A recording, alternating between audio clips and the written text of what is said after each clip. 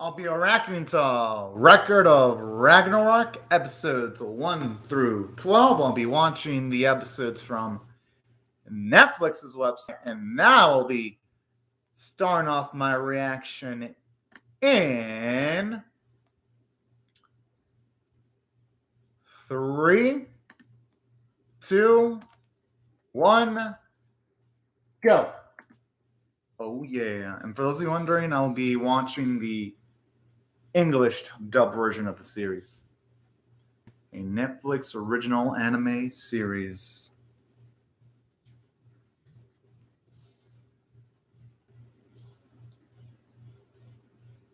All right.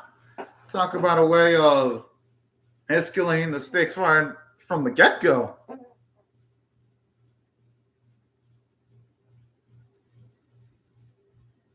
Oh. Okay. Now this how you get someone pumped up. Yo, okay. Okay. I'm already digging the start already.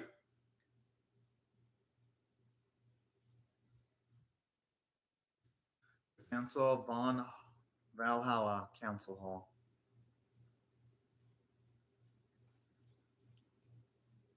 I'm assuming whatever's gonna go down there, it ain't gonna be anything of good news.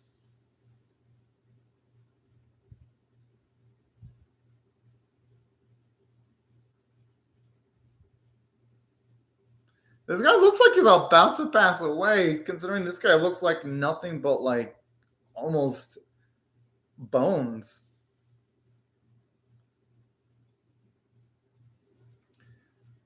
I would hope for their sake they say yes, but I'm assuming it's going to be split in the middle, considering the title of the anime and also the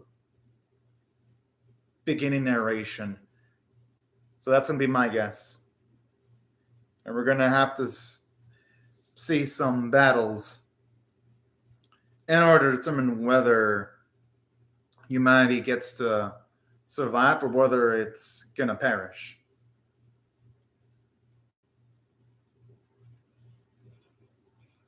Damn! Talk about an island. Oh, but then again, I mean, when you hear their perspective, you can sort of understand them. But when you look at it from an ethical standpoint, even though they're arguing that mankind is causing other creatures to be extinct, and them wanting to get rid of mankind, they'd be essentially becoming what they're destroying.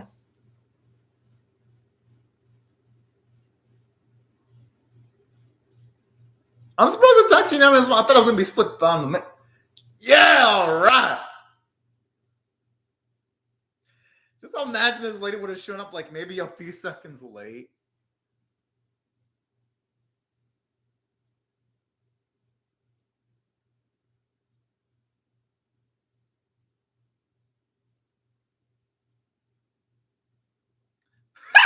I like how she gives zero fucks.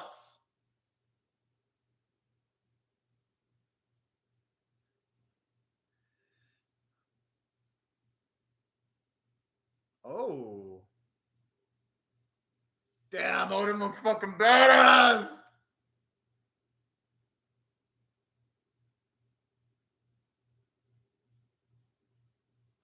Okay, I like hearing Brunhilde's perspective to be released. Yeah, that's what I'm thinking because there's explaining how humankind have caused some species to cause extinct, but in what the actions and what in against humanity, they're essentially causing a species to be extinct. That's fair. I like how they put in some of the stuff in like religious texts and they give it their own spin in this series. Like when it comes to like the flooding of the earth that you would read about in the Bible or the whole ice age and things like that. It makes the world of Record of Ragnarok feel a bit more fleshed out.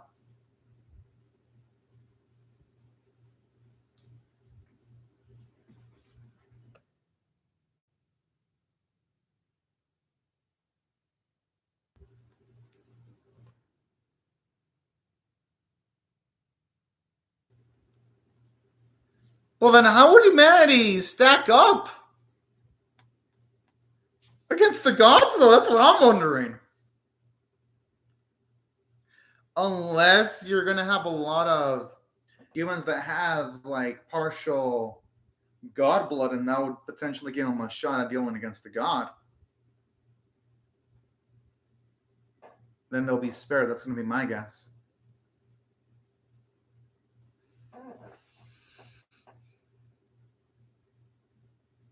Oh, man, hey, there's a first time for everything.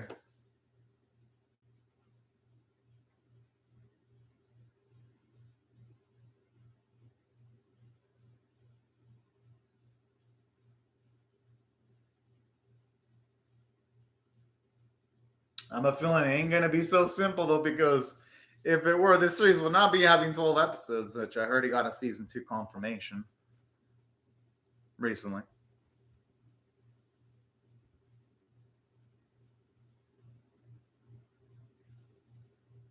If that's the case, then what are these gods afraid? If they think it's child play, then why don't they do it? Why don't they go with it? The whole best out of 7.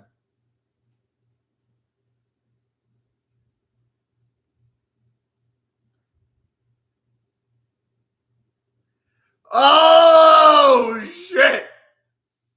And from what I've read in a lot of, well, at least a few books regarding people's interpretation of gods, or that include gods, playing on a god's pride, can incite them to absolutely massive degrees.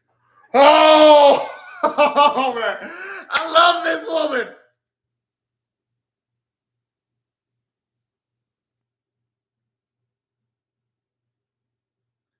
Bullshit, like she actually means those 1,000 apologies. And honestly, their voice actors is pretty good. They're not going to be able to ignore it now. I mean, these guys have their pride on the line. Yes, another timer went off. I'll fix it when episode 1 is over. I don't think she gives any fucks at all.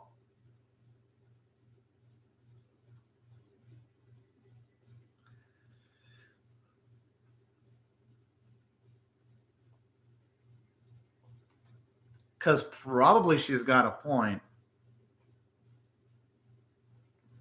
Oh! I love how they're triggered!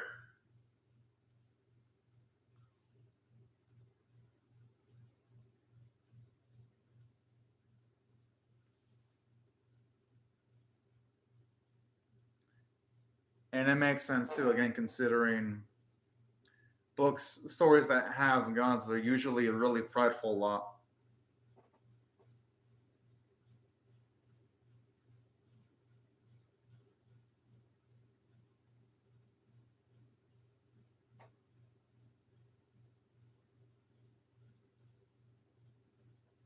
Gotta admit, the character designs look really dang gorgeous when it comes to the female character designs, and the dudes look fucking badass.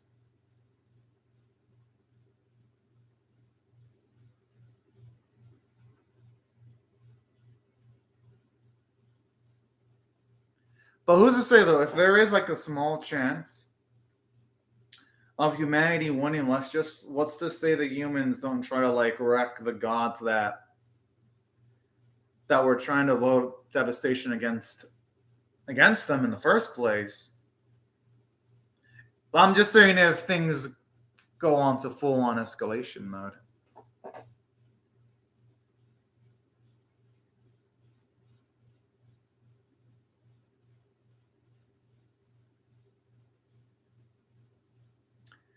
Now it just makes me wonder what's Brunhilde.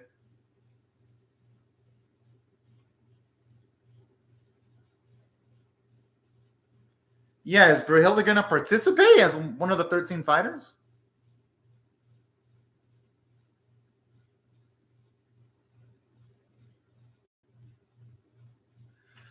Well, what a fucking dick.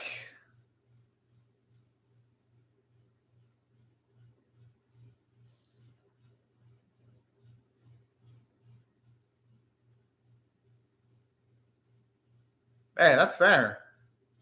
I thought for okay, That actually gives her a chance because if it would have been just like choosing among humans in like just a specific time period, the odds of her winning would have absolutely been 0%. But if she can choose among the full on history of humanity, there's a shot then. Yeah, all right. One of also implies that if she can pick out humans from the future, it'd be cool seeing some humans with like super futuristic technology. Although if it's humans from like past eras or current day eras, I wouldn't mind that either. I mean, whatever approach the series does, I'm pretty sure it's going to be a damn cool approach.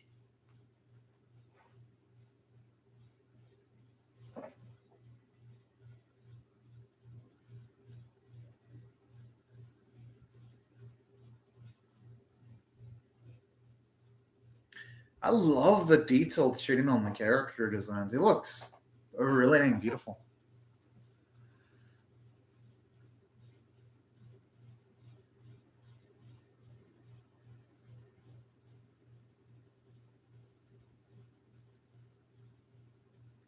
I'm assuming that humanity is gonna take the first loss, though. If the series wants to build stakes, that's my guess to how it's gonna go down.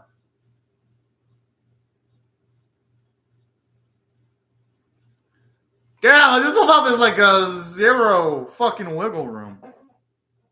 Like the winner has to be whoever the fuck lives, and if you lose, you die. There's no. Oh yeah, if you get knocked out, nah. If your existence island, you're. That's how you'll lose.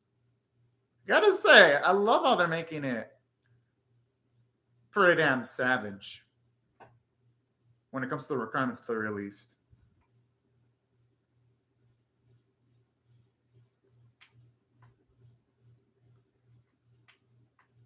What?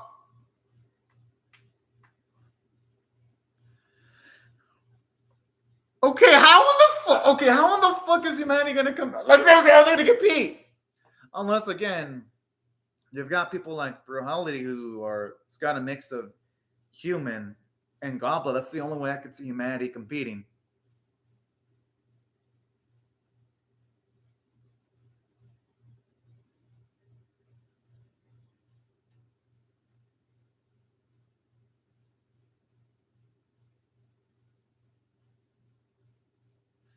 The thing is, though, if that's the case, what about the other 12 gods? If that's among the most savage, how are you going to top the fighter?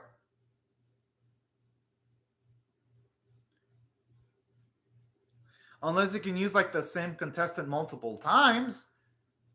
That's the only way I can imagine it working.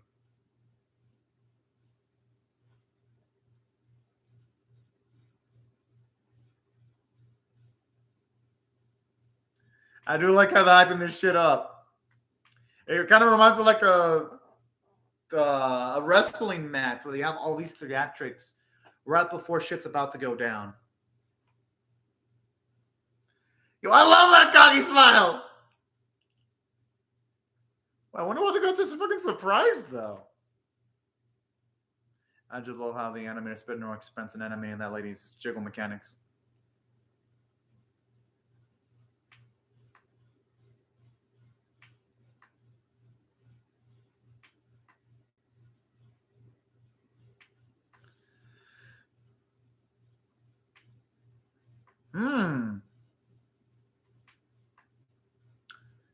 Yo, this guy's fucking built.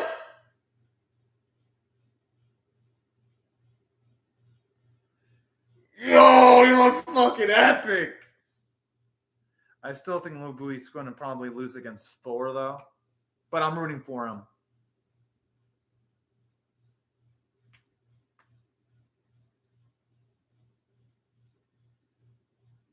I don't know. They should be asking for protection because the gods are trying to go against them right now. I don't think it's going to work.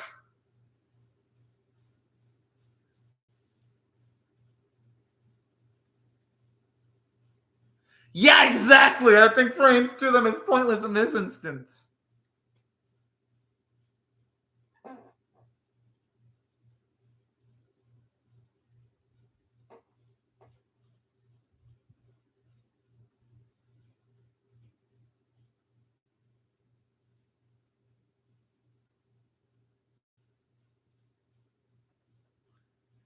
Nah, this dude looks stacked. Whoa, okay, the man looks fucking. Okay.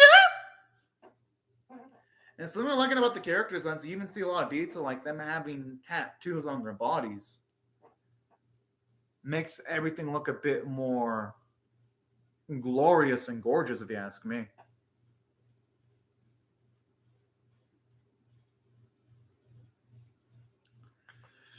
Yo, this Lubu guy looks like he means business, though. Oh, man.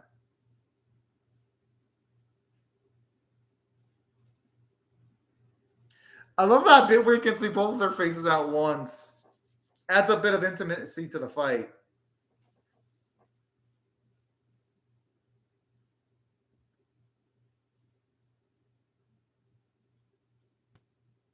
Whoa. Got the mouth on that man. Huh.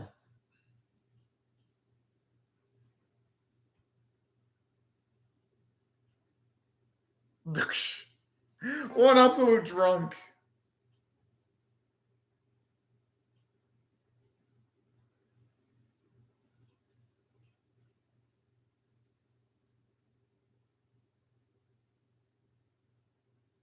Hmm.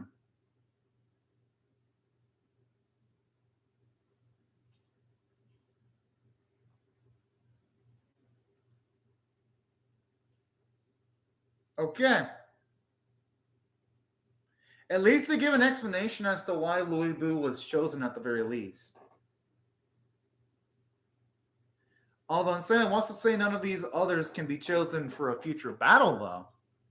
I mean, if it's going to be a best out of 7, they might get their chance if they're lucky.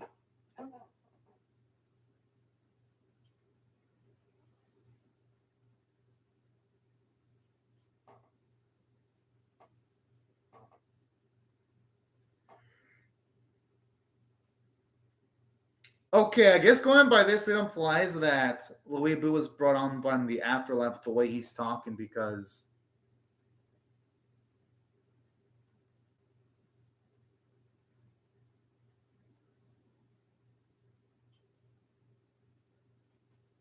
I mean, I'm not going to blame him for having doubts. I'm having doubts.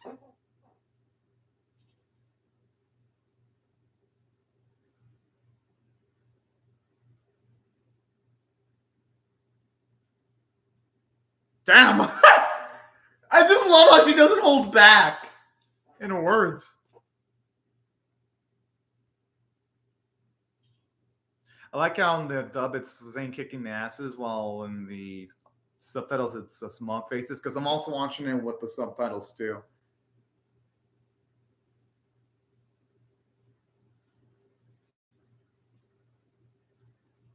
This guy looks like he's about to have a fucking orgasm.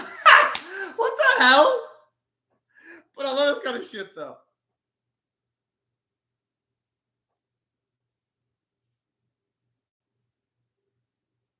Hmm.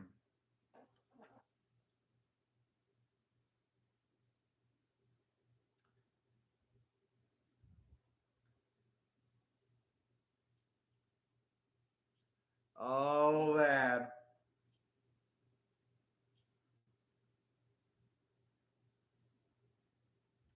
I'm feeling there's gonna be some epic tier shit right here. It feels like the Earth was about to like unleash a fucking energy beam attack with just the power and the fucking glow. Fuck yeah. Oh, I was about to assume that it was going to be going into the next episode, but there's still at least like 4 minutes and a few seconds left on Netflix's website.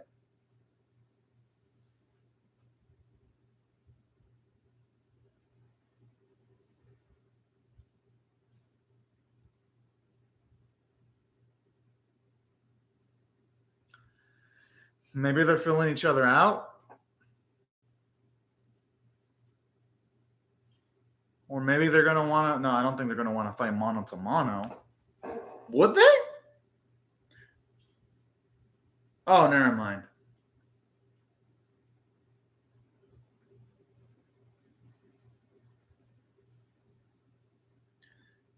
I'm assuming one of them is trying to get first blood.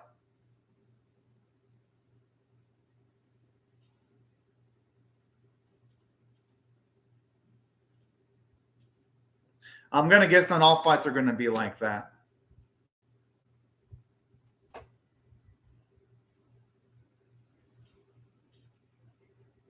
I mean, honestly, these fighters can't counter in fear because they're gonna fucking die.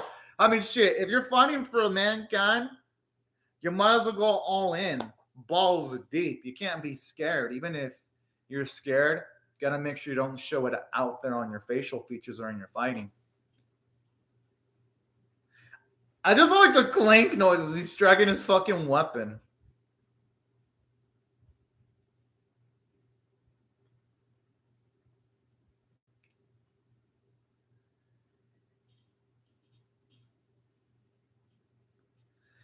She's saying that, but then Brielle is sweating, so she's nervous. I bet she didn't anticipate this. Well, at least not completely anyway. Oh man, that's fucking adorable.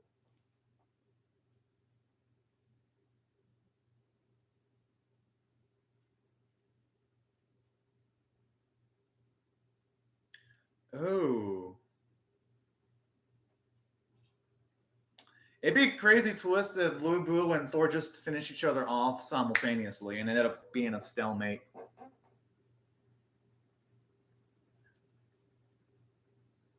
But my mind is on Thor though, because for them to raise the stakes, Thor has to win. But then again, it'd be a shocking twist if Lu Bu won this first fight.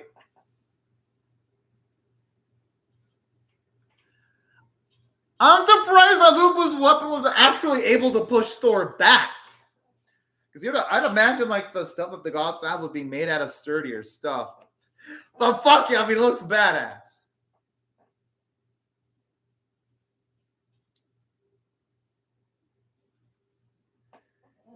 Yo, and the music like that. Dun, dun, dun, dun. Now that's how you do a cliffhanger. All right, I gotta say, the start was actually pretty good.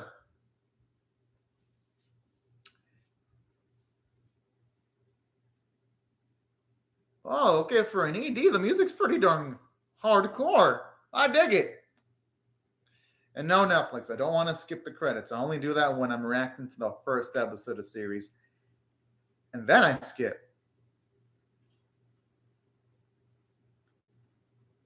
Okay, all these character designs look fucking pretty. I guess eventually the big breasted lady's gonna fight eventually because I mean they show her prominently in the ED and they also show her a lot in the episode. Obviously, I mean, Odin's gonna fight.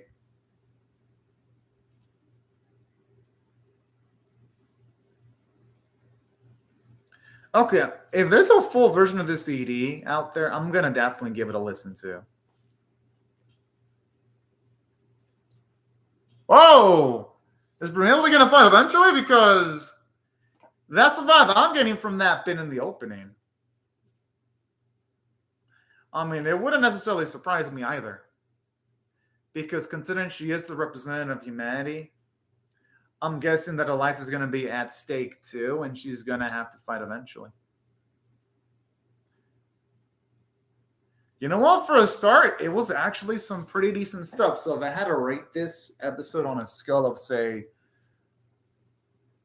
1 to 10, with 1 being abysmal, 5 being average, 10 being exceptional, I'm going to give it I'm actually going to give it a 7 out of 10 for above average. And let me explain why I'm going to give it a score that high.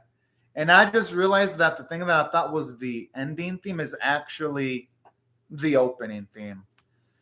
Not anything, because I was just loading up the next episode just to like get a gander as to like.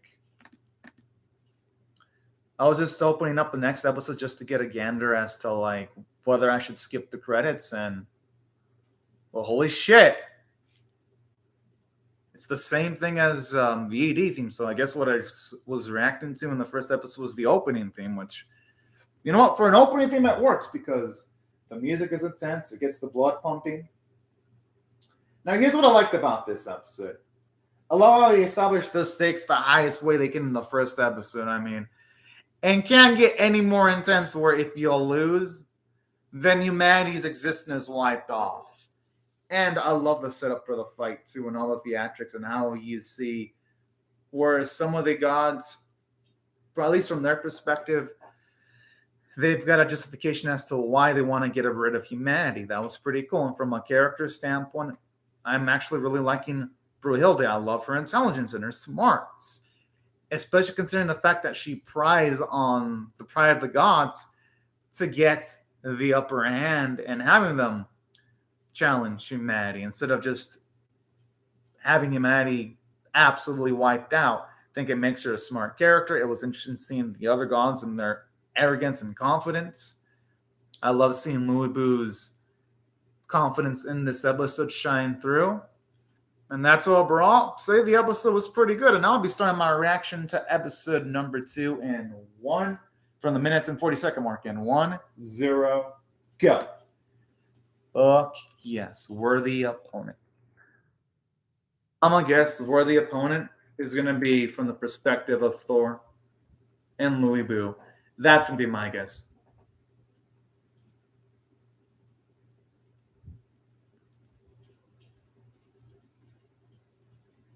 Oh.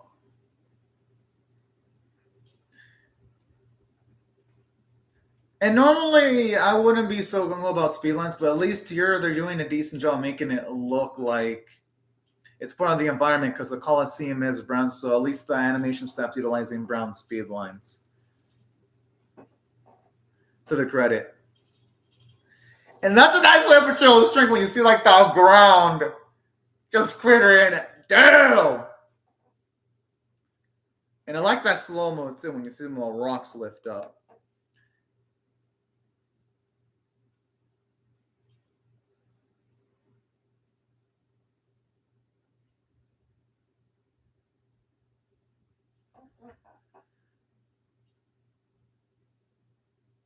Oh yeah, I'm gonna guess Thor has some electricity-like attributes considering Norse mythology. Yeah, it wouldn't be Thor if he didn't use thunder.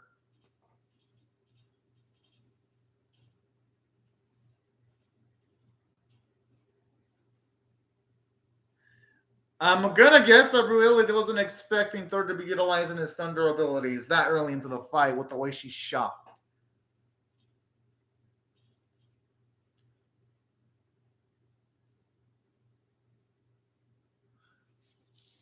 And he was already pushing back Lulu with just a single arm, and now he's gonna utilize it with fucking lightning, of all things.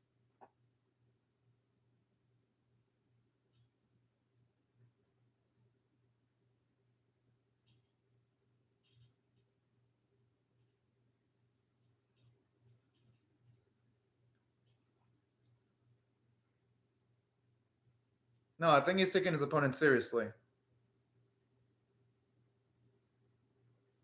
Okay, I like this characterization for Thor. That actually does make sense.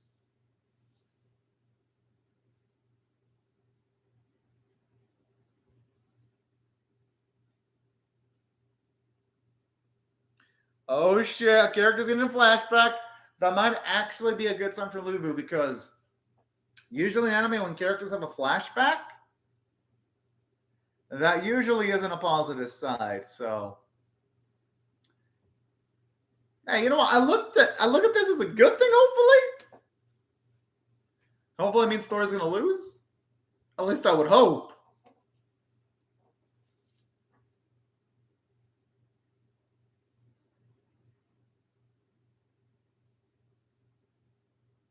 The animation was fluid when they were talking because it just takes you out of the moments and it takes you out of the immersion when you have just skipping frames when characters are talking. But hey, as long as the production values for the battle sequences are good, I won't mind it as much. But the fight scenes do have to look beautiful, though. They have to.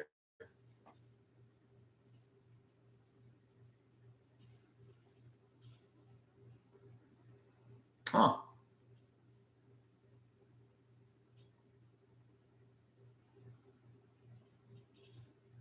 Whoa.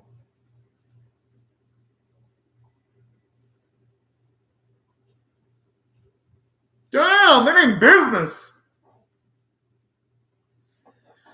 Okay, then.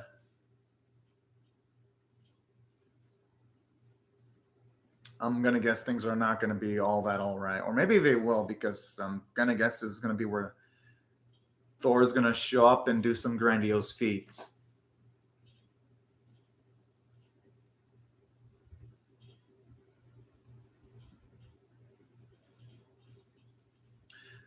And saying that, the animation quality for this segments is pretty bad. I do like the color and style they have here. It does look good.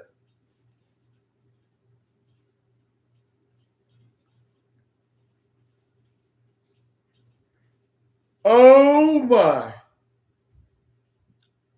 Yo, that thing looks nasty. I gotta admit, they do make the creatures and the monsters look pretty dang intimidating. So again, this is credit to whoever did the character designs, because I remember reading that this is based off a manga. Look, the author in charge of that did fantastic. Damn! Oh shit! Talk about massive amounts of brutality there. Wow.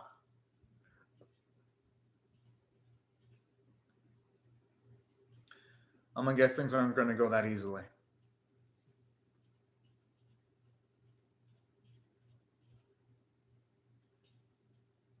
This fucker just jinxed himself and talking like that. Yo, that thing looks pissed.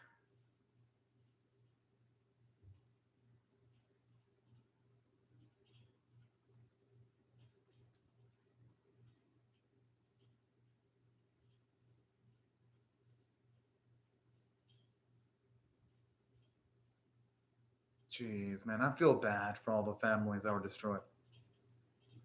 Fuck! And I feel bad for that lady too.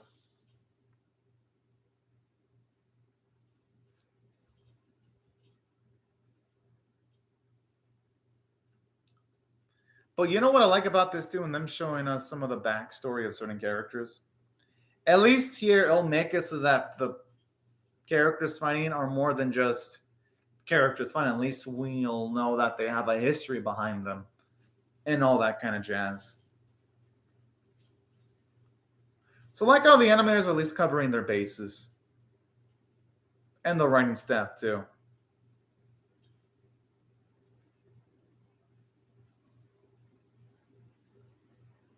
Oh, the clink noise. And that's also something I love about the emphasis of sound effects that they had in episode number 1. Considering that they had that clanking noise when Thor was walking, it does a great job of making it so that whenever Thor's about to show up, it's like, oh shit, we know this man's about to show up because they had that sound effect a bit earlier. Sup, the Tangolia? I know it kind of does give me some. You know what? That's a great point. It gives me some Attack on Titan vibes, because this feels like when the Titans were, well, I don't know how deep you are in Attack on Titan, so I'm not going to spoil it from that scene yet. But this reminds me when the Colossal Titan was destroying the walls. This reminds me of like the first episode of Attack on Titan.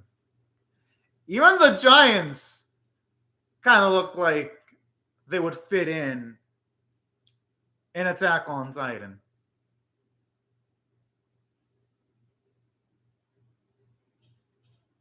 I like it says one word. I like on the dub they say the one word is unfazed, while in the subtitles it just said that Thor was bored. Kind of interesting, like the contrasting characterization, because it does making it look like Thor was just got through this easily, while the subtitle version is making it seem like Thor just took all these foos out and wasn't entertained a single bit. Interesting how the subtitle and the dub and just the slight changes in script, it can make you think one thing or another. But for the most part, the English dub audio and the English subtitles for the most part, they synchronize with each other pretty well. But yeah, definitely could call him the Tengolia.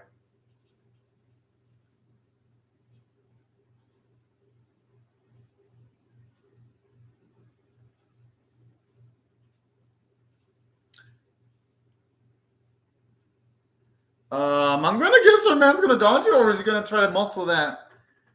I'm enjoying it so far, but the animation quality is so. Okay, that bit looked pretty good though. Like the animators, hopefully they step up their game in future episodes of Tengolia, because if the animators don't step up their, of course they got animator boobs going up. Like if the animators don't step up their game from an animation standpoint, considering the premise, this series is not gonna be so good. But so far though, I'm enjoying it. And I do like the reaction from the people in the crowds at the very least. But the artwork is really beautiful though.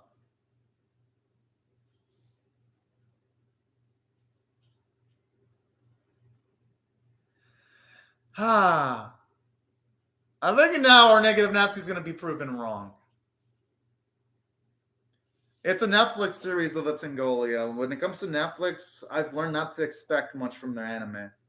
Unless, say, someone like Studio Mappa, if it isn't Studio Mappa or Studio Wit, the Tengolia, don't expect good animation from a Netflix production. Or Bones. Like, it seems to be that anytime it isn't one of those three studios, the animation studio does a bad job. But yeah, let's hopefully season 2 does improve, because again the arc is yo yes, our man fucking did it.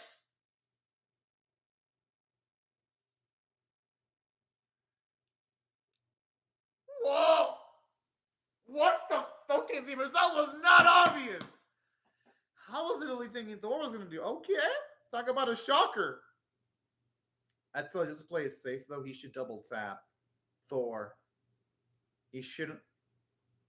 I don't think Lu Bu should think that's enough to take down Thor. I'd say go for the head. Hey, at least he was able to damage him. And saying that, yeah, I'm noticing some animation issues already that's in Golia, because we didn't see a build-up animation of Lu Bu swinging up his blade. It's just showing Thor already sliced up. So you can definitely tell the animators are struggling rendering all the detail on the characters' bodies, because what I've noticed is they're spending money on the effects animation, but they're trying their hardest not to animate the detailed character designs of any of the major characters. They're trying to avoid it. So already the animation issues are right there on screen in the second episode. Because this is the type of stuff I would see from a JC staff anime that's in Golia, or an anime from Studio Bridge. Whenever they try to cut costs, they would do similar shit. Or from a low-budgeted Toei episode, too. This would be the type of shit I would expect from a long-running anime, not from like a seasonal anime. But then again, it is Netflix, so I've learned not to expect much from them at all. Except for, again, unless it's a Bones, Mappa, or a Wit production, then I can expect a little bit more. Or a production from a Korean studio by the name of Studio Mir. That explained it. I also heard that JoJo Part 6 didn't look so well either. So, yeah. And a damn shame, because with the premise that this series has, the Tengolia, this series could have been anime of the year if the animators would have done their. I mean, if Netflix would have given the animators more time, this would have been straight up anime of the year contender. And now, just off of the first 2 episodes, this series is going to be more of like the middle of the pack, not great enough to be in my top 10 list. And I've watched pretty much almost all the non-sequel, non-spinoffs from last year, but not bad enough to be in the bottom 10. This series is so far in the middle. But hopefully season 2, Netflix learns. And sadly, that didn't happen. Instead of Wano, what broke the internet, that's Tengolia, all the Demon Slayer fights broke the internet instead. So Demon Slayer took that round. of fights that broke the internet. That and Ranking of King also broke the internet, and Attack on, well, I wouldn't say Attack on Titan, but Demon Slayer and Rankings of Kings definitely broke the internet. And not just at the Tingolia. And this flashback is pretty interesting. But not just at the Tingolia. Netflix even fucked over Studio David for JoJo Part 6 because I heard they even were rushed too. So they kind of fucked over Studio David because I heard Part 6 looked worse than Part 5. So that was fucked over, JoJo Part 6. And there was another anime that Netflix fucked up too. I can't remember the name though. I know they fucked up. Tigers and Bunny, Season 2. Haven't seen it, but everyone that I know that, well, from what I've read, Tigers and Bunny Season 2, I heard was a piece of trash. That they use a lot of CGI. So it's just, damn, that's a fuckload. It's a damn shame this series was given the bad treatment because at work, the Tingolia, no one knows the series even existed. No one. But when I go to work, exactly, it would have dominated if it was. It would have dominated if it was well animated. Like at work, everyone knows about Jujutsu Kaisen, Demon Slayer. They know about those series. They know about Rankings of Kings. At work, no one knows what the fuck Record of Ragnarok is. So it's a damn pity that Netflix did this.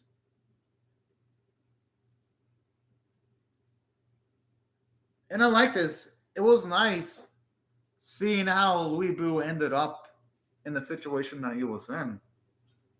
And seeing like this flashback. It really makes you feel for him.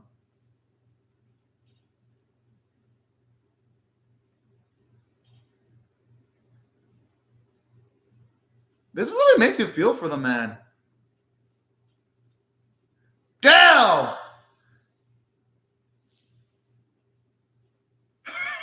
I love the irony because Thor was aboard and so was Louis Boo. So it's perfect that these two had each other as their first opponents. It's actually poetic.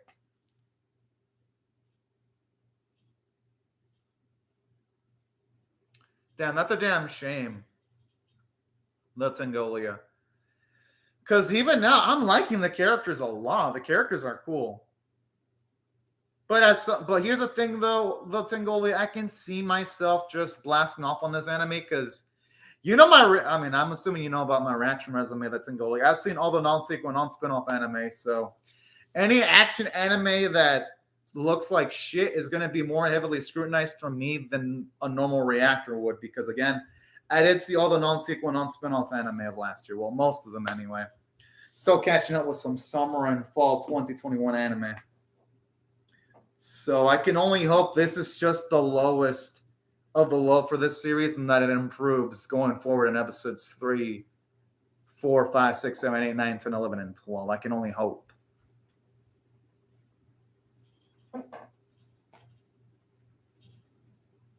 And also there's a lack of choreography too because it's nice to see Louis Boo and Thor happy, but there's a lack of choreography because you just have them standing in place with the weapons just colliding with each other.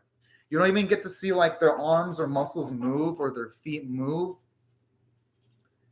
It really does kill off a bit of the dynamicness in the action. The lack of animate. And saying that, I do love that smile from our girl, though. It looks beautiful.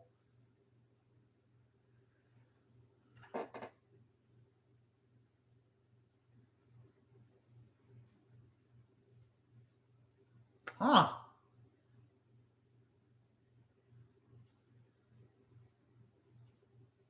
Oh, boy.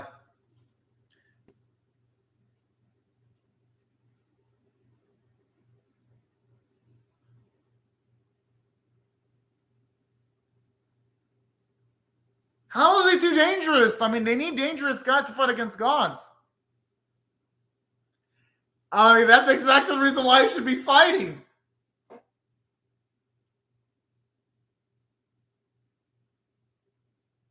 I mean, they got to pick among the best of humanity. I'm assuming maybe she imprinted some god upon instead of Louis Boo.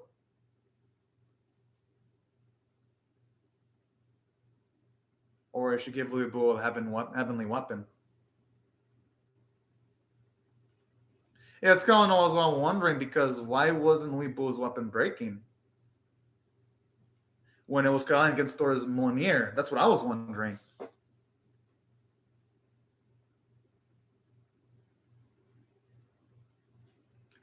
Oh, you're looking adorable.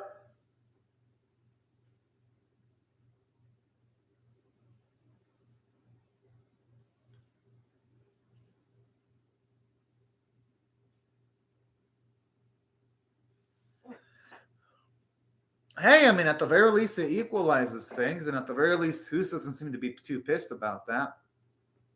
And that's smart. That is some smart ass shit right there.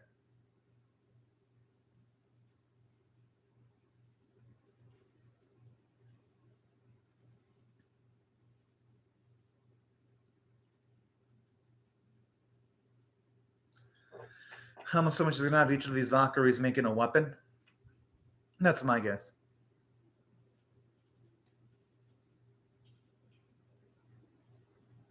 I'm assuming Brunhilde is planning each of them to make a weapon. That's my guess. Or at least attain a weapon that's a god caliber at the very least.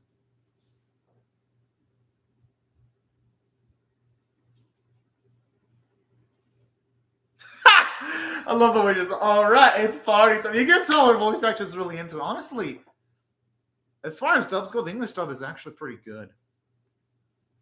Hey, Netflix, I want to watch the credits. Fuck off. Fuck off, Netflix. I want to watch these credits. All right. VD. Even though there's not a lot of animation going on, the song itself is pretty good. I dig it.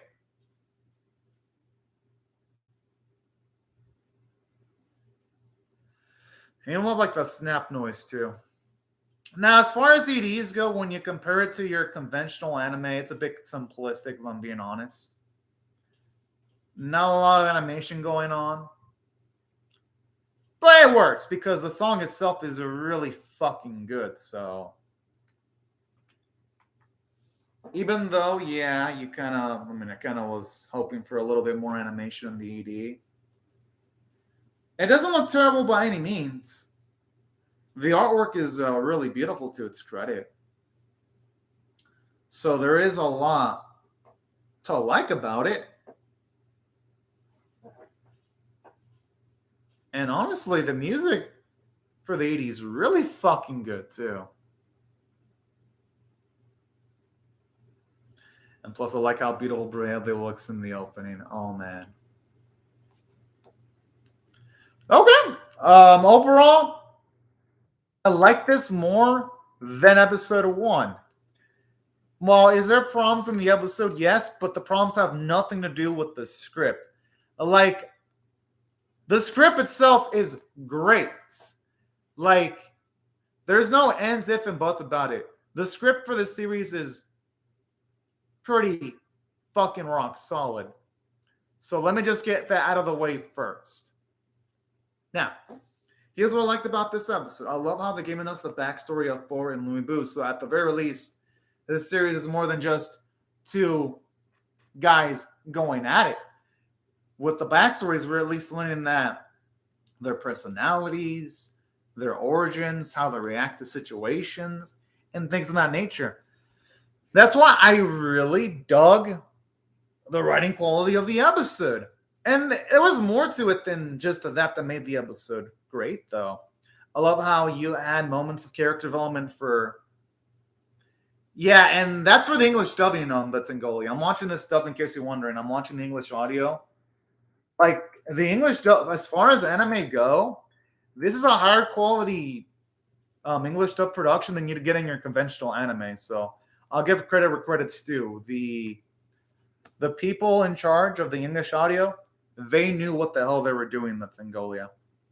So, and yeah, might as well just give praise to the voice acting. It was amazing. I do whenever it's a Netflix anime that's Angolia, I always do the dub because they release the anime at the same time. If it's not a Netflix show, if it's a worldwide series, then I watch the dub. If it's a Netflix Shield production, then I watch the subtitles. Or if it's a Crunchyroll Funimation anime, then I go for the subtitles. or I had added subtitles. I only watch an English dub if it releases the same time as the subtitles. Then I watch the dub. But I always watch my dubs with subtitles though. So regardless of the fact whether I'm watching dub or sub, I always prefer to have the subtitles no matter which audio version I'm watching of the episode. I just have fun having the subtitles on screen.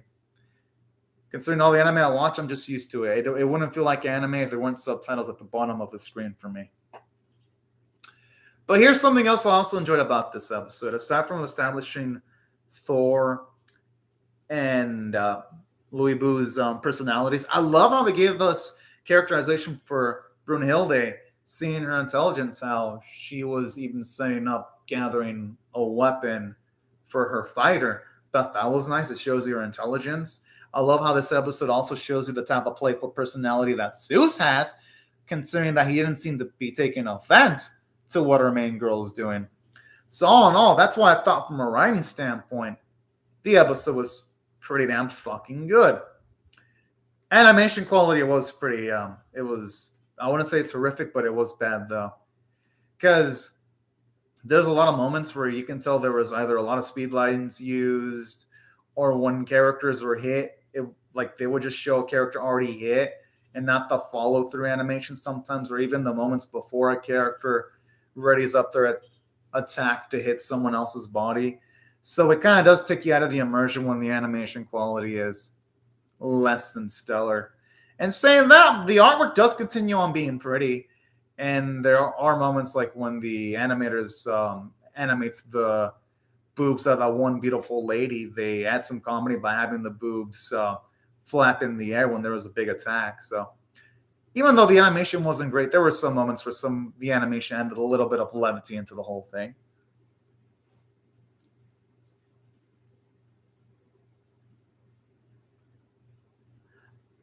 I'm gonna have to look in. I'll have to look into that in episode 3 of the Tingolia. I don't think so. I don't think Netflix translates title cards at all. They only do it sometimes. But you know what? I'll look into that. I'll look into that in episode 3 whenever there's a title card. But so far, it doesn't seem like that's the case. But to answer that question, I'm going to start my reaction to episode number 3. And yeah, this is pretty much my thoughts on the episode. Thought it was pretty darn good. And now I'll be starting my reaction to episode 3 in 1, 0, go. But yeah, I'm going to keep that in mind, though. But usually, though, the Tingolia and Netflix doesn't bother with translating title cards.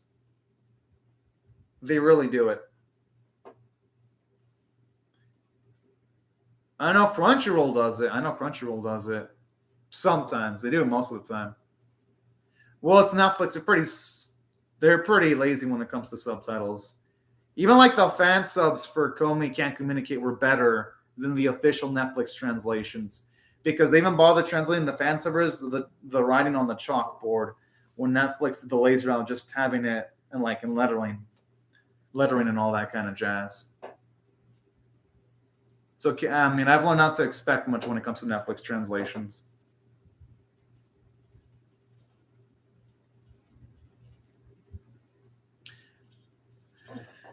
Okay, the title cards. They it looks like they do translate the title cards for this series. For Rangriz. Because they had her name displayed on the top of the screen. So it looks like they do it for this series, the Tingolia. Maybe they don't translate it for all the characters, though, but at least for this lady, they do it.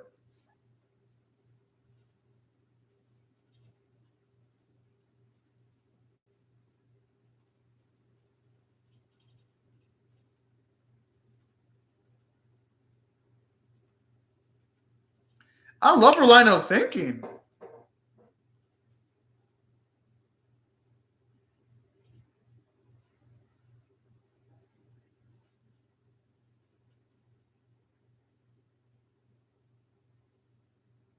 Hopefully. No, Netflix, I don't want to skip the intro. I swear, Netflix does some of the. I wish there was an option on Netflix to just have like the option to just get rid of the skip intro button. But I mean, I guess it's Netflix. Netflix does like doing their kinky shit, so I guess it shouldn't surprise me that much. Now, in saying that, I like this. At least now it's giving an explanation as to how a god can be matched by the human characters at the very least. So I'm really, really liking the approach that the series is taking. I'd say the only downside to this, though, is with the way the series is writing it, it's making the match look less hype as hell if it's being constantly interrupted. Because with episode number 2, I enjoyed it, but it was like fighting, flashback, fighting, flashback.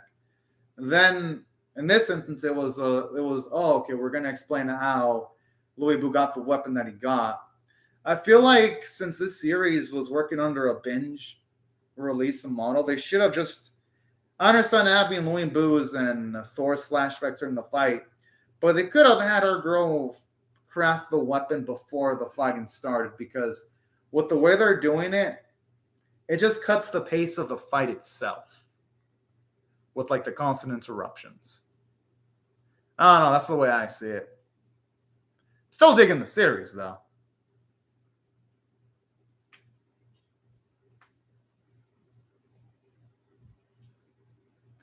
I just love how Lugu has like some shark ass teeth.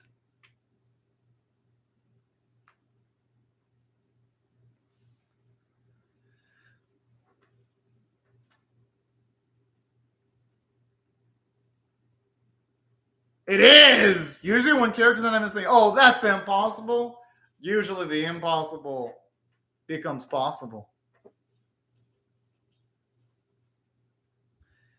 I mean, you can't call it cheating, though, if both sides can use the cheats, though. That's the thing. At that point, since this is war, everything. You know what? I love that cheekiness of a main girl, though. It makes her such a fun main protagonist. Huh.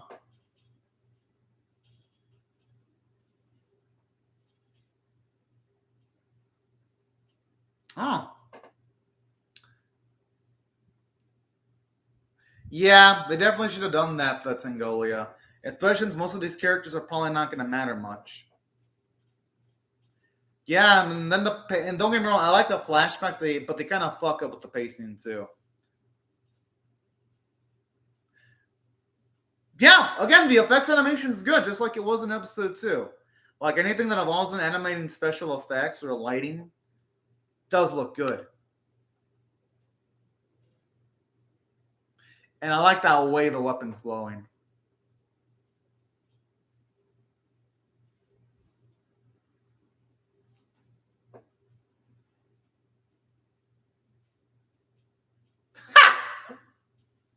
Usually people would be fearful of being in the afterlife, but I love how Luibu just accepts it with open arms.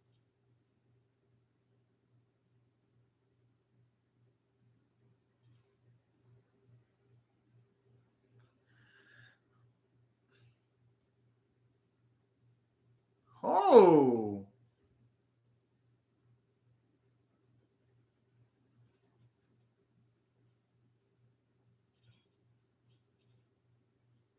I kind of like that it's showing you the price of utilizing the Mjolnir at the very least.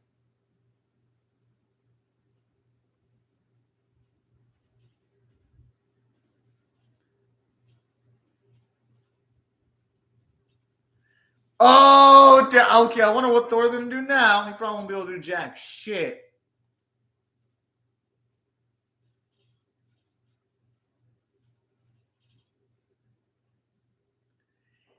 Yes, it was. Woo, boy.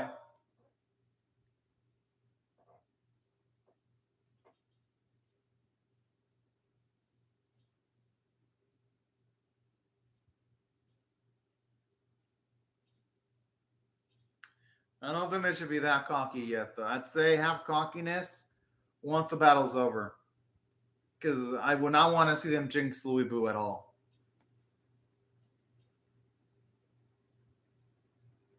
Yeah, exactly. Because Thor's still in the fight. He hasn't lost yet. Until Thor's head is rolling on the ground, then I'd say boast. But until then, don't.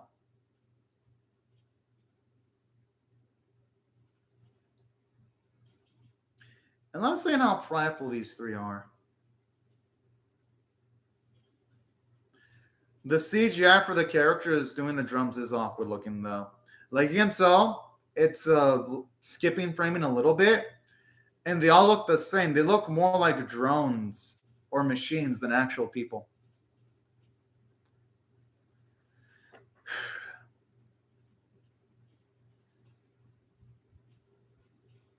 I mean, at least the lip syncing's decent enough, though.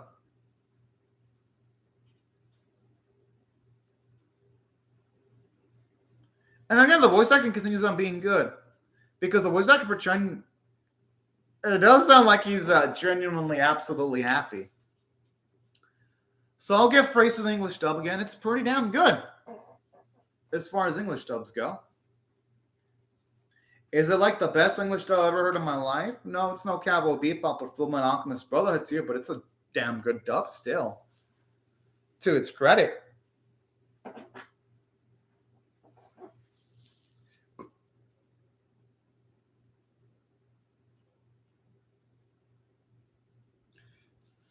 I still don't think they should celebrate yet. Not until, again, Thor is defeated. Then they can celebrate.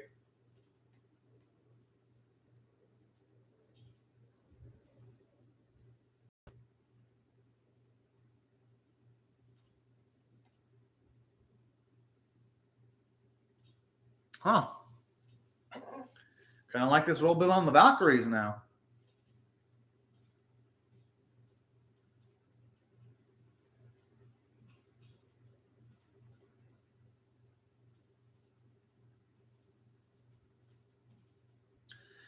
I'm assuming that rumor is probably going to be true, though.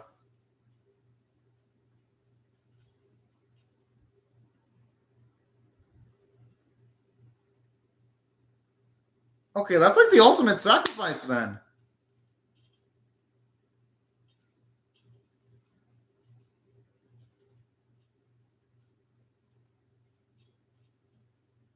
I love how this looks so fucking pissed. Huh. Yeah, it is kind of funny, actually.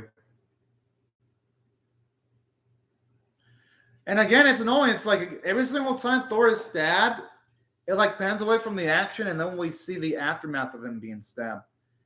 It's doing the same shit like the first few episodes are doing. Like whenever there's action, it just pans away.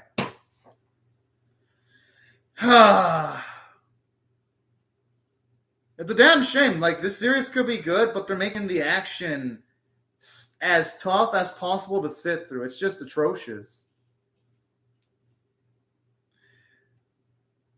But they're spending money on Zeus reacting and saying the Big Bang. They're giving budget to this. So the animators are giving budget to this, but they're not giving any budget towards the main course. They're not giving any budget towards Thor versus Louis Boo. But they're giving it to like Zeus being a fanboy of Brynhilde. Like the priorities from the animators are absolutely fucked. I honestly wasn't having much expectations after episode 2, but now I'm just and somehow I still ended up being disappointed. Again, like usual, that smoke fog thing looks good. Just a shame the fight itself is looking like crap, though.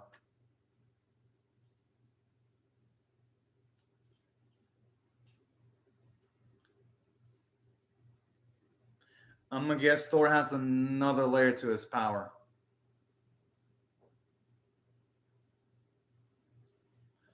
Or just handle the manga sequences and just add some fluidity into them. That's Angolia. I don't even think it's adding original sequences. I think they, like whenever or Louis Boo does a stab, just have him show the stab instead of just having the camera just pan away with Thor already. I think that doing that, at least that would be the bare minimum, and I think the fights would have been more intense. That's Angolia.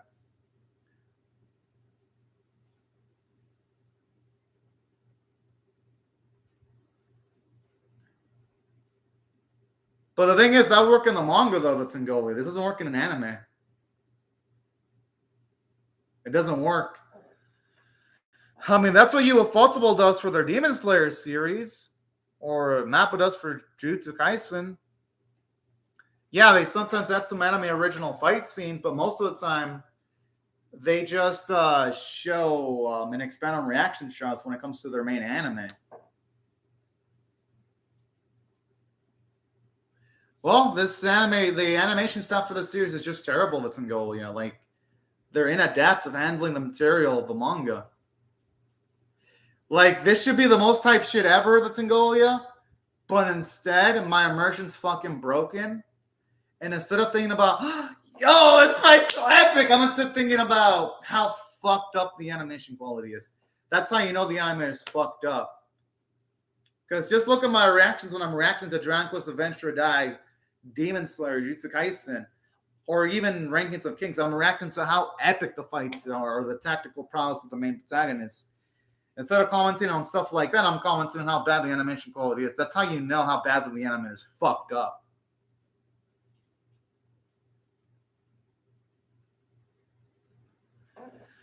And that right there is an issue on the directorial stuff that's in Golia. That's on the directors. They need to fix this shit. They need to realize that having backstories interspliced with the fight is going to make it less engaging. The backstory stuff could really be saved for after the fight or before the fight, not during a fight, because then it just makes everything look more drab. At that point, that's just poor directing. That's not even poor animation at that point. That's in Golia. That's just poor directing from the writer, either the writing staff or the animation staff. Yeah, the thing is that we know they didn't, at least going off of the first 3 episodes, they didn't do that. I do like how they at least up the skills, though, in having Thor take off of the weights. That is actually nice because it adds extra gravity to the fight. And again, the shitting on his body looks fucking amazing.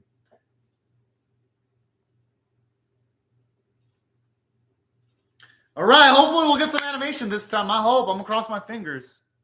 That'd be amazing if there's some animation. Ice Store, the animators do love animating the boobs of the blonde beauty. Because that's the only thing that you can rely on animation-wise. Like, whenever the blondie moves, you can at least expect her opie to bounce. That's probably the only thing consistently animated, her boobs. I like how Thor is like giving encouragement to his opposition, telling him not to die. That I love that though. It shows you some character development for Thor where he's enjoying this match, where he wants it to keep on going.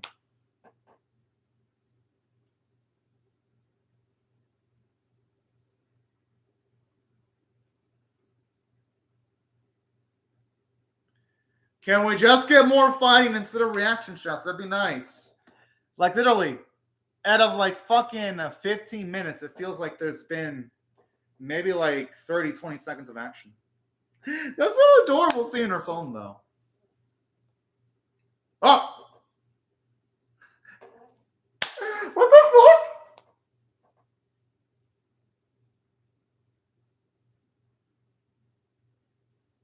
Whoa!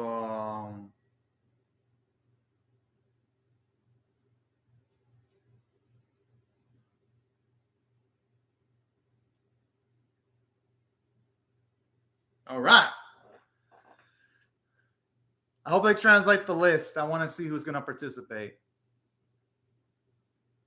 Zeus. Okay, Mixon's is going to compete. Buddha, Loki. Oh. Jack the Ripper, Adam. Oh! I like this lineup.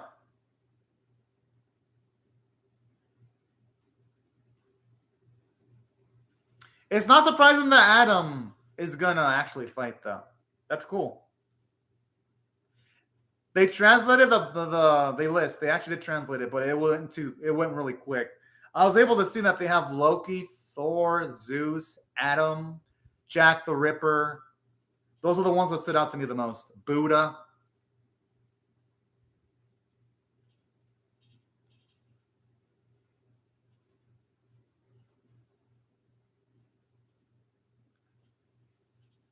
Whoa!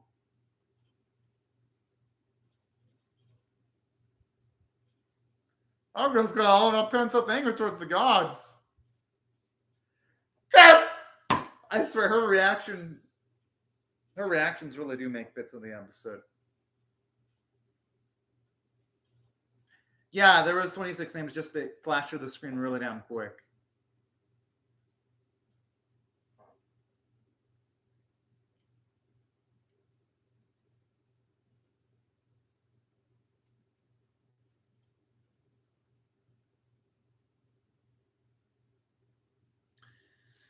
Okay, hopefully now we'll get some more real fighting.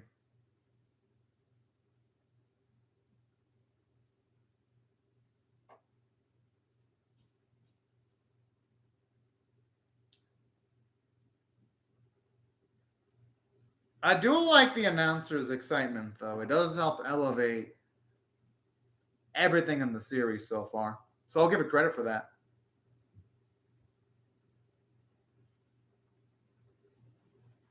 All right, hopefully we're about to get something cool.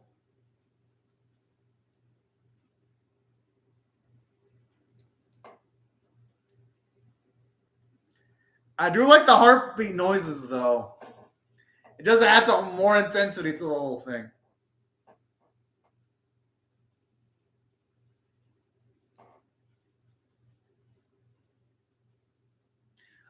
I'm sure there's going to be a lot of firsts that they're going to be observing throughout this tournament. There's going to have to be. I mean, at least they're animating the hammer spinning, even though again there's a lot of speed lines. But if you're gonna have speed lines, at least make them brown so that it matches the color of the Colosseum, though. At least give us the illusion that you're trying to portray that the hammer is moving at super speed. At least that's my opinion on how the animator should have handled it.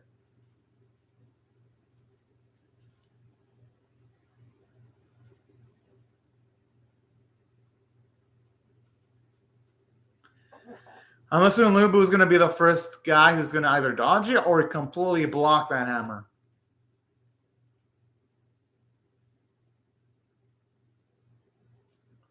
Whoa! This guy will probably be damn good at limbo with the type of flexibility he's got with his one. You know, I've been hella fucked up if some people in the crowd actually died.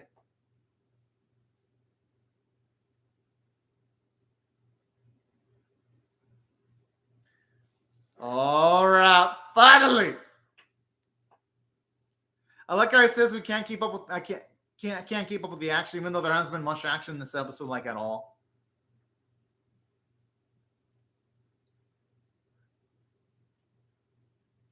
Oh fuck!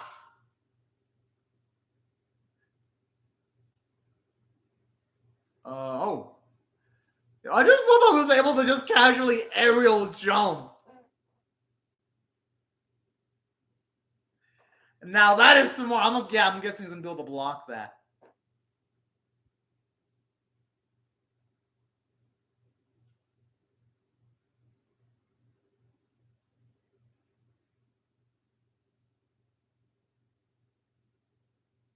Oh.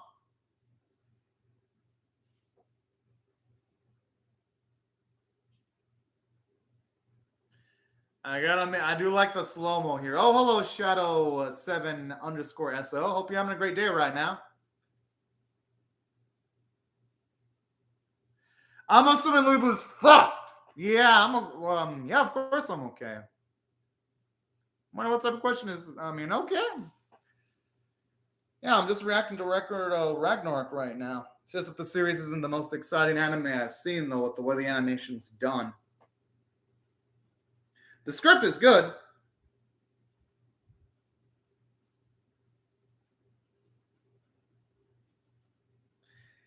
And the dude doesn't even have much emotion in his face. Oh, man. Hey, I love how Lu Bu's at the very looking like a guy who's in absolute bliss in Cloud 9 right now.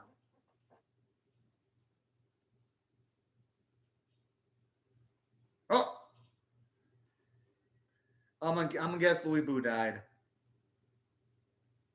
This is from the Record of Ragnarok series, though, even though I did enjoy it. So, For one, they interrupt the fighting way too much, whether it's between scene reaction shots, more flashbacks, more explanations. I'm like, fuck.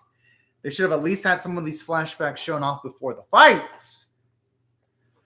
Because with the way they're doing it and then it constantly interrupting the fight, it just makes the action scenes less engaging than they could be, unfortunately. So that's one of the downsides regarding the episode.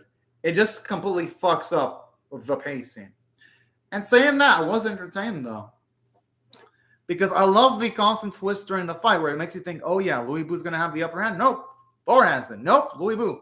Like, that type of raising in stakes does make the fighting a bit more engaging. And it's nice seeing, again, Thor and Louis Boo just enjoy this stuff straight up. So that's why I really liked the writing quality of the episode. Even though the action itself could have been better. Animation, though, there really wasn't much to praise. The animation quality was lacking. Artwork was really good, but I really, again, hope they step it up in the next episode because holy fuck, this should be the most epic shit ever. But whenever someone gets sliced, it just happens off screen. Like, we don't get to see any build-up animation towards it. And that's one of the downsides about this episode. But it's a really apparent one because this is an action-based series, so you sort of expect a little bit more from a series like this. But I'd say those are like the only damning things about this episode because other than that, voice acting was good. I did like the music utilized. And that's why if I had to rate the episode overall, I'm still going to give it an above average 6 out of 10. But I hope they do more in episode number 4. I mean, it's already been 3 episodes already, and the production values have just been less than stellar. But anyways, y'all, these are my thoughts on the episode, and now I'll be starting my reaction to episode number 4 in 1, 0, go. All right. Hopefully, things improve. One can only hope. A Netflix anime original anime series. I do hope that eventually Netflix does raises the quality of the anime that they fund.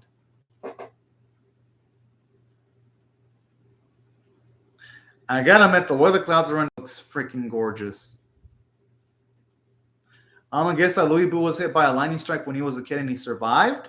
So I'm assuming if he's hit by lightning, he'll be able to deal with it a lot more proficiently. That's my guess.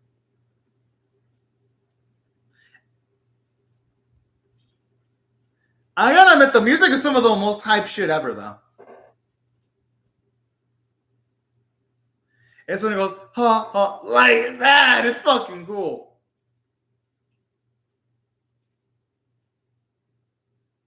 Netflix, I'm not going to skip the intro. Now, aside from that, though, I got to say, even though the animation quality has been less than stellar, I do like how, at the very least, they're giving depth to the fighters, though. And saying that, it does make me wonder how many seasons. Oh, that's why. Okay. That's some cool shit. Thank you for the info, Tashuru Takanashi. I'm going to guess that Takanashi was the only guy handsomely paid for this series, though. That's Angolia. Because the animators sure as shit weren't.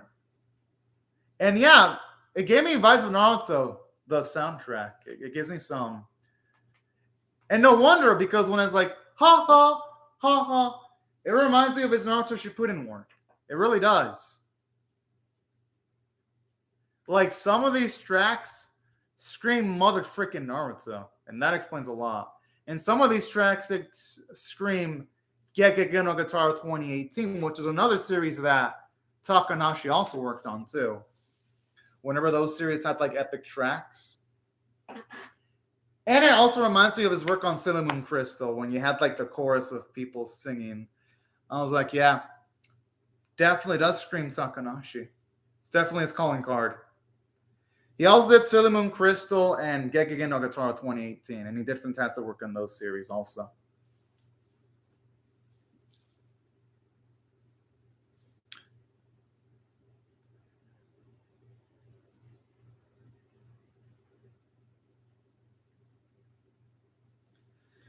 It's a shame that we only see the explosion, but we don't see the weapons of Thor or Loibu colliding with each other. Oh.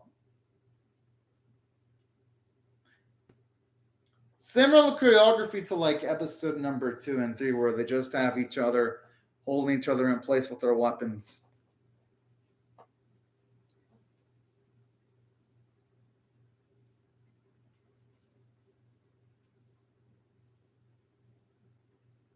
I mean, at least this time they're moving their arms. At least it's not like their bodies just two stills.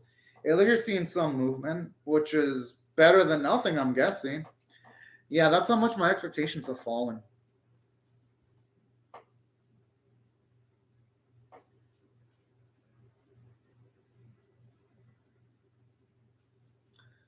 I mean, aside from Lubu's strength, he has a really dang badass weapon.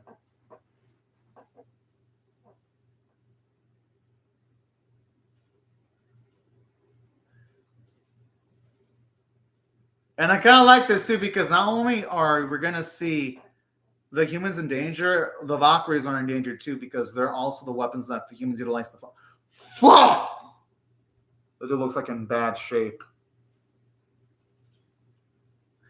I mean, he's only human. It makes sense why his body would be in rough.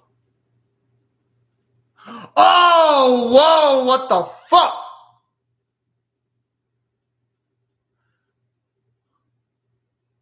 Fuck.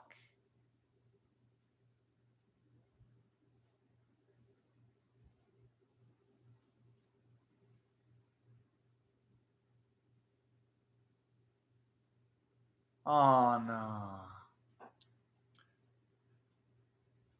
Oh! And why is he smiling about both his legs being fucking fractured? Oh, this guy's a fucking masochist. But I do love the man's tenacity.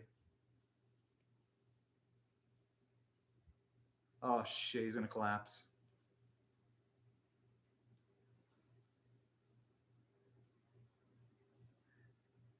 They have to say "stay strong" on the dub, but in English, I mean the subtitles, it's a different line there.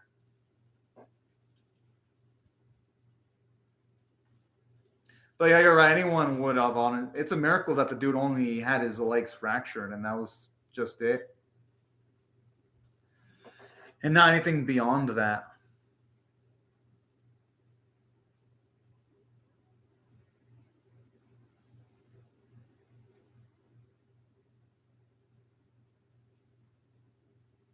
I like how they have the sunlight shining though. And that's the mood and intensity of the whole thing.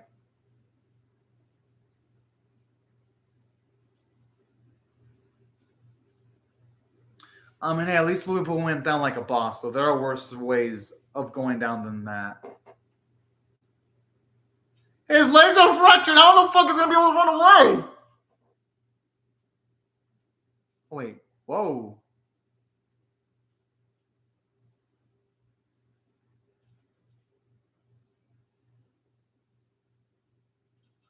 Oh boy, there's hope. Is that allowed though? Like, no, seriously, I mean, would it be allowed? I mean, I guess it's allowed if they're making fun of the horse.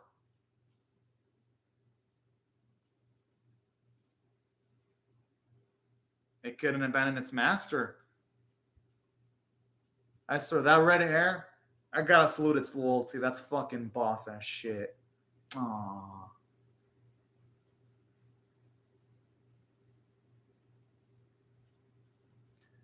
So I'm guessing Thor's gonna allow Luibu to keep on fighting by getting on top of the horse. That's my guess. It would fit in line in Thor's characterization too, because Thor does want the battle to continue on as long as possible. And they're lucky that Thor is a guy that wanted, and like Louisville's actually lucky he's taking on Thor, because if this would have been a different opponent that had a zero sense of mercy, any other god would have probably killed the red hair. Oh, okay, that makes sense. I was thinking they allowed it at Tingolia because the gods are so cocky. They're probably thinking these humans can do anything they want. They can do anything that they can throw at them and they can still win. I'm assuming that they allow this because of cockiness. That's what I was thinking of Tingolia. And also because Thor is a guy that is getting entertained by this, and he would probably allow it for that reason. That's the reason why I thought Thor allowed this.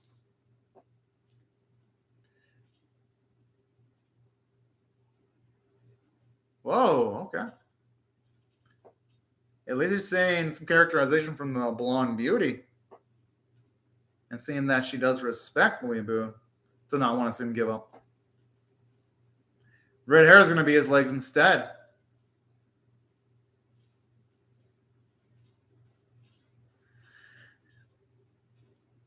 Whoa, he's going to get back up with his legs. Damn!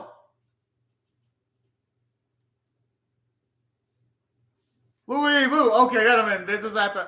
I love how even goes cheering now. I got him in. That's tenacity you got to respect.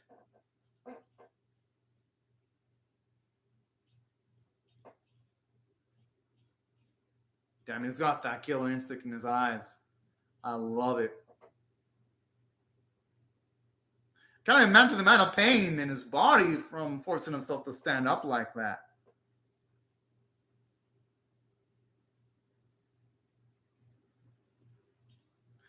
And the music just makes the bit where he gets back up feel more epic.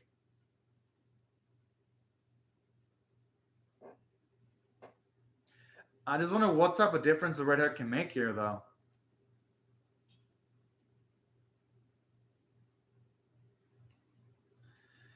Unless our man's horse has massive amounts of speed that could give him the upper hand. That's the only thing I can imagine.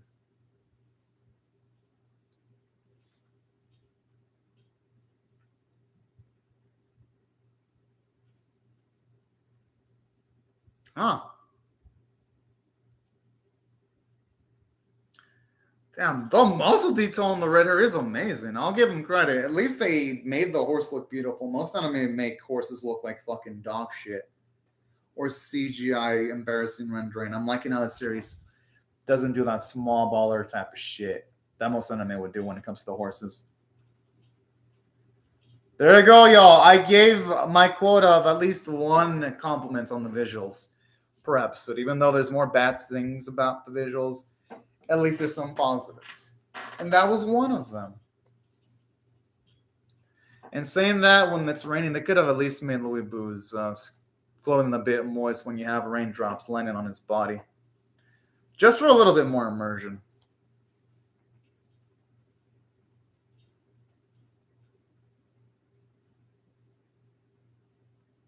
Zeus!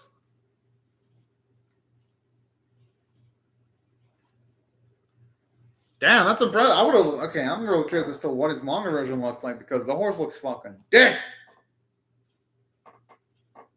At least from my perspective, he looks fucking dick.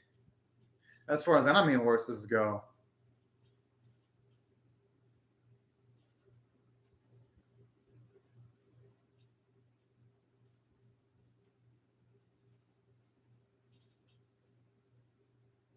Okay, I like how this is now given the explanation that you mentioned earlier with Tingolia.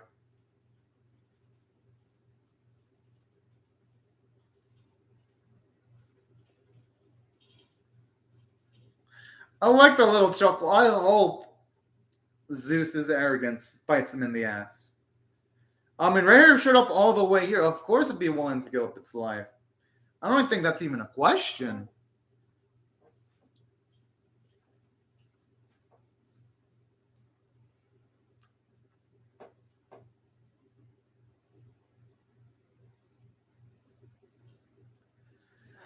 All right, okay, I mean, this is some hype shit right here.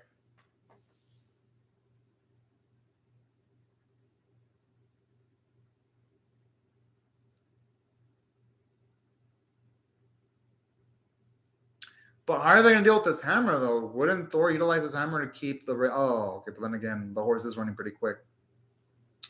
Oh, I'm seeing. He's trying to affect his visibility by having the red hair run in circles so that he can probably get an advantage on Thor and stab him with his sight obscure. That's my guess. I don't know. That's my perspective as an anime only. Oh, okay. Damn, no, seriously, how many flashbacks does the series have? Holy shit. It feels like this series has more flashbacks than freaking Naruto does. Holy cow. And like, it feels like every single time someone's about to do a move, there has to be a flashback. Whenever someone dodges, there has to be a flashback. I wouldn't be surprised in a future episode. I hope it's the last one. It feels like there'll be a future episode where someone's taking a dump and they'll have a flashback about the last time they took a fucking dump with the way the series is going. I'm like, geez, there's so many flashbacks in this series. It's like, holy fuck, just let the men fight.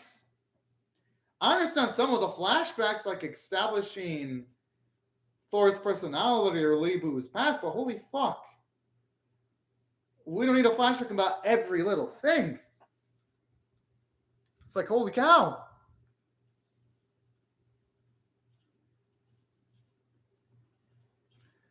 I hope they don't treat the other fights the same way, though.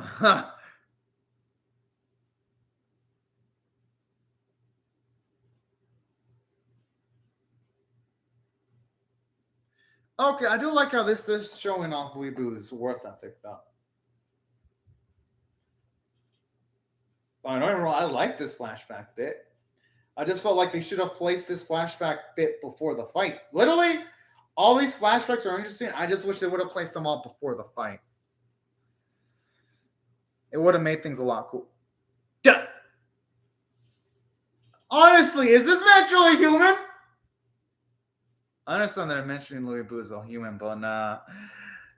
I'm like, there's no fucking no fucking way human can just split the clouds like that. What the? Okay, that's some impressive shit right there.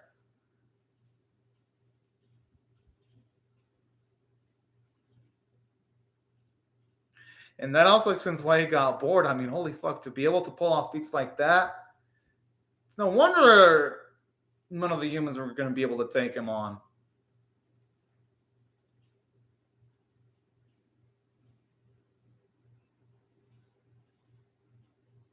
Thankfully, he's going to have an opportunity of utilizing it.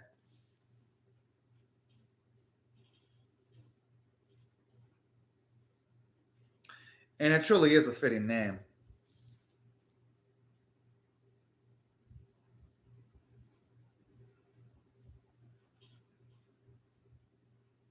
Yeah.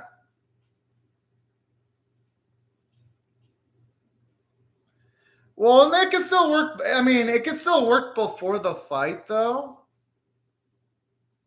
Okay, yeah, maybe this flashback would fit in. It's just that they had so many other flashbacks. It's like, holy cow, there's so many flashbacks. You know? Well, yeah, I mean, this flashback was worthy of being shown off, though. The other ones, though, they could have been doing them before the fight, though. This one, yeah, I can kind of understand your point when it comes to needing to show this before the final clash.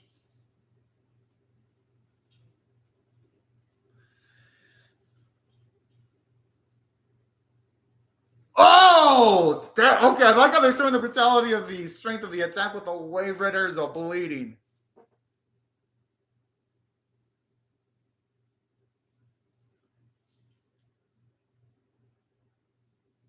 Huh.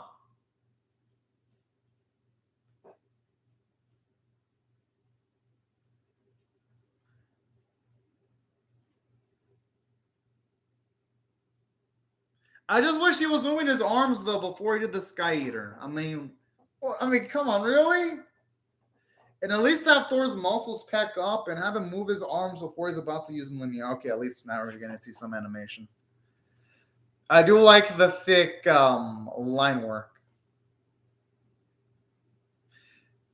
Okay, that feels like it's the calling card for every action scene in the series. Like whenever something happens, just pan away, far away from the Colosseum. Oh, okay. At least we're seeing that attacks collide.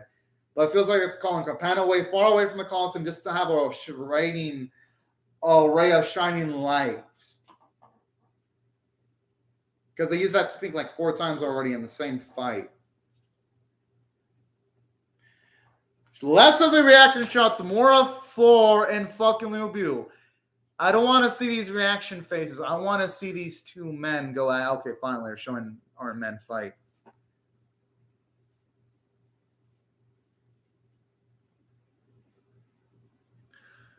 Whoa! Oh, I'm going to assume that the sister's going to die. Because of the weapon and the arm shredder, there's no fucking way. She's going to survive that Valkyrie.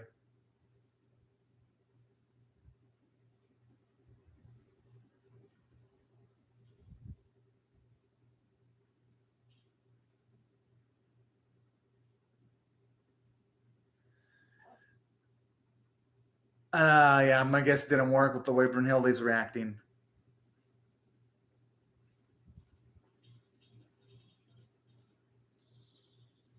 Oh, I mean, for him to even be able to still move his right arm even after it's about to fall off is a miracle. Oh! Okay, I mean, that shit is gnarly and hardcore as shit.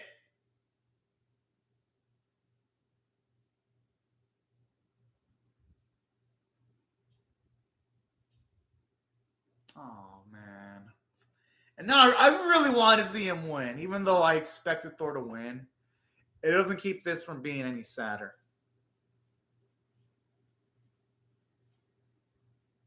Oh. That is fucking boss. He still has its tenacity to keep on fighting despite losing both of his arms.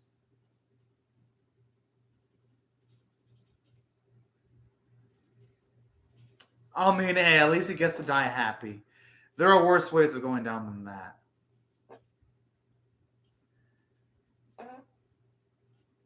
Damn! Fuck! He knocked the head off like a fucking baseball.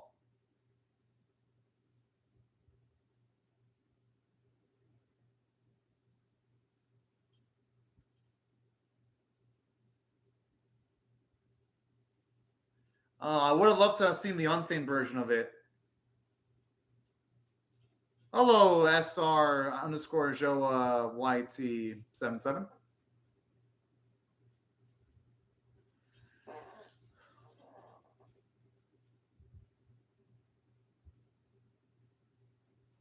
Damn, I really would have loved to have seen that, the Tengolia.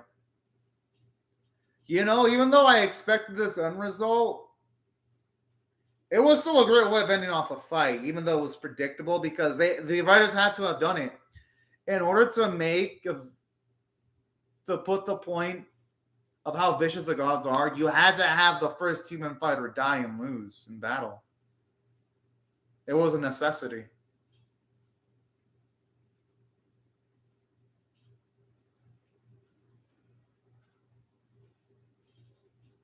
I even love how they recorded the exact amount of time it took for him to actually win. Oh, it's pretty cool that you're from Brazil, SR underscore Joa. I'm from the US in case you're curious.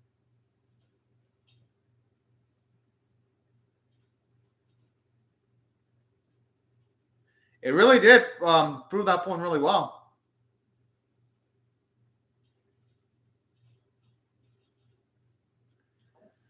Whoa. Nah, I got him in now. This is how you build a pipe, though.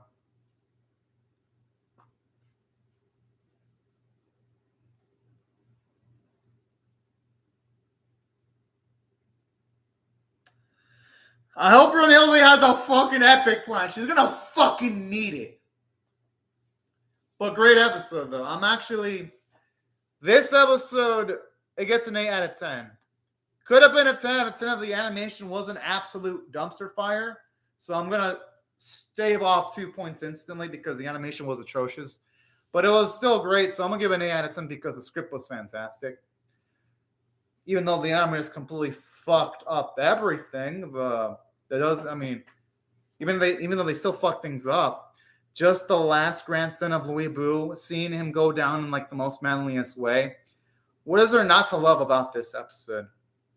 It made it feel like an epic. And especially the loyalty that his horse had too was so damn sweet. And they escalate the stakes because let's just be real. The God had to win this one. If they didn't win, they would look like a bona fide scrubs. So that's why I thought the decision to have Louis Boo take the loss, it was a realistic and feasible one. And from a character standpoint, I love seeing Louis Boo's tenacity to continue fighting even after losing his arms. It made him feel more intense. I love Thor's savageness. I love the loyalty of this horse. Also, the characterization for the episode was great. And that's why if I had to rate the episode, I got to give it an 8 out of 10. Voice acting was great and the music was fantastic too.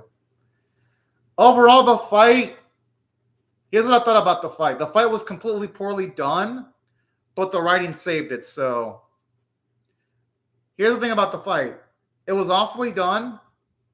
One of the worst done fights I've ever seen in animation, but the writing was good though. So there were bits I liked. I liked the last bit of the fight when it comes to Louis Boo cutting his own arm off when it was about to fall off and then charging with red hair. And I love that bit where Thor threw his hammer and Louis Boo dodged it. So maybe the last portion of the fight was pretty cool. But overall, though, it was a poorly done. I mean, it was a well-written fight, but it was a poorly animated fight. There you go. That's what I was looking for. That's why I mean it was poorly done. It was well-written, but poorly done. Because this should have been the most hype shit ever. Like, literally, with the way they built up the fight, this should have been like one of the most intense things ever. And instead, it felt like it was just there. That's how I felt about the fight. And saying that, though, I like the things surrounding the fight, though. So, and like there were some good qualities here and there. And saying that, though, I hope the next fight is done better than this, because if every fight in the series is done like this, that's going to be a little sad. Yeah, I guess the job done. But if you ask me how I would have to rate this series overall on a scale of 1 to 10, with 1 being abysmal, 5 being average, 10 being exceptional overall for the first 4 episodes, I'd be inclined to rating this like a 5 out of 10 for on the middle average, 5 to a 6. Because, yeah, honestly, I've seen way better than this. But in saying that, though, at least the script does carry this. Because if it wasn't for this script, this series would not be enjoyable. So I'll give credit to the manga author. The manga author of the series, the Tengoli, does a great job. As for Below Scenario, I don't know that language, SR Joa. I know English and Spanish. So SR Joa, if you make comments in English or Spanish, I'll understand them. But I don't understand Below Scenario, though. I don't know how to speak it. But I do know how to speak English and Spanish. But yeah. Those are my thoughts on the fight, in case you're curious, the Tengolia. So excited for episode 5, though. And now I'll be starting my reaction to episode 5 from the minutes and 7-second mark in 1, 0, go. Oh, yeah. Oh, shit. I forgot to skip. Okay, I skipped the recap, but I didn't skip the intro. Fuck it. I'll just react to the intro again. And have y'all have any questions while I rewatch the intro again?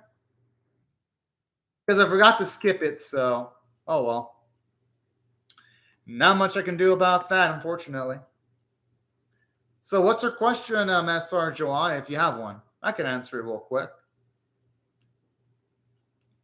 And saying, I love how you can tell the vocalist goes all in with the freaking song, though. Such a badass voice. I fucking love it. I always love hard music like this in my anime.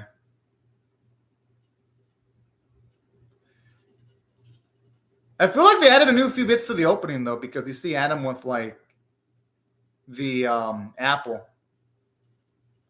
Okay, I mean, it looks like there was at least some new additions to the opening. At least it feels like it. Which means I'm going to guess for the final fight. Here's my theory, y'all. I think for the final fight, Orgro Brunhilde is going to transform herself as a weapon. Here's my guess. Skull is gonna be the second to last Valkyrie weapon, and Brunhilde is gonna be the last weapon. Since she is the representative of humanity, it wouldn't surprise me if things go down that way. As far as like matchups and weapons go.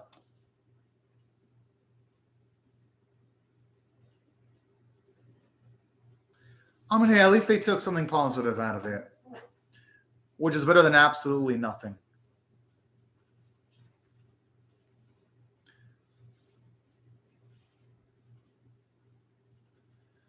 Oh man, looking at the drink makes me want to drink some sake, damn it, or some alcohol or some wine. Because just in case you're wondering, since beforehand I knew I was gonna react to this series, I didn't drink anything for 4 hours so that I go through and at least hopefully no bathroom breaks with my reaction, since I intend of reacting through episodes of 1 through 12 in a single video. But damn, is that shit making me hungry looking at that. I'd be lying if I said I wasn't hungry looking at that.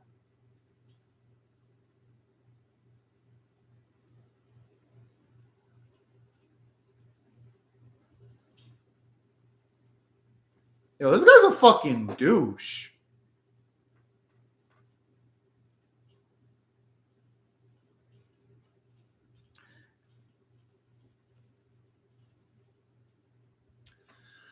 When you see shit like this, you can't blame Brunhilde for going up against the god, wanting to go up against the gods. You just can't.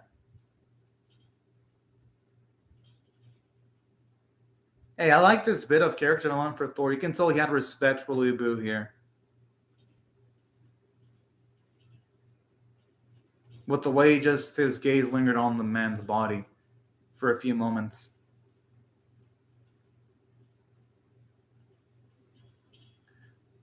Probably because deep down he probably... Oh! Oh, I don't want to see Red Hair die. Damn! But no, Red Hair, he can't do anything against Thor. You just can't.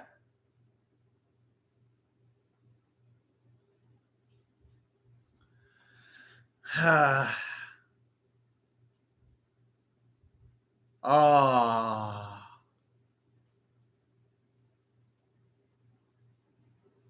I mean, I gotta respect that loyalty right there. Especially Red Hair, because he was the one that was willing to charge first.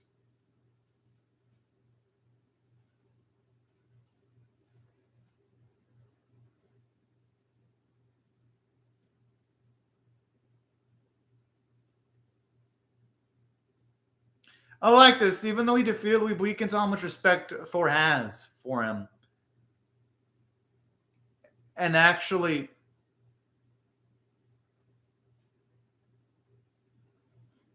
Oh! And the subtitle... It definitely implies that he looked as Weeb was a sort of friend. Which, you know, that's a lot of weight here. I like this. At least here, they're making it so that even after a character dies, they still have a good amount of impact.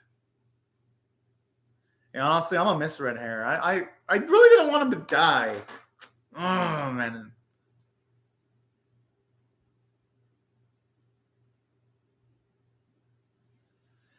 I'm gonna guess Ron Grizz is probably dead.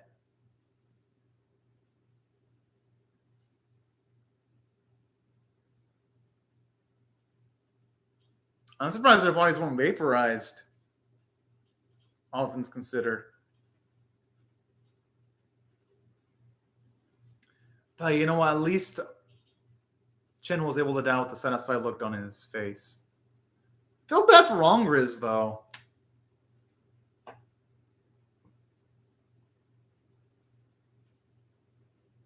Ah, fuck.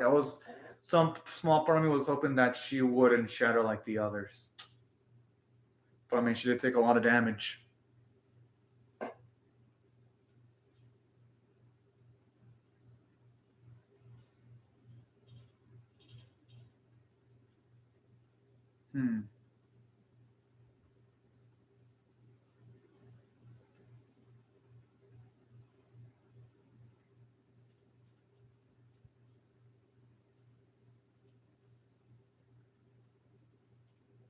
Damn, I love how you saw the extra stakes there.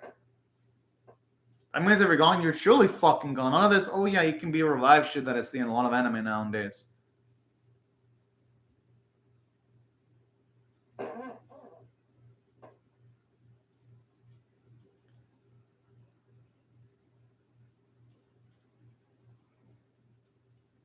And to think Rangris would be willing to offer herself up for a purpose like this, it really does show you her bravery and tenacity here.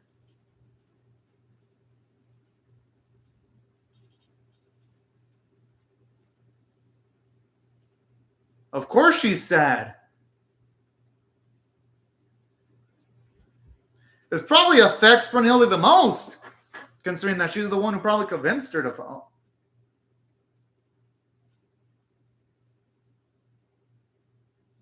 I mean, yeah, our Brunhilde does have a point. Yeah, they do. I mean, look at Thor. Louisville did everything he had, so did Rangers, and it still wasn't enough.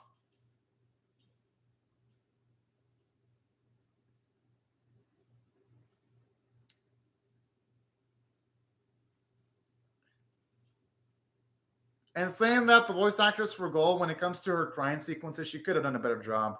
It didn't sound so convincing in the English dub.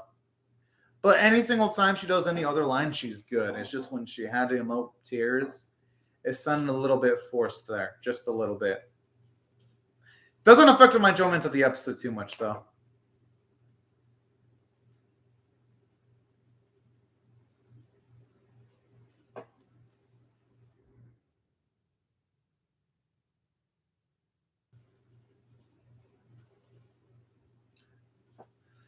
I mean, there's more to battles than just strength, though.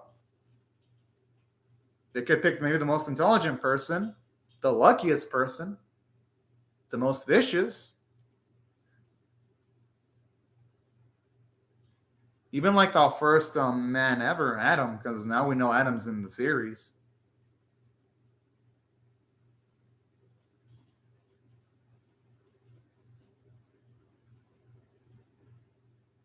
Adam? Gotta be Adam when it says number one.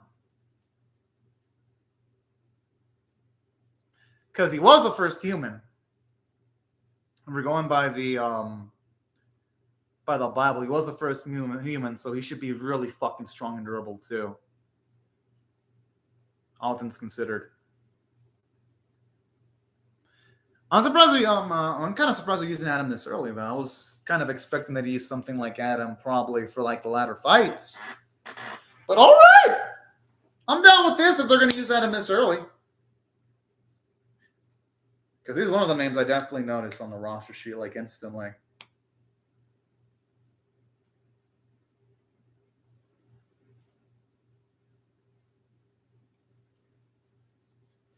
I'm assuming this is going to be an epic fight.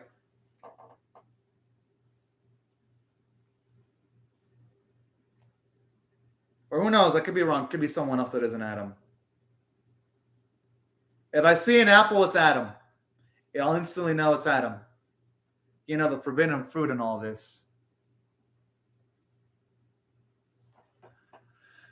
I swear, I love the entrance. It's so fucking over the top. I adore it. It's probably, yeah, the dude is nude.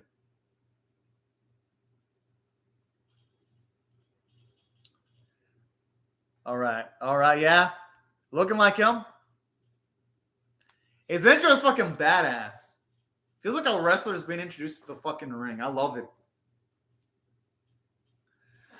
Yep, has to be Adam. The animals give it away. Like the calling card. All we need is a fucking apple. From the, for like the forbidden fruit motif.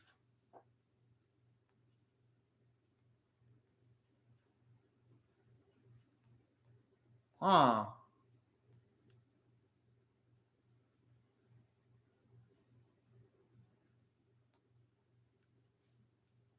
Oh, man. I just love how his hair's just like flowing so fucking smoothly. It looks fucking gorgeous. Yeah, honestly, his intro is fucking amazing, the Tingolia.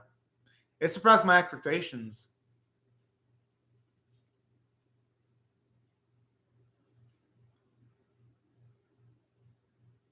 Hmm.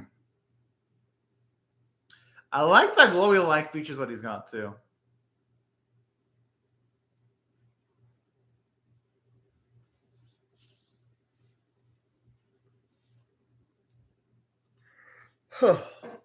Oh, yeah, the leaf. Of course, you gotta have that leaf there. Yes! The apple! Do we even need his name to be announced? We know it's Adam. I mean, if the leaf, the apple didn't give it away in the animals. But the telltale sign was the apple and the leaf. Mm-hmm. I like how one of them's already saluting. Fucking love this. Yes! I will use Adam as the thumbnail, but obviously YouTube would have a bitch fit, so I can't use Adam. I mean, one time I got a video removed just for having in a thumbnail an anime character standing a teddy bear, and that character was fully clothed, so I'm not gonna risk it. Adam would definitely get my video removed if I were to have him in my thumbnail in all of his new glory, so I'm not gonna risk it. I still want him though, but I can't be having that. It's too risky. But damn, does he look so damn handsome though. You could say Venom is like the first pretty boy of all of humankind. I should say mankind.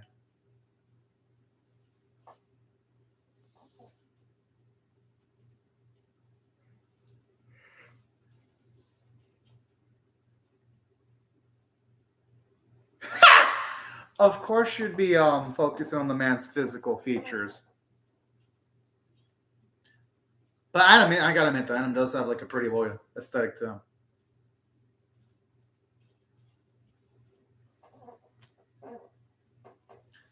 That's a damn good question.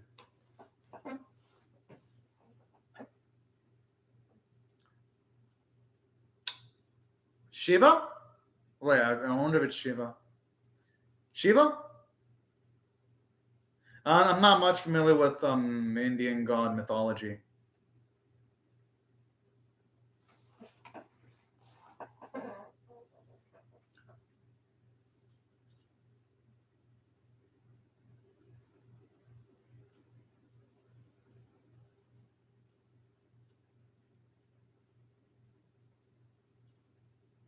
Damn!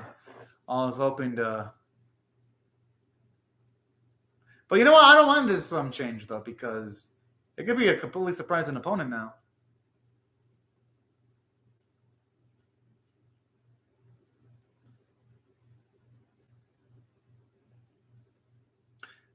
I can't guess as to which god this is going to be at all.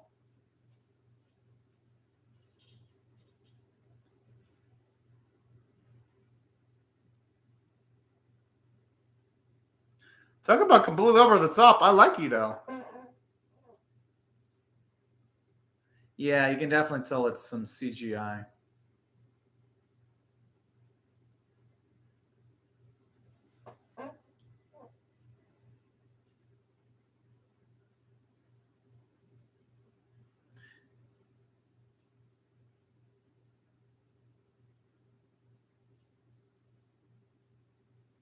I'm guessing we're going to get Shiva in a future fight then.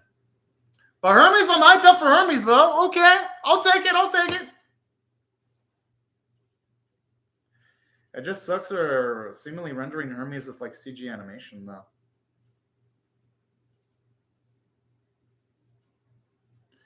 I like how Cease just shows up here all casually.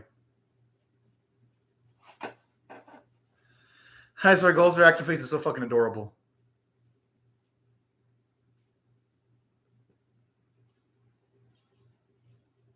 Oh! Wait, what? No, they should underestimate the man.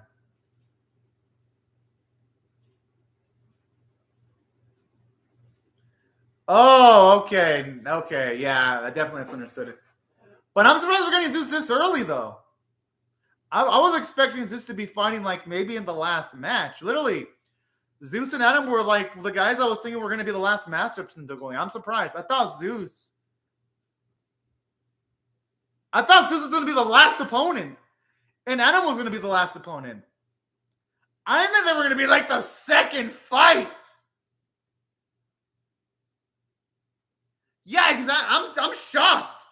And no, Adam would be worthy enough to be like also the final combatant for humanity too, considering Adam was like the first human made. So I was expecting Adam to be the last contestant just out of like poetic, you know? Zeus, the leader of the gods, going in for the last match, and then Adam being the first human, being mankind's last hope, fighting for all of humanity, 7 million years of humankind. That's what I was expecting Adam to be the final component. I mean, the final human. I was expecting this to be the second match. This lineup this fight right here feels like it's final series worthy. But okay, I'll take it. I mean, I'll fucking take this. I don't mind one bit. But how are they gonna top this? Like how? That's what I'm wondering. This is like a shit. But like seriously though, I don't see how this series is gonna type this. I don't see how they're gonna just surpass this matchup. Like, there's no way. There's no fucking way.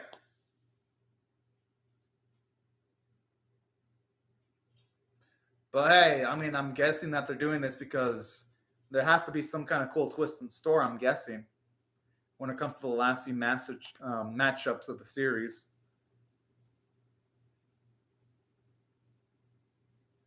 I guess Zeus is going to be an absolute badass, though.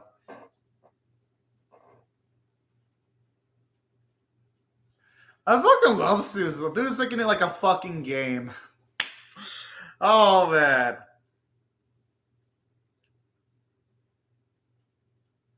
The animators really seem to love Zeus. They animate him pretty damn well all the time. Hope they put the same amount of care in his fighting, though.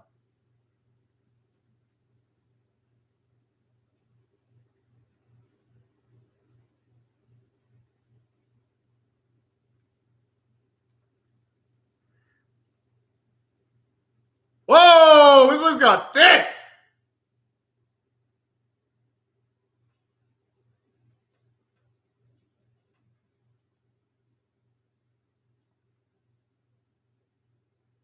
Whoa!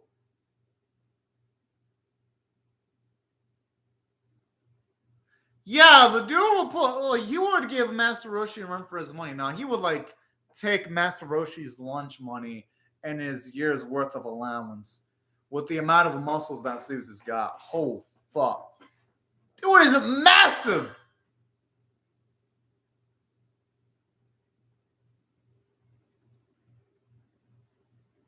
I love the Vic outline too. It makes him look more epic.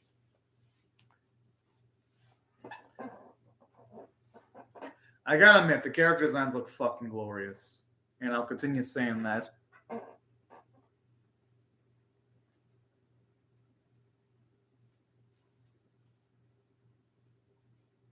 I like how even she acknowledges this as the final boss, too. Fuck! Okay. That's not a good thing, then, with the way Brunhilde is reacting.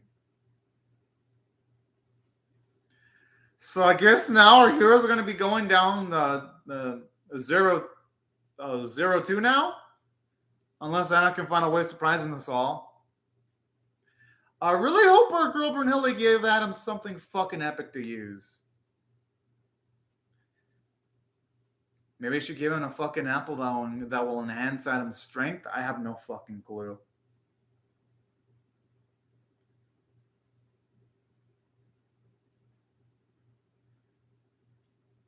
I mean, hey, on the bright side, at least you won't have to worry about Zeus showing up again in the tournament. So, hooray!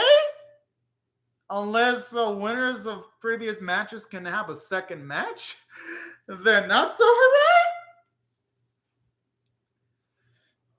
But great episode. I'm gonna give this one I'm gonna give it an 8 point. 2.5 out of 10. Since the animators didn't have to animate anything complicated, you didn't have any instances of the animators embarrassing themselves this time.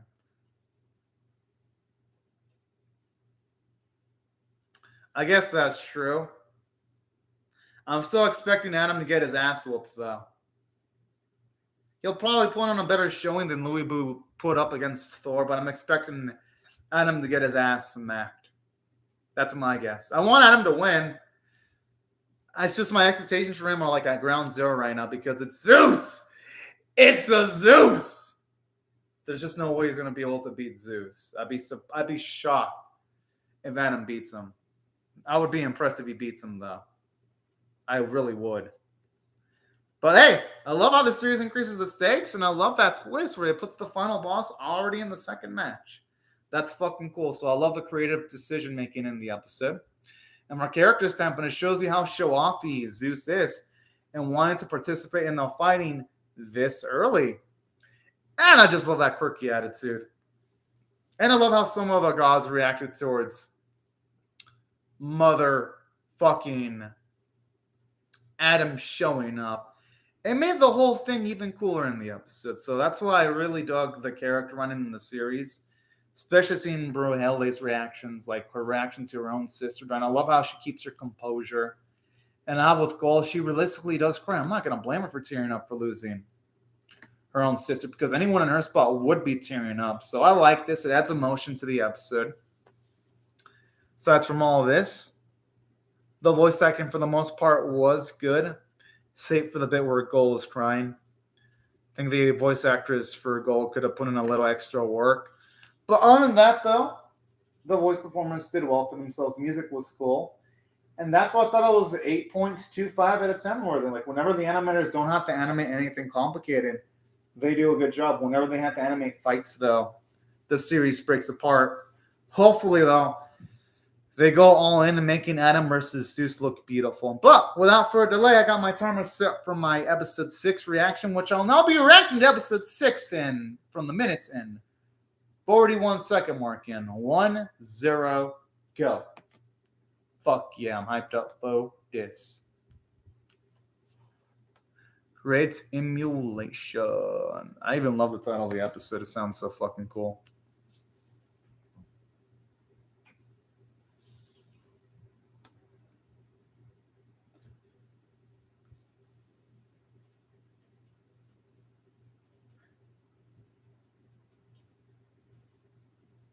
I wonder why he wasn't allowed to go in, though.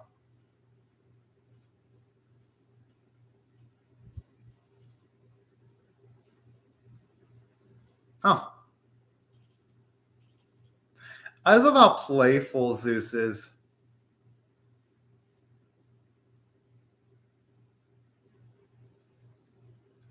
Woo, boy. Yeah, you best not be saying no to that.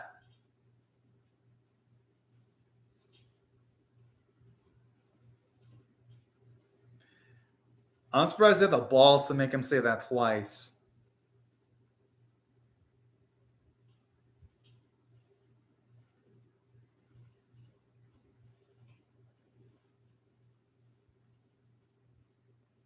Damn! I love how Zeus isn't even scared at all.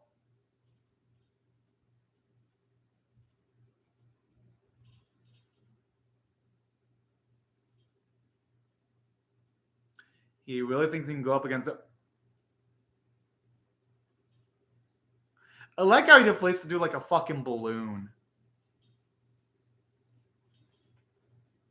Oh, okay. I mean, I guess that's a good point then, Latzingolia. He looks so fucking vicious.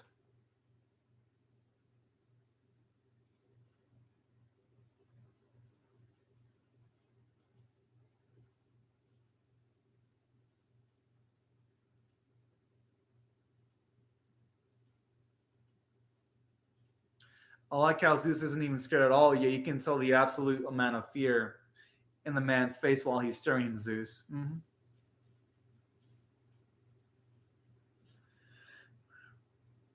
Yeah, if someone has psycho eyes like that, you best not to piss them off. It would have been fun to see, definitely.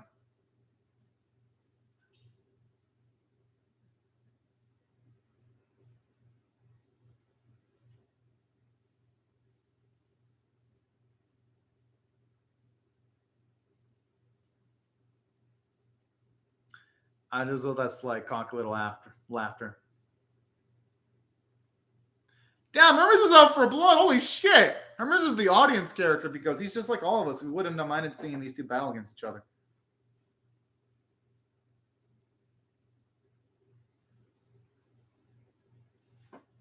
Huh.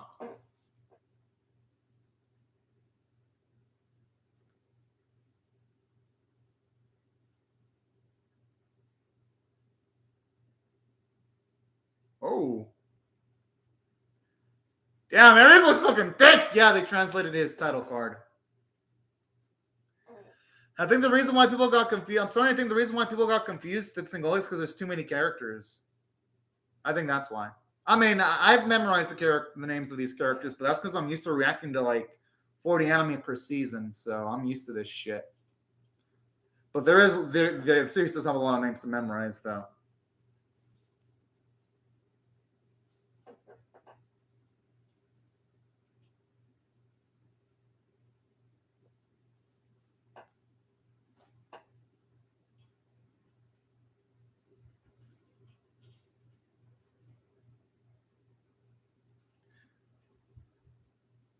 Damn, this dude is bloodlusted.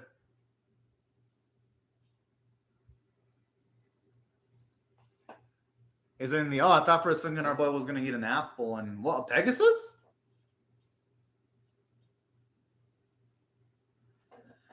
Huh.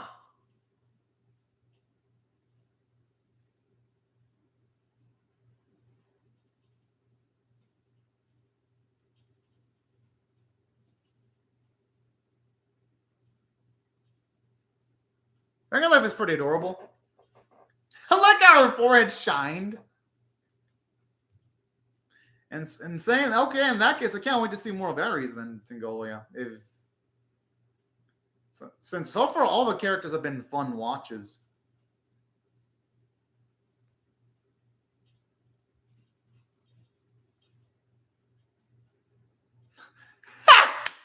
Oh man, I love how it's similar to like the painting where you see like a painting of like God, seemingly about to touch a finger of mankind. It gives me those vibes.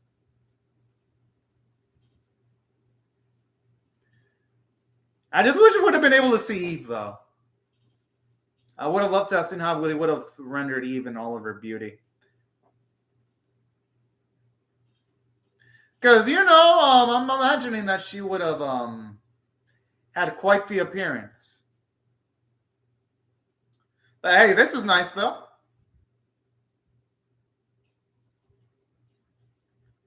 Considering you have Louis Booz have his posse, it'd be nice to see Adam's posse.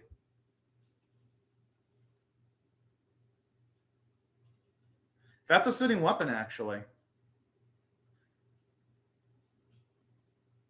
Well, he fights with his fist, so brass knuckles would be a nice extension of that.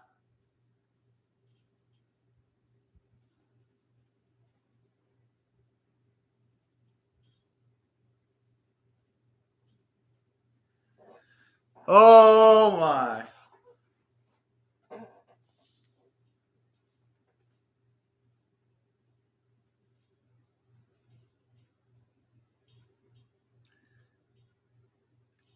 All right, now this is how you do reaction shots. Have the reactions right before the match is about to start so that you build up more intensity going into the fight.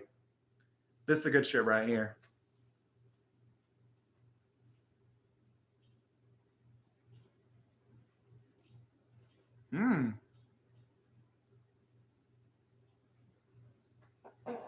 I mean, that's what we're talking about. Mm-hmm.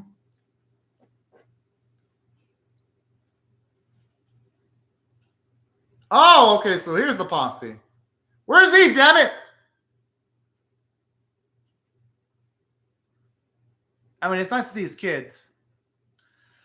Oh, no Eve? Oh, man. I really want to see Eve. I want to see what a potential Record of Ragnarok Eve version would look like. damn. Okay, good. I'm hyped up for this then, the Tengolia. Alrighty.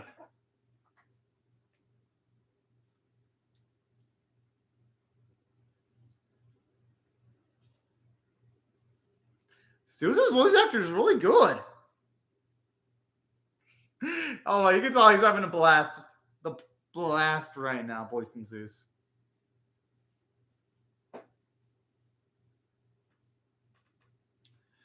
And saying that, it's looking like it is going to be in Adam's favor because in anime, whenever you have a muscle-bound antagonist, they usually lose fights against the slimmer characters. So now it's looking like Adam's going to win. Because it's anime rule 101. Dragon Ball did this. Whenever Goku went up against a super muscular character, Goku almost always whipped their asses. Except for in Super, he struggled against Broly. Broly's the only muscular guy that really did kick Goku's ass.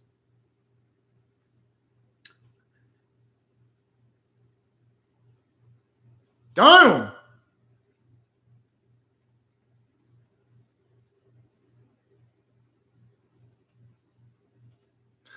I just love how his kids get hyped up, man. Oh, they're adorbs.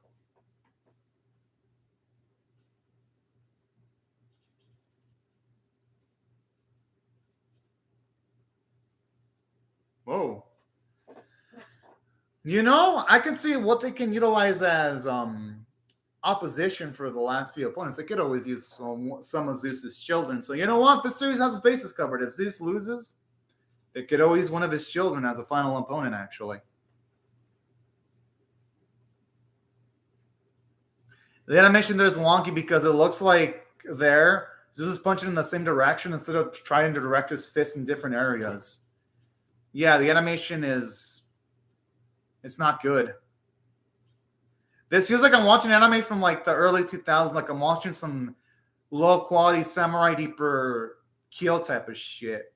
Where that series is so terribly animated. It reminds me of Samurai Deeper Kill, not in a good way. Or reminds me of Shinzo. That series also had some horde animation too. And yes, I go that far back, y'all. I've been watching anime that long to name drop anime like Shinzo and Samurai Deeper Kill. The animation's that bad. I can't even call it average. Like the animation doesn't even hit average. And a damn shame because again, the setup for this fight was amazing, the Tengolia. Like out of all the fights, this one had better setup than Louis Boo versus Thor. And without the usage of flashback, that's the amazing part. Like this fight setup was amazing.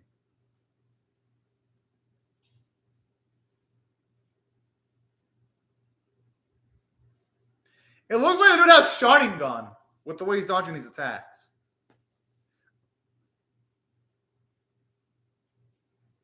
And I can see why this is the most popular fight because the opponents are the most interesting.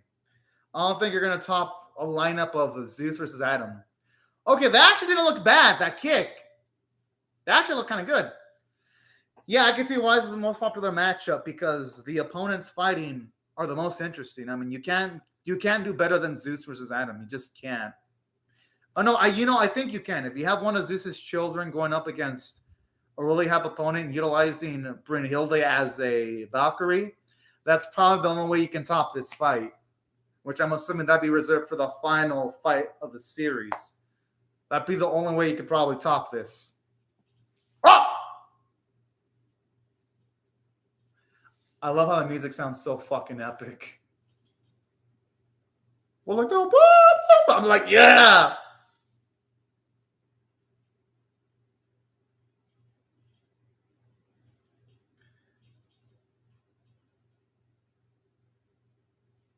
This now it really does sound like a Naruto OST where Naruto's about to unleash a freaking Rasengan. I fucking love it though.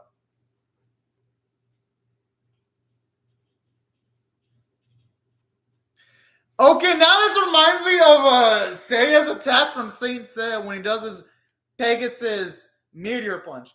It looks similar. I love it. And again, the animation could be better, but at the very least, it's looking better than bits that were animated in Louis Boo versus Thor. I do wish you'd see some animation of Zeus reacting to the attack, though, with this link thumping into the ground. or at least some movement though. It would make this match more intense. But I like this. Adam's doing a good showing for himself. Damn! What the? Okay, the dude has to be a motherfucking masochist.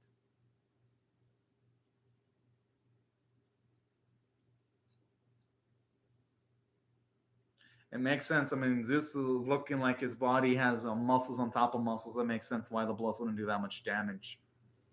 I mean, it's doing dumb damage, but it makes sense why he's not knocked the fuck out yet.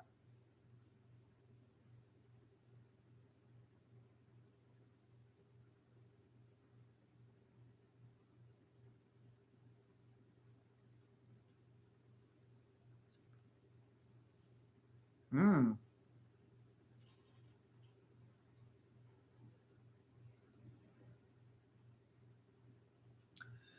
So I'm assuming this is implying that Adam has a godlike strength in the verse of this series. Going by the implications here. And plus, Adam's got the strength of a Valkyrie, too.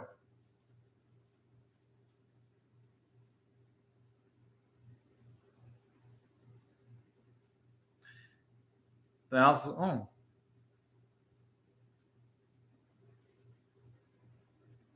Damn! Fucking love this one more and more each episode.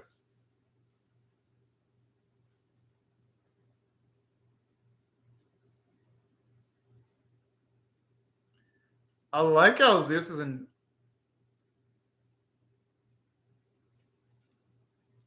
I wonder what was the enemy back then that made him have that much fun then? Was it his own father when he killed him?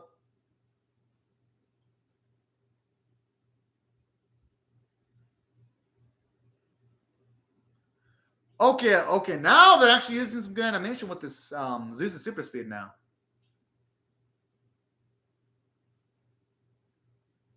Yeah, there are some like you can tell that even though the series has a bad animation stuff, there are some talented animators in the series here and there. It's a shame that the kick itself looks bad because the running animation before the kick actually looked good. Okay, here with Adam getting up in slow motion now, that looks nice. Definitely, this match is better animated than Louis Boo versus Thor. Like you can tell, the talent on this fight is better. Damn! Oh, okay. That kick looked lethal.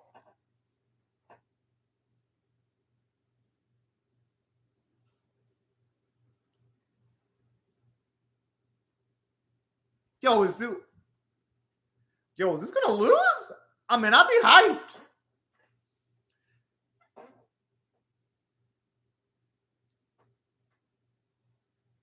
If Zeus is gonna want to win, he's gonna have to land an attack that's instant kill. And he has to make sure that Adam can't dodge the attack simultaneously, too.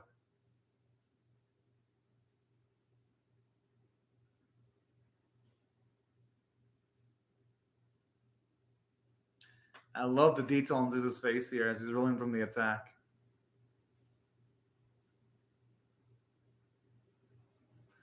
Okay, seeing Zeus's face on top of our man looks kind of creepy.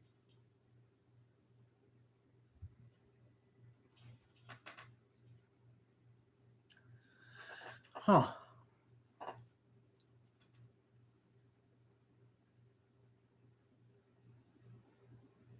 I like the amount of disrespect that he has for Zeus and calling him Gramps, too. Oh, fuck. Maybe Zeus shouldn't have said that.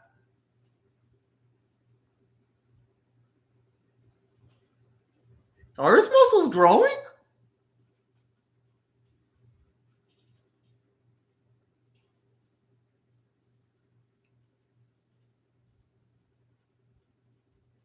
Huh.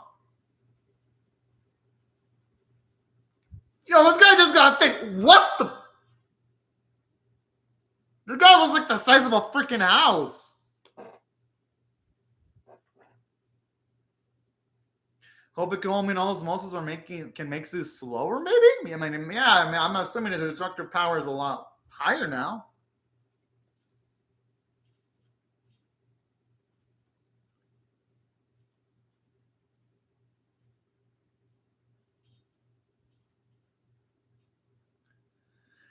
What is this? Some kind of like galaxy reality just bending technique? Seems like it.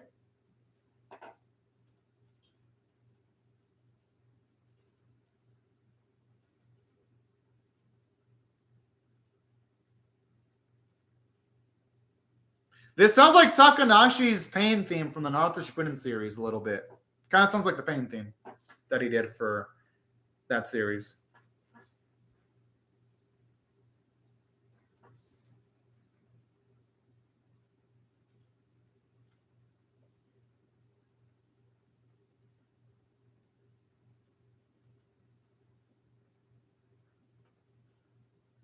But you know what? Zeus's backstory being short, it makes sense. Because we got, I mean, out of all the gods, Zeus, we had a lot of characterization for him. So it makes sense why his backstory is the shortest. Because we got more bits of his personality in the earlier episodes. So him having the shortest backstory is fitting. While characters that don't have as much characterization need a bigger backstory to compensate for the fact that they don't have screen time.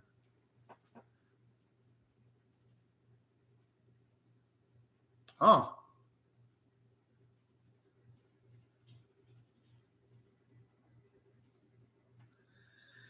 Whoo, boy. Oh!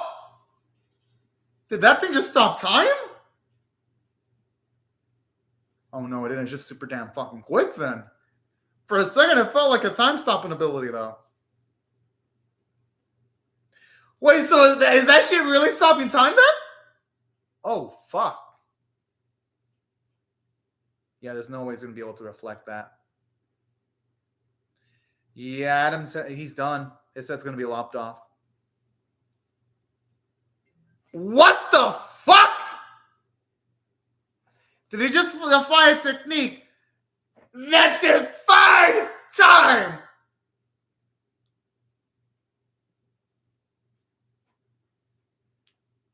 Yo! What a chat.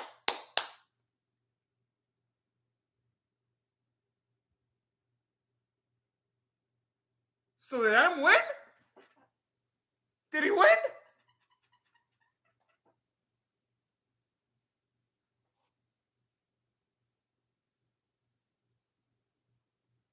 Holy cow. Yo, it looks like he won. Well, then again, I'm not gonna believe he won until the announcer says Zeus is lost. I'm not gonna get too excited yet. But hey, that was hype as shit. All right. This is the best episode of the series. I'm gonna give this episode a 9 out of 10. It was fucking cool. Let me explain what I loved about this episode. It was the best animated fight of the series. Now, was it well animated? For most bits, no, but there was bits where you can tell there was some talented animators interspliced during the fight, like when Zeus was running. That looked good. Or some of the hits that Adam landed looked good. Most of it was poorly animated, but at least this time there was actually some legitimately good animated cuts. Instead of being like Louis Boo versus Thor, where most of it was just badly animated. So you can tell there was a respectable effort here, and they made the fight entertaining. I love the characterization for Zeus, his cockiness. I like the backstory. And from a character standpoint, I like this. I like how you can tell during this fight, Adam doesn't like doing unnecessary violence, but he'll do it if he has to. When he says, I don't want to do this, but it's a competition. I love that. It makes Adam badass. And I love seeing Zeus's cockiness because it only made it all the sweeter when he gets death in the face. So great characterization. Animation, well, animation wasn't great. Artwork was at least super pretty. Voice acting was great. And that's why I loved it enough to give it a 9 out of 10. And looks like that's it for episode 6. And now we'll be starting up my reaction to, for those of you curious, episode 7. And pretty soon, I'm just going to check first if episode 7 has an opening so that I can skip through it.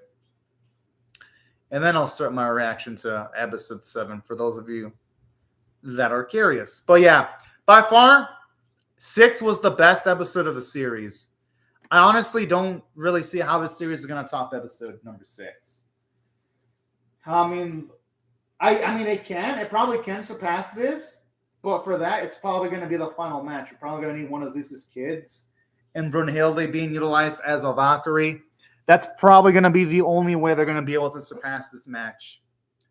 The only way. Because that's the only way you can top Zeus as an opponent. Having one of his sons avenge his loss, and having an opponent that Brunhilde is going to be able to fight alongside when she utilizes herself as a Valkyrie weapon. That's the only way they're going to be able to top this. Which, again, that's going to be for a series finale, I'm guessing. Because I'm sure they're not going to have Brunhilde participate into the fighting that early. But still, though, impressive stuff. The second match was fucking cool. And it was a great twist. I love the fact that Zeus was the second battle.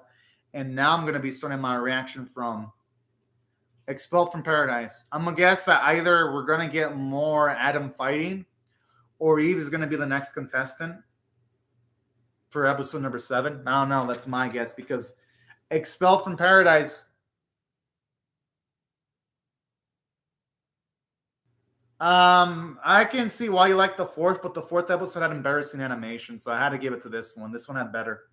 The fourth could have been above this if the animation was better. But so far, though, none of the fights have been amazing. They've all been pretty terrible, terribly animated. I can't call any of the fights amazing at all. But at least the Zeus fight was a bit more respectable, though. Because Thor versus Lubu was an embarrassment to animation. At least this fight between Zeus and Adam was an embarrassment to animation. It was just below average, which is better than an embarrassment to animation. That's why I liked episode 6 more than 4. But we're talking about writing, yeah, 4 had better writing. But remember, though, technically, I did say 4 would have been a 10 out of 10 if the writing would have been spectacular. I mean, if the animation would have been spectacular, it would have been straight up 10 out of 10. But it dragged down my score to an 8 out of 10. But I definitely did. I mean, I could see why someone would like episode 4 more. But anyways, I'm hyped up to see what episode 7 is going to bring, though. Because episode 7 looks like it's going to be hype as shit. And now I'll be starting my reaction to episode 7 from the 1 minute and 41 second mark. And yeah, I'm hyped up for Burns' fight in that case. If that fight's going to be more hype. But now I'll be starting my reaction in 1, 0, go. I'm guessing it's going to be a continuation of the fight, or Eve going to be fighting next. One of the two.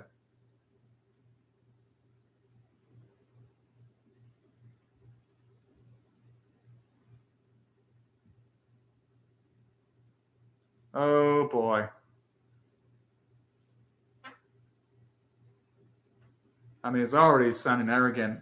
But that's cute how you said that you don't want to sound arrogant.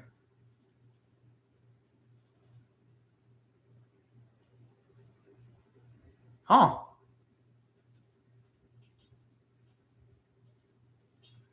All right.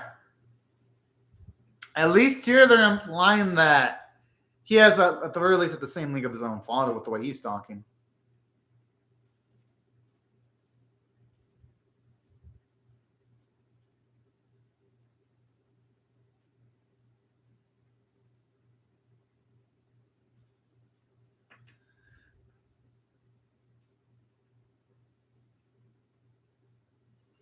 Okay, that's definitely implying that if he would have fought, Adam Ayers would have gotten his ass whooped too. Damn! Oh shit!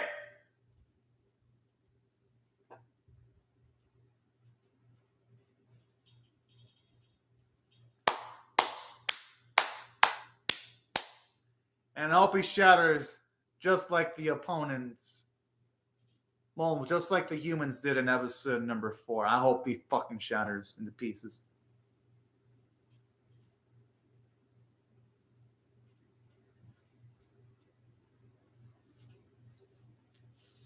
I mean, it's Adam. They shouldn't have expected anything less.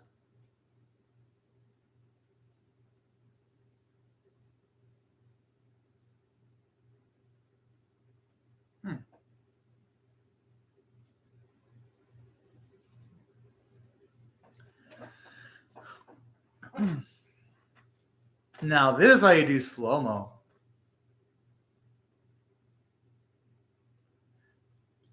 That attack probably had more animation put into it than Zengolia than probably most of the action sequences of Thor versus Louis Boo, just with the quality they used there. The animators actually did pretty good in that slow-mo.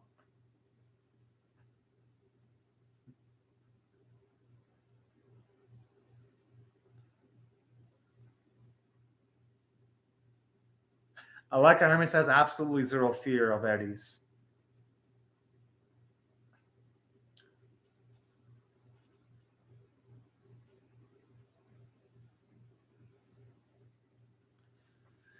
He's shaking in fear. Oh my!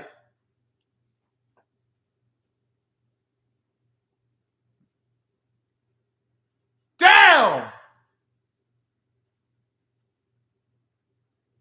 Yo, that is epic. Yeah, I kind of like how they made Hermes stronger than. Okay, so if Hermes is the end game boss, that could actually work because he was actually able to see what was going on. Now, Hermes would be a hype final opponent at Tengolia. Going up against whichever hero that utilizes Brunhilde would be an impressive matchup, too. It's a shame that you can't use Venom again, though, now that he won. Damn.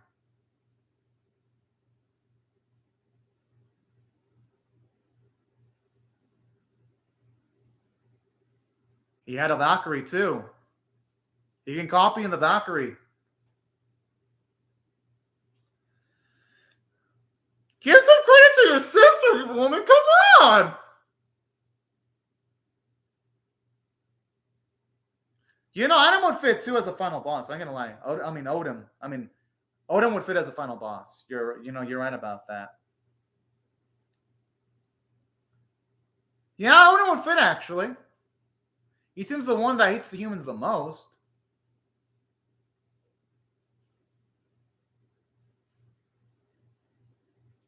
Hey, I don't mind seeing his backstory. Now, this is how you do flashbacks, y'all.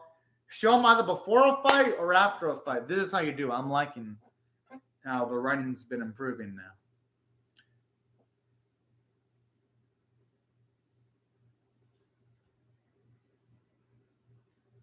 Oh, I'm assuming that's Eve.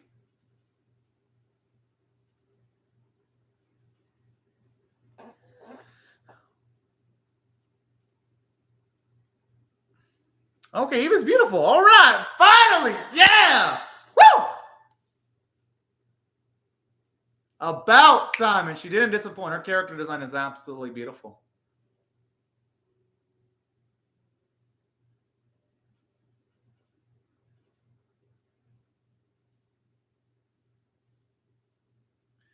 I feel bad. So she was forced.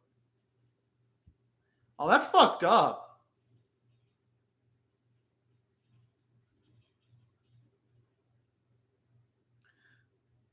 But I kind of like this little twist on the whole Adam and Eve mythology.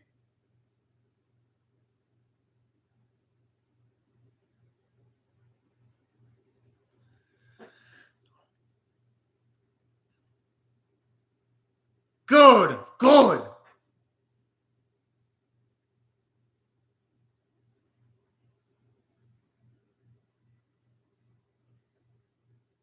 Oh boy.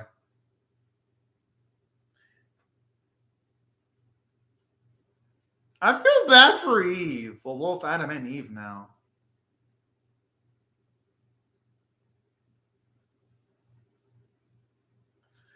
Bias! Bias, courtroom. That's all I gotta say. I'm surprised they didn't add 0.9999999 just to have extra nines.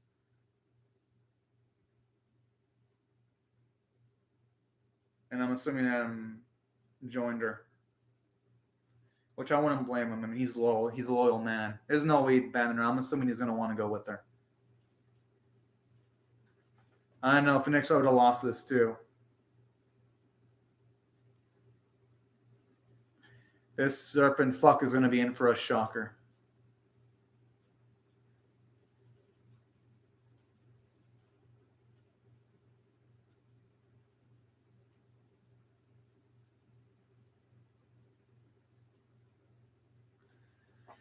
Whoa!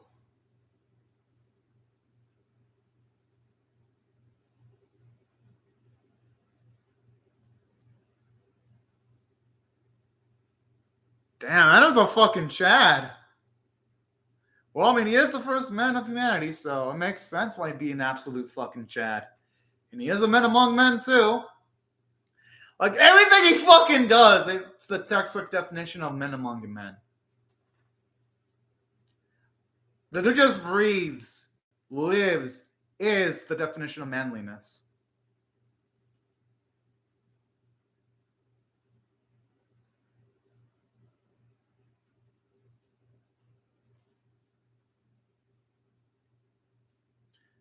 I can honestly see why he would do that.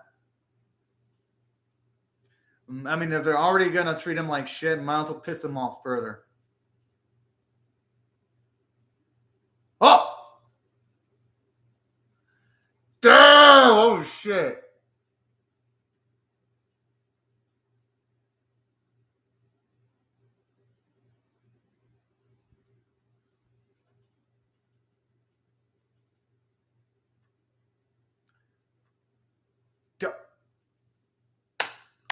All right, this is amazing. Oh, man, this is so fucking glorious.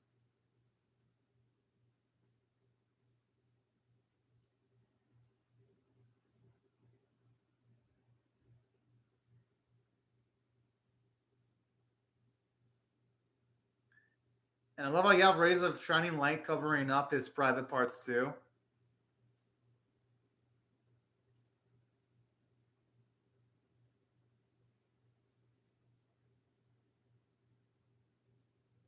Oh, what a lol, man. I absolutely respect that loyalty right there. I fucking love it.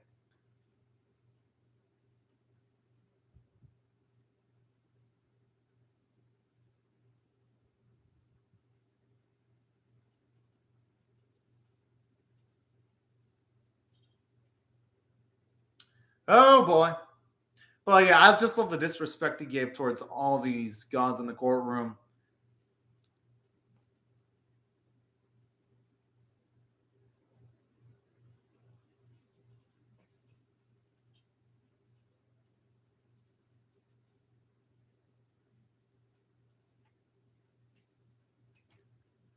Oh boy, this serpent's gonna regret doing that.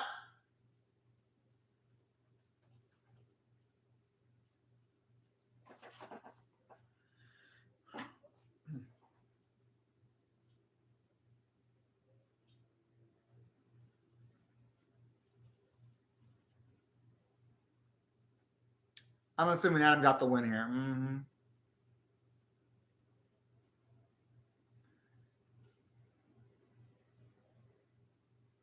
You know what? That's a good mythology as to why snakes are on their bellies.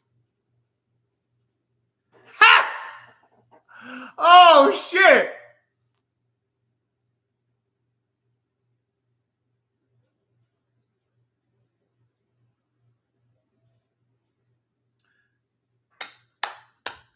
Wow, Adam made a fine work of art there.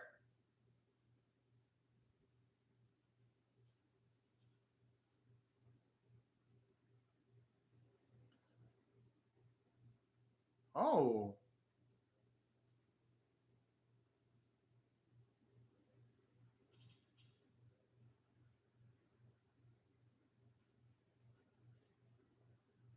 Okay.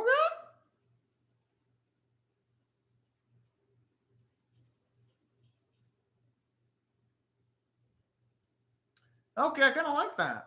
Well, they had at least a happy conclusion.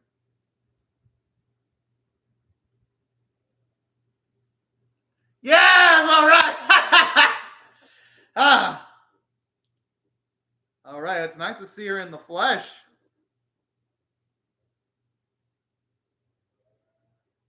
She looks like she could pass for her son's sister. She looks younger than her own sons. Yeah, I love the mythology here as to why snakes don't have limbs. That's pretty fucking badass.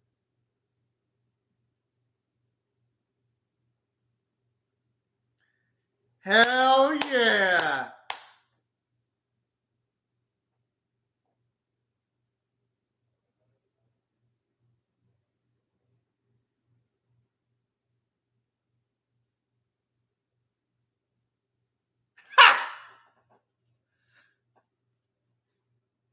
I just thought I love. But in the way, isn't that kind of? I mean, it's good that they won, but isn't that kind of bad because she utilized her own trump card too? Oh shit! But no, then again, she probably does have another trump card though herself. So you know what? This is good. But yeah, there's positives and negatives to this. Oh!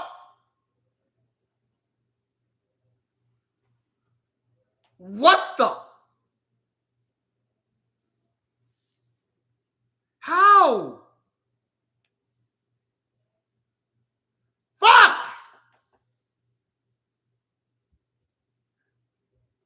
I was starting to feel happy. What the fuck?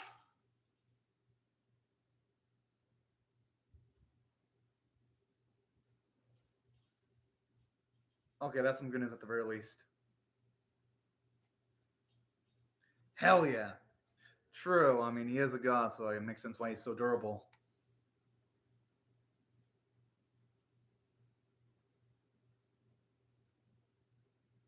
That does not sound good, though.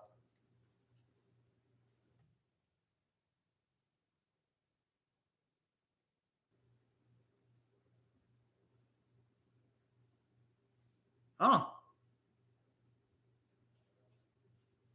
I was expecting for humanity. That's why Adam is fighting something, not erased. That'd be a good as reason as any to fight.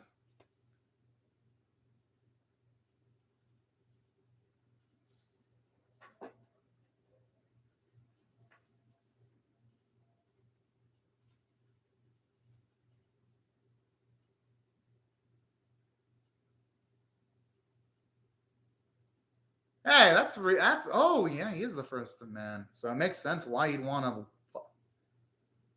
That's a damn good motivation there.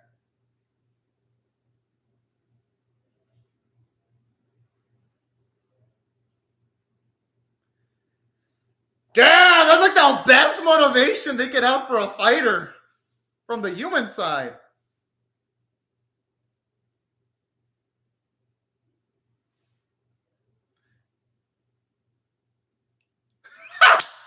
Oh man, I love how over the top it is. It's fucking beautiful.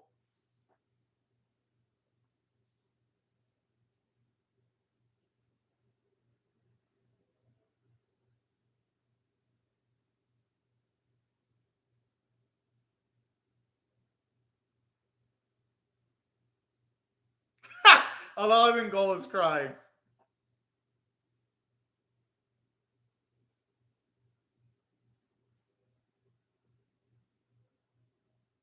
Oh, Alalagan has a fabulous pose too.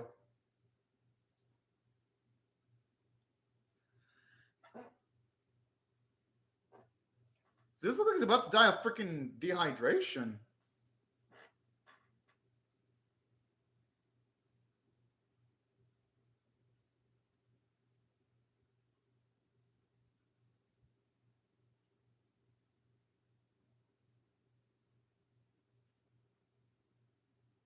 Oh.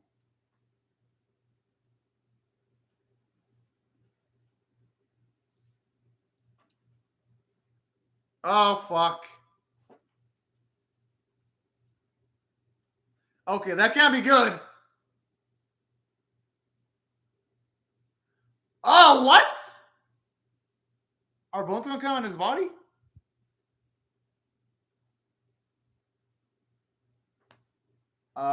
What?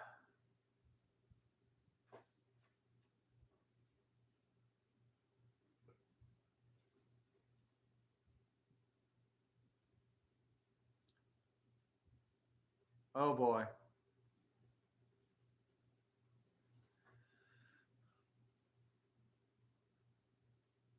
Whoa. They belong to Odin. I don't think anyone's going to allow that.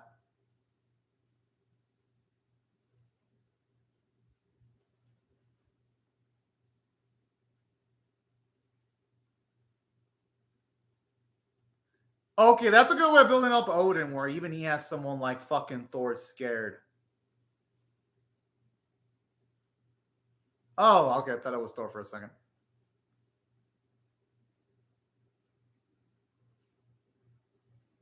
Loki. Oh, okay.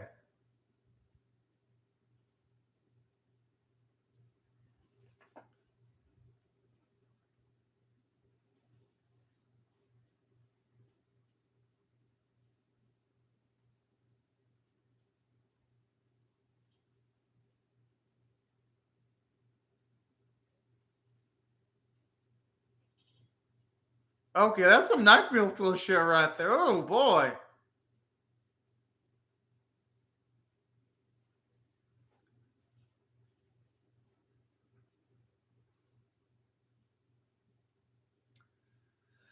Whew.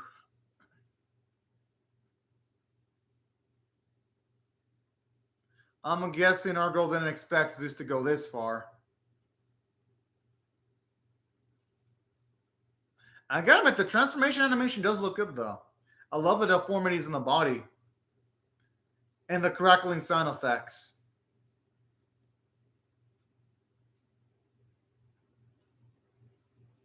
You know, shit's real when even someone like freaking Adam is reacting like that. You know, that's when shit's about to go down.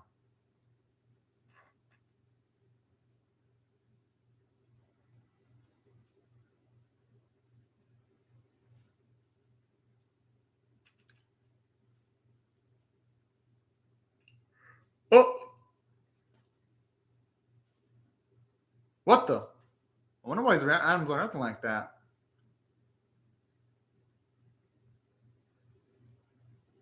Huh. Okay, this is like the opposite of Zeus earlier. Instead of being he's all bone now, but with the stack of muscles there.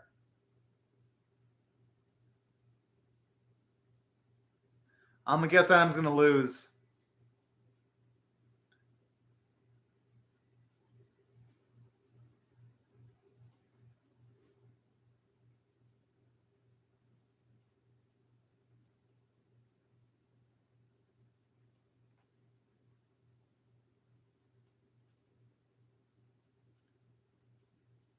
Whoa, he looks kind of nasty. Whoa.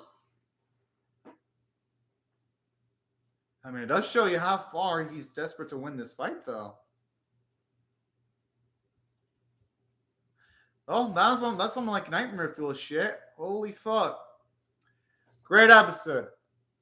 I'm gonna give this one a. If I had to rate this episode on a scale of 1 to 10, with 1 being episode 5 being 100% bit exceptional, I'm gonna give this a. I'm gonna give it a 8.5 out of 10. I loved it. You make plot progression. The Zeus and Adam fight progressed a lot, so this episode wasn't fucking around from a pacing standpoint. And right when it got hope, it completely took it away with Zeus having a seemingly scary as shit form.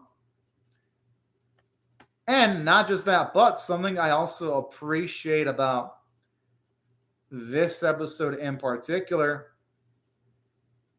is also just the fact that on top of all this stuff,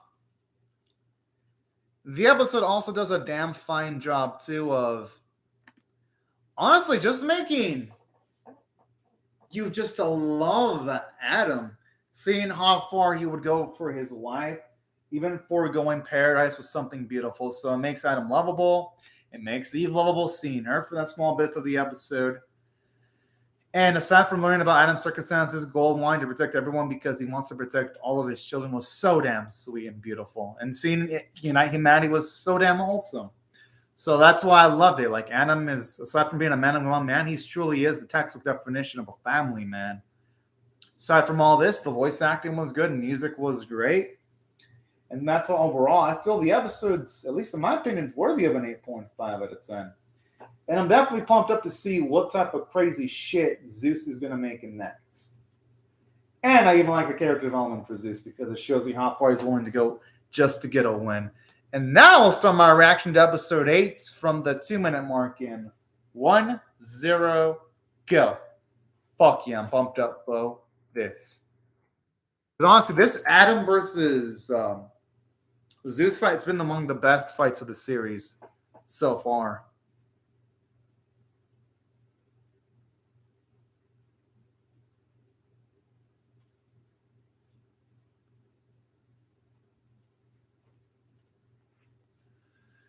Oh boy. And the way with the muscles bulging, it looks so fucking nasty. Well, not bulging, but like simulating like it's pulsing is nasty.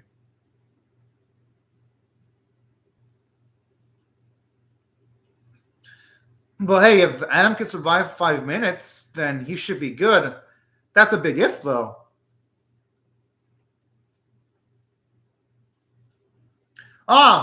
All right. Thank you very much for watching the Tingolia. The replay function will be there in case you want to finish off my reactions to episodes 8, 9, 10, 11, and 12 for later in the day. Because I'll be finishing them all off in one go, hopefully, without any breaks.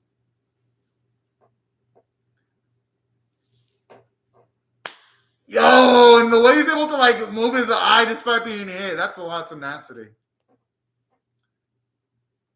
Thank you very much, Tingoli. Oh.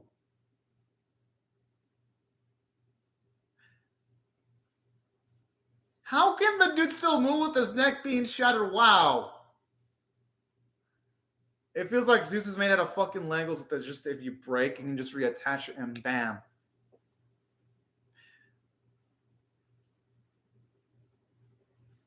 At least here, the animation for the punches looks better than some of the previous episodes, because at least you see some of the hits landing.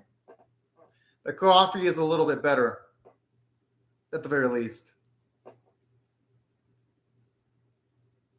Come on, girl. Don't jinx her, boy. Damn it! Oh, no. Oh! Oh, okay. I'm guessing he has limitations to his copying ability, to the divine reflection. I'm guessing there's only so much she can copy. I'm assuming that's why he's bleeding from the nose.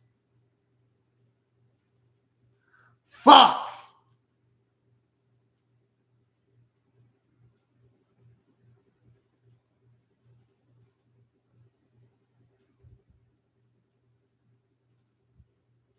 Oh, no. That's a good point. He's had to use it in every single instance of the fight. Fuck, now it's going to be a battle of who's going to be able to blast the longest.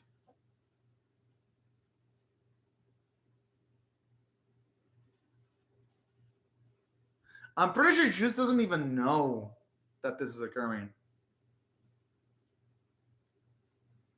Well, no, because this might burn out before Adam might.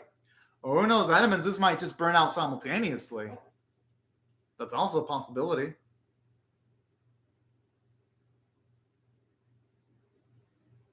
Yep, it's going to be a battle of will, power at this point.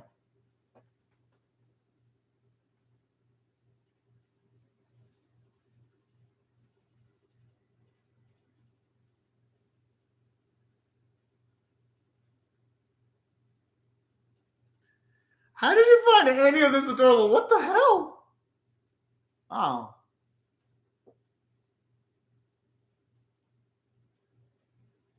I don't even think we need a visual aid. But hey, the visual aid does look nice, though, I ain't gonna lie. Okay, Loki is an utter fucking savage. I wouldn't be surprised if his opponent ends up being Jack the Reaper.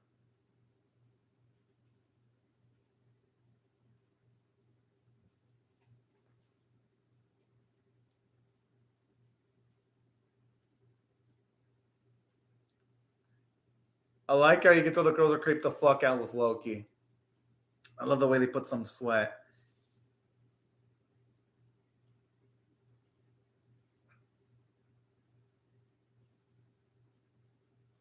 Oh.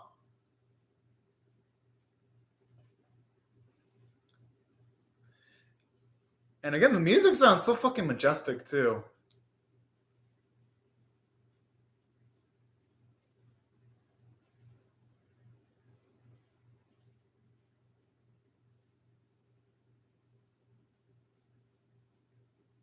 Hell yeah! I'm assuming Adams. My guess is Adams probably gonna win because he'll hopefully have the support of his family to rile him up.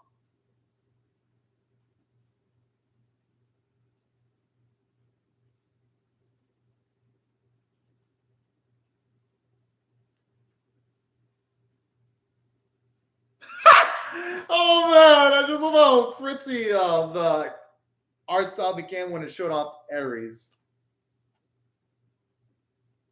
I mean, it's still men giving their all, ready to lay down their lives, just get the freaking win. I could see why I should be tearing up.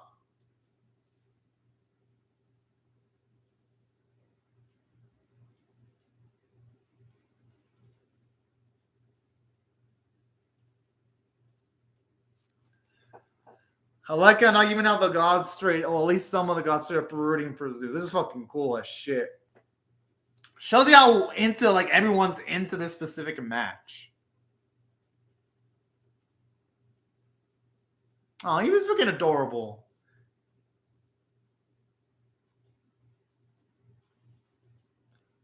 Damn! The kid is bloodlust. Fuck! The point where he even calls himself doubly. Oh shit.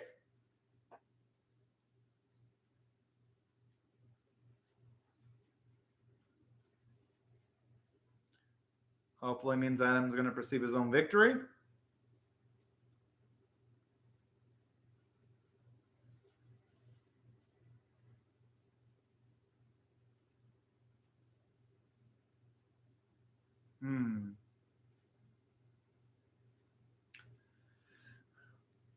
All right, yeah.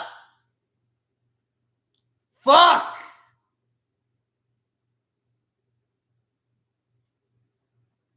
Oh no.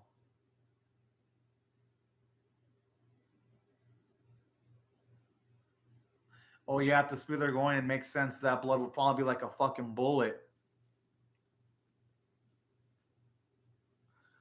Yeah, it makes sense because they're moving like point 0.00001 speed.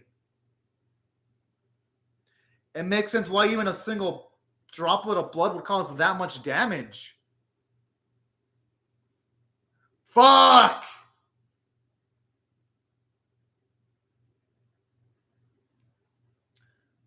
I'm surprised Adam's body is so durable.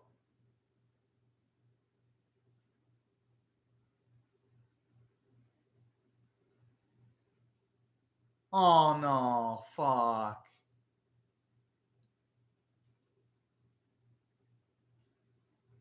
Well, hey, maybe we can last 5 minutes. Okay, I think Adam's still gonna win because if he can last a lot of time, then Zeus might wear himself out first. But no, it doesn't look like he's gonna last.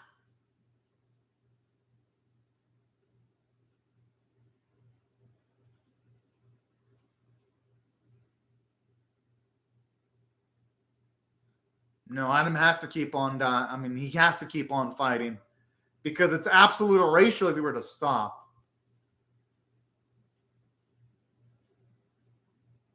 Because Adam is fighting for something grander than himself.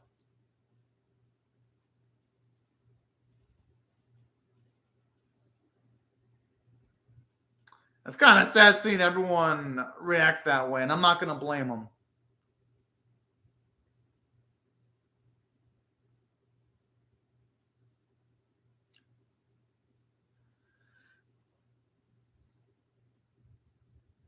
Aww. That's a cute little flashback bit. Yeah, I mean, it's like the ultimate fault. Oh, fuck.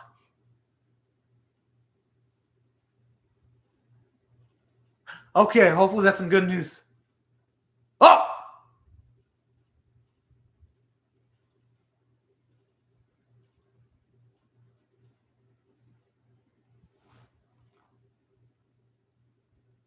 Why is Logan excited about this? But fuck it, this is some cool ass shit.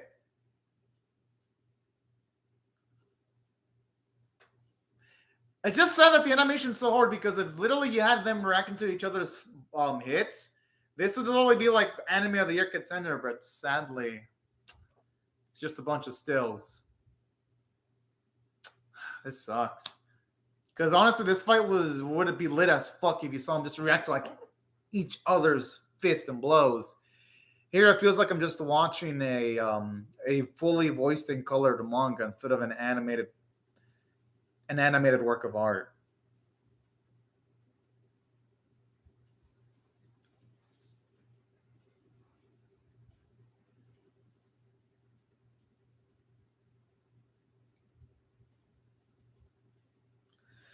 All right, come on, Adam. Yeah! Yes!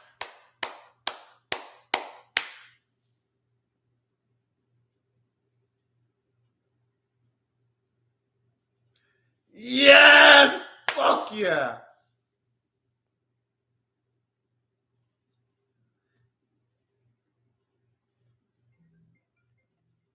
And that's how you end up a fight right there in the most grandiose way. Yet it fucking happened.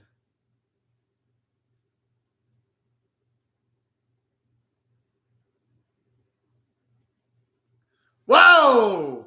So think Zeus of all people would be a minute he lost straight up is impressive as shit.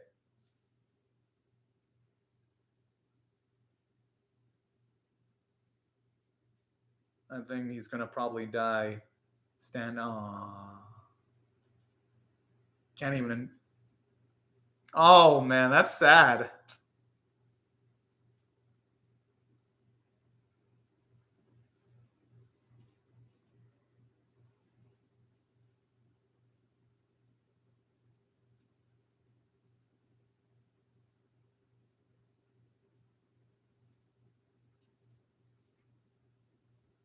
Fuck!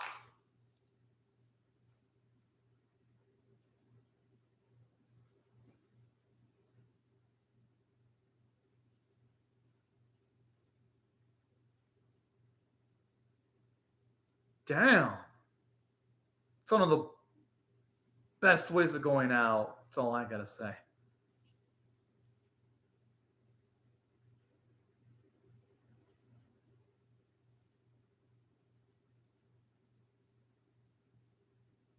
Hey, at least this is a minute his own loss.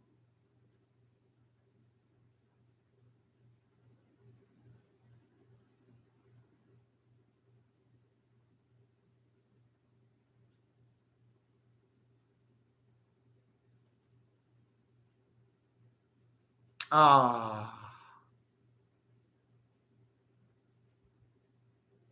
I mean, it makes sense too that the Valkyrie would die. I mean, with the battle that intense, it's a miracle those brass knuckles lasted as long as they did.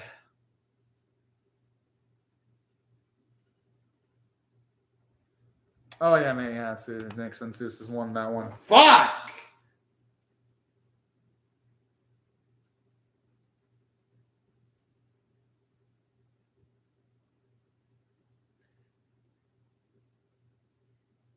Well, yeah, I mean, it was something to be proud of because even though Adam lost, he did a great showing.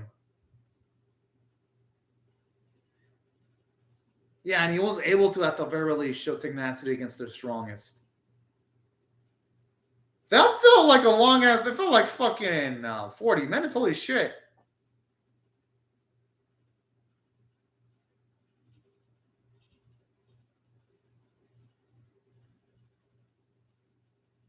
How can she stay calm, though?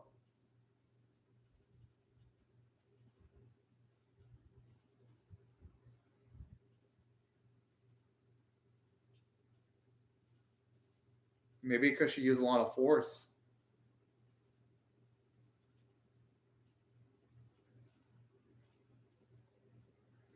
so that means when the human dies, the Valkyrie dies too.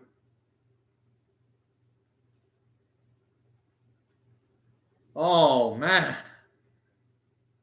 That means they died together too. Yeah. Had a feeling she was gonna say that.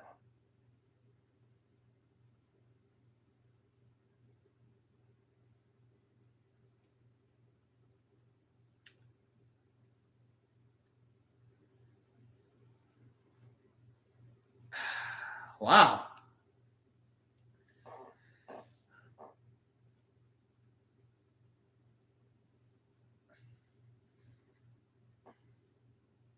And I'm assuming if Golf is going to participate, it'll be in the second to last fight, with obviously or Brunhilde being the last one. They're setting it up for that.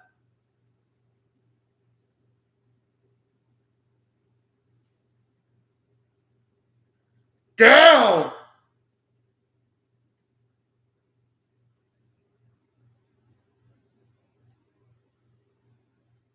Okay.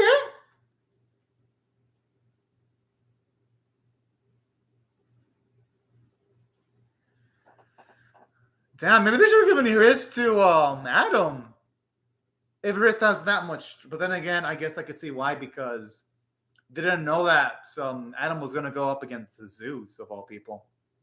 I'm sure if they did know that, they would have probably given her to Adam.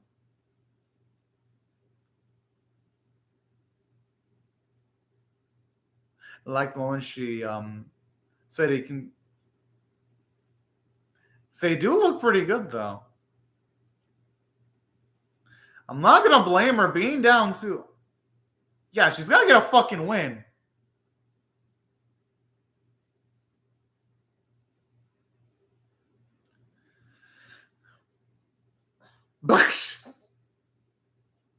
Whoa! I feel sorry for who has to clean that shit up.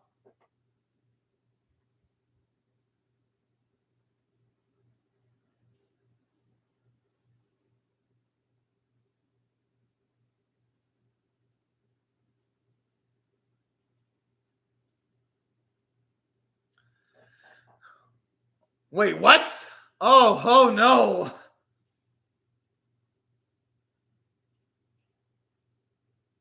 They probably do want 7 straight wins. Let's just be fucking real. They got to playing for keeps.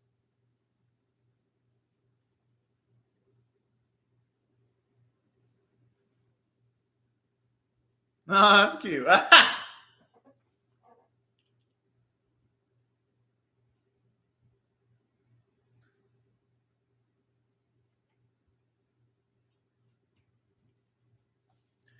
But yeah, who's gonna be her next opponent? Like she usually.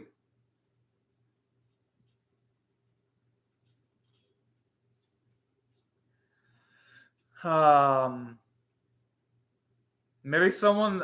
Thomas Edison. Poseidon is the god of water. So get the guy that made the light bulb. I mean, not made the light bulb, but nudged the invention for the light bulb. Thomas Edison. Wait, is Thomas Edison in the lineup? I don't know why I thought of Thomas Edison. Oh shit! Never mind. I don't know why I thought about Thomas Edison for a second. Kojiro, okay.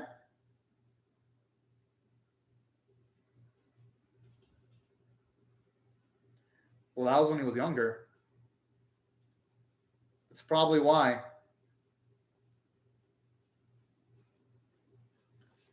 I'm guessing Kojiro was when he's old. That's when he was at his peak.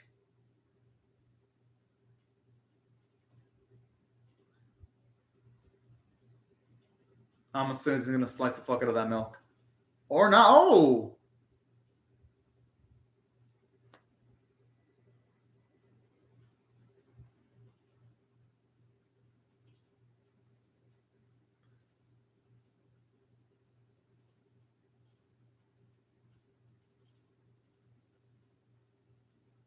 I'd be fucking. I'm a germaphobe, so I'd be scared of taking food from the fucking floor. Whoa. I mean, people do change when they age, though.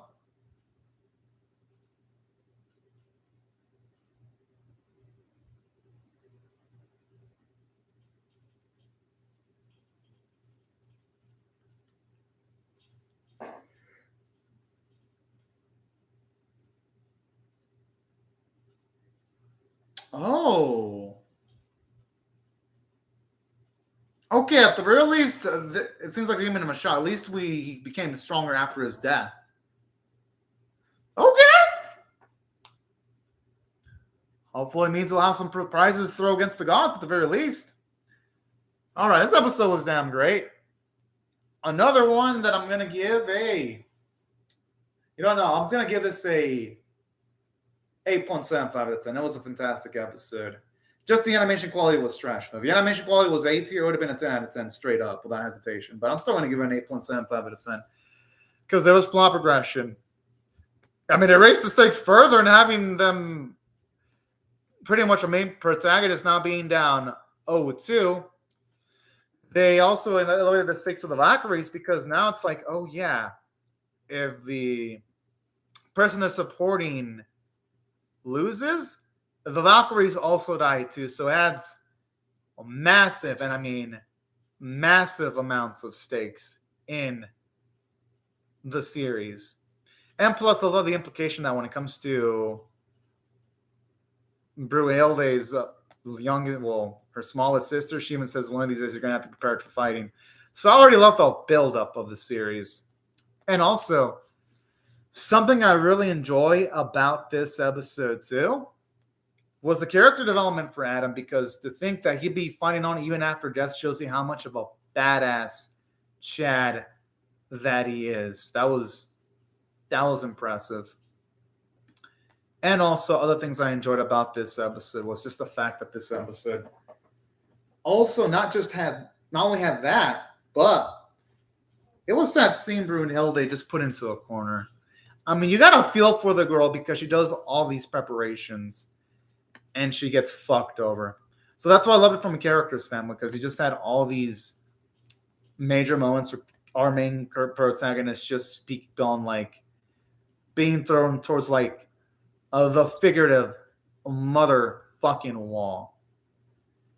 And plus, the episode, I should say the series does a great job of giving massive amounts of respect to Zeus, all things considered. So that's something that the series also, if you ask me, it does a great job in doing that, because if Zeus would have went down, yeah, it could have potentially, it would have made the victories later on in the series feel hollow. But in them establishing the fact that it's taking this much for a god to be taken down, it's showing you that any victory in the series, it's gonna need to be earned straight up. And that's overall, I thought the episode was fucking great. And also seeing the reactions from Adam's family was, I gotta admit, it was kind of sad as shit. So I'll give the writing staff credit for that. Voice acting continuing on being great. Yeah, I'm hyped up for episode number 9, and I'll be starting my reaction to episode number 9 from the 2 minutes and 10-second mark in 1-0 go. Oh man, I'm hyped up for this.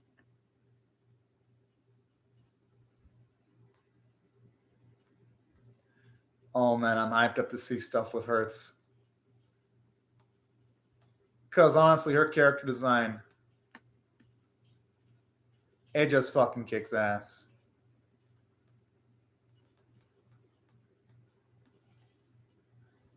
It just kicks loads of massive ass.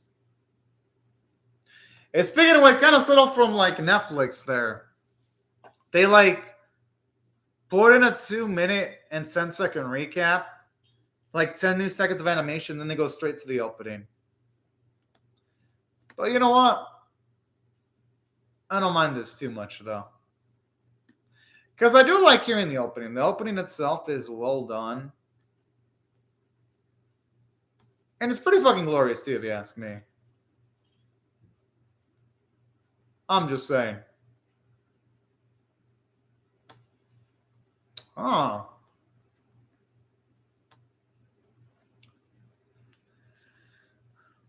I just wonder though, when it comes to like this last fight of the season, I just wonder if it's going to last multiple. I mean, it probably is going to be the last fight of the season because on the, at least when it comes to like the Crunchyroll, not Crunchyroll, Netflix preloading card, it does show just Kojiro, Adam, and also Louis Boo on the visual against Three Gods. So I guess it would make sense that this would be the last fight of the season. I mean, it's Poseidon. It makes sense why they didn't have a quad water stuff in there. Although it doesn't feel fair, though. It feels like the god should be operating with the freaking handicap, all things considered. Considering they have such a massive strength advantage. I'm just saying. Pretty fucked up if you ask me.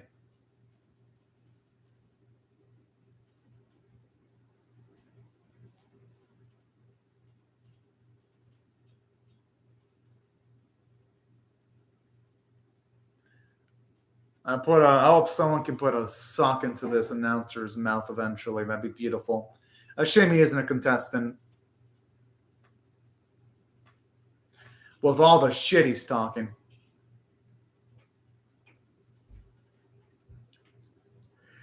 Okay, now that's an entrance right there. Holy cow. That's all I gotta say.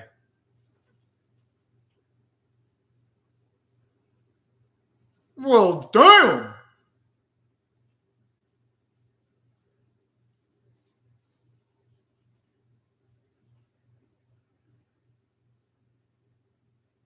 Hmm.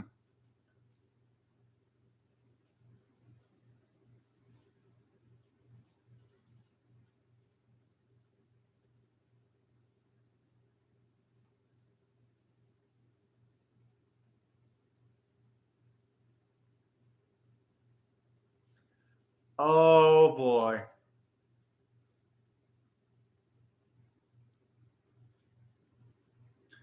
Yo, and then Poseidon looks like he has all. I mean, then again, it makes sense why all the gods would have all the confidence in the world.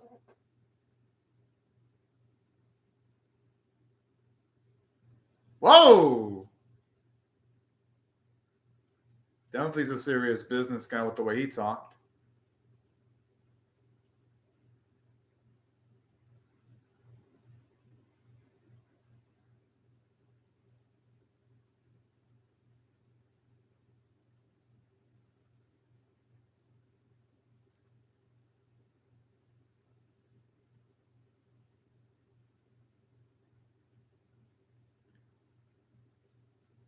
Oh boy.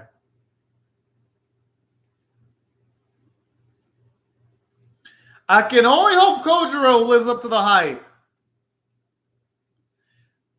But yeah, at least they established the fact that he's stronger than he was in his prime. So at the very least, he has that going for him. And plus, he's going to be enhanced by having a Valkyrie. So at least the dude's got a shot.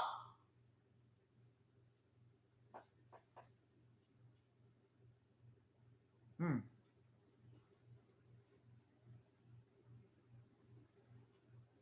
Huh.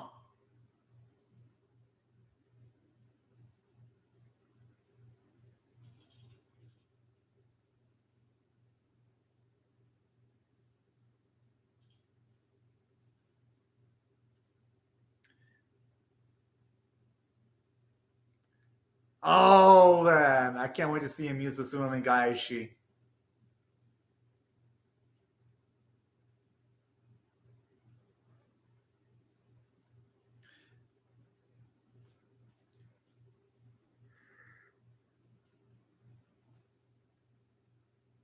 Although, in this time, if he dies, he won't be able to evolve anymore. So I hope this time Kojiro can actually get a win.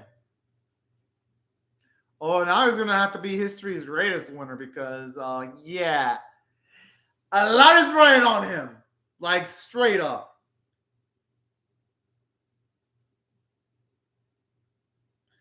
I hope Because there's something I do like about Kojiro. At least, unlike Adam, at least the Kojiro they established that he's stronger than he was during the life. So that's at least a positive.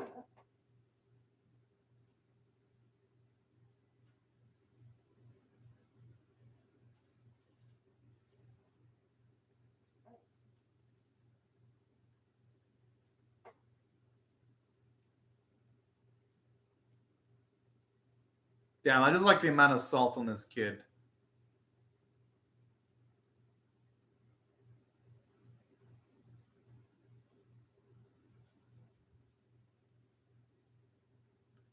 Ooh, I'm actually curious on this.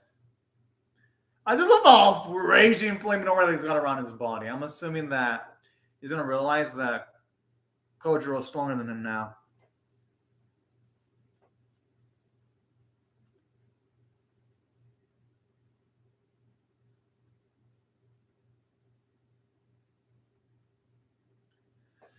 Honestly, faith is the only thing they got so far.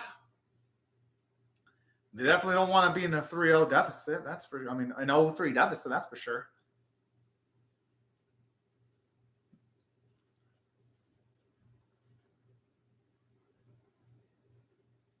Oh.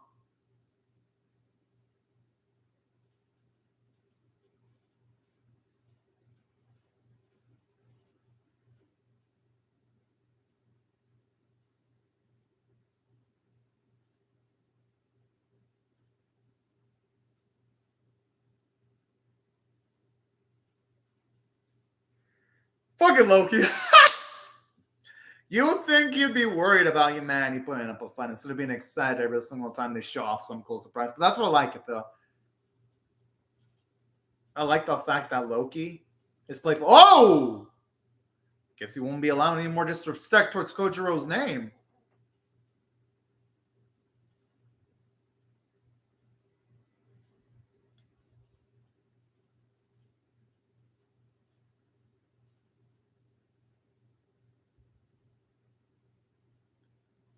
All right, now this is like a build-up hype.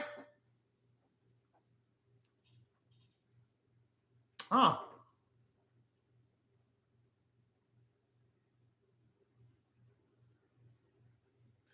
And you know, I love the opposite. Instead of having like the peak of max strength, now this is like full-on experience, intelligence, fully trained to like the maximum. That's what I like about the unique approach that they're going for this fight.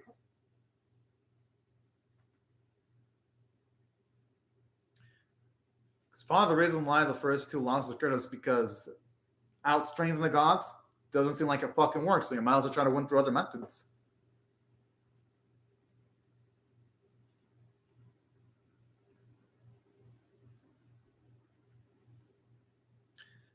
I like some of the character designs when it comes to some of the characters in the audience, even though they're just characters with mountain lines. They look really good.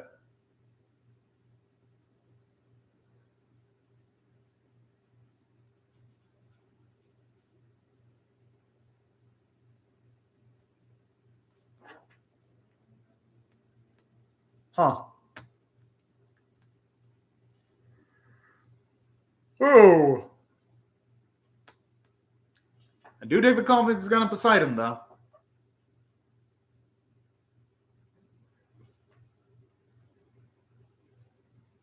Oh! What the? Is the fight gonna end like that? Oh no, he's. I thought for a second I was gonna be like, damn, that's like the quickest fight in the series.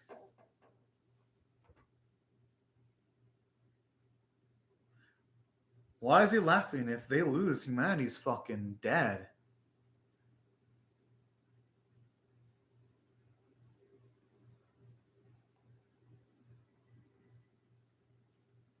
And that honestly is the smartest way of approaching the fight.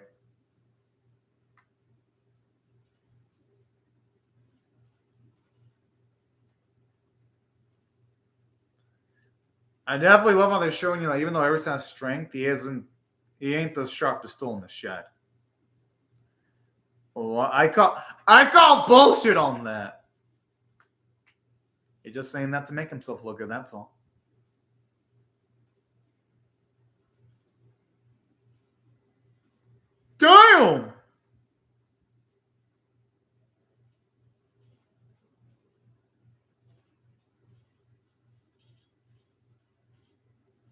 Oh boy.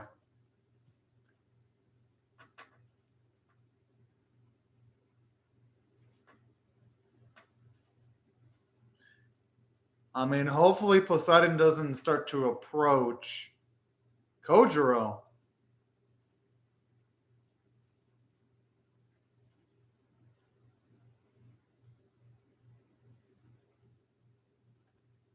Who's the third?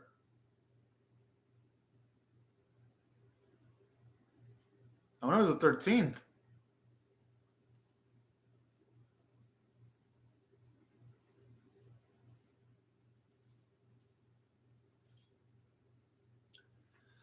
I'm assuming that god is probably going to appear eventually, though. Whoa!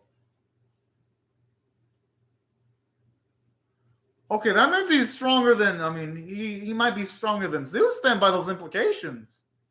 I wonder all the other gods are fucking scared of him.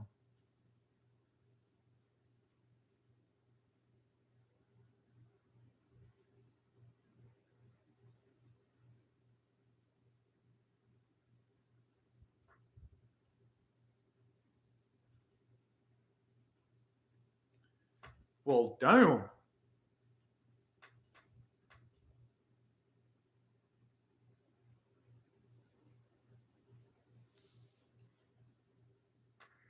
That's if we play that he's stronger than Zeus then. Going by the way she's talking.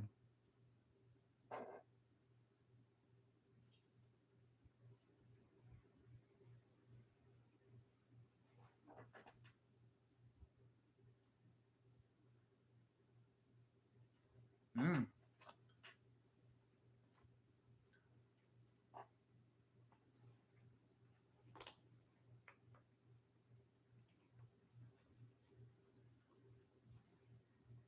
And I kind of like this world building too. Just seeing the relationship chain between the gods.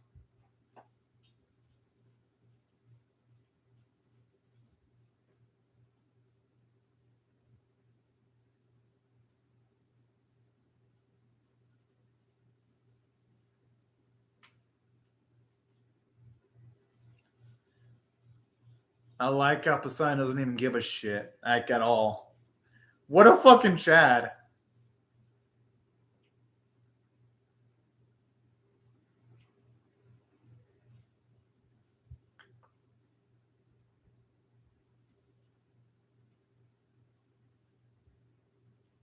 Only a reasonable ask for Adamas. I don't think anyone else would perceive that shit as reasonable. Like at all.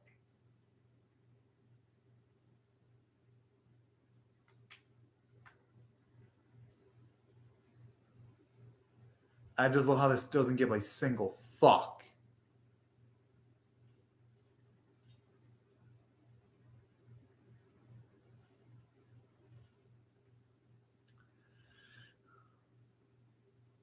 I like how no matter what happens, this dude never loses his cool.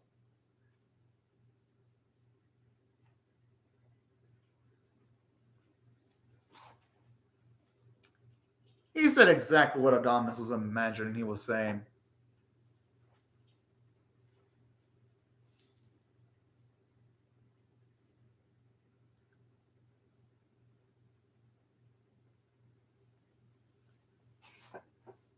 If anything, that's what Adamas is a fucking worthless brat.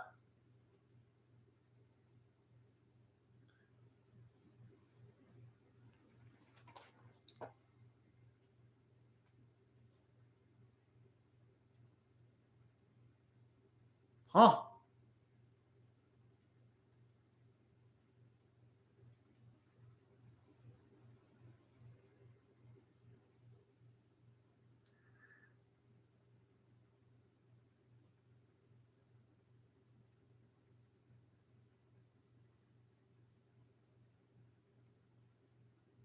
I mean, the thing is, though,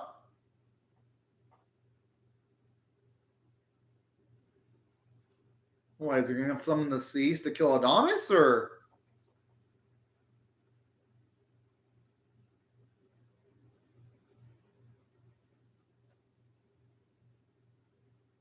I like how he's calling Poseidon an arrogant little freak. Even though Adamas is a cocky little shit himself.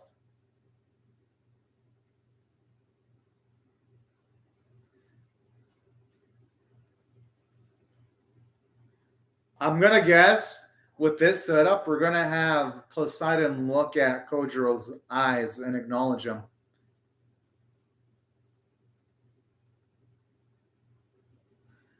Damn, absolutely cold blooded. Wow.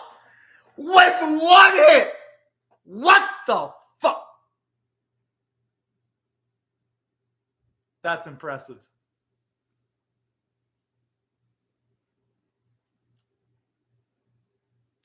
Wow.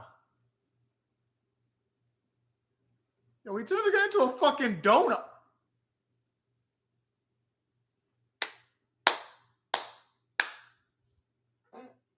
Wow.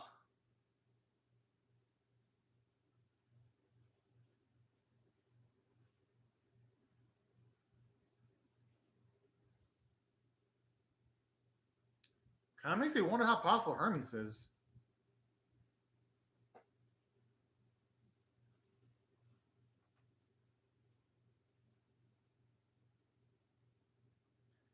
Damn, talk about being owned so badly your name's even erased from the history books. That's fucking savage.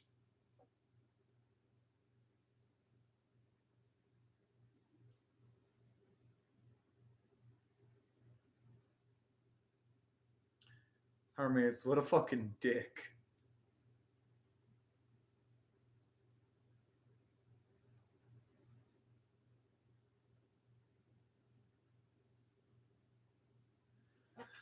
What a fucking thrill seeker.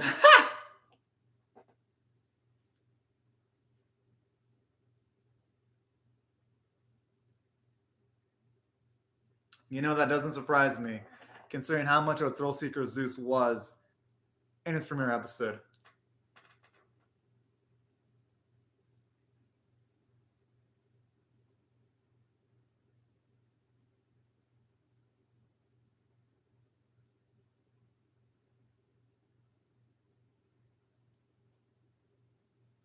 Whoa.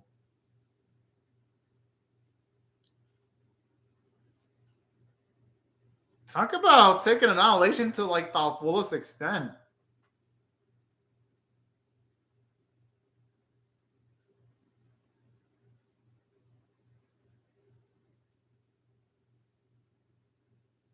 And so that was it. I mean, Ares said king of divine being, but they changed the lines because when Ares says it, he implied that Poseidon is more god than any of the others.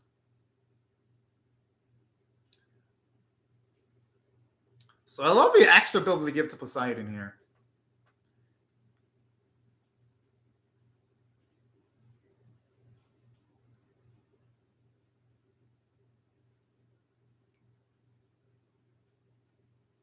Oh! Okay!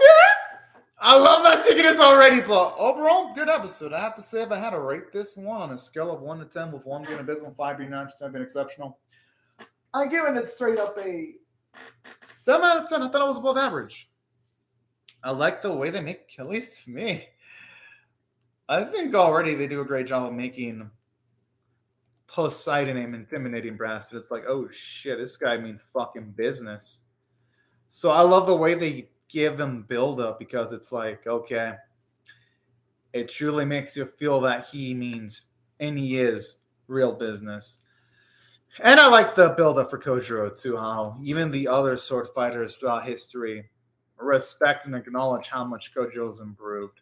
So that's another positive going to the favor of the episode. Aside from all this, the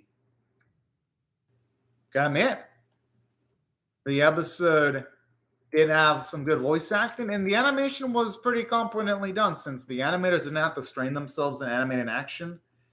They were able to get the job done to their credit. And that's why overall, if I had to rate this episode, I got to give it an above average 7 out of 10 grade. And now I guess I'll be starting off my reaction to episode number 10 pretty soon. and down. It's already been like just a few long hours, and I'm already in episode 10. But that's what happens when you have fun, though. Time just flies by way too quickly. And now I'll be starting my reaction to episode 10 from the 1 minute and 40-second mark in 1, 0, go. Oh, hell yeah. I'm assuming this is going to give more. I feel bad for Kojiro. Hope he can finally end that streak of losses. And he can finally get a W.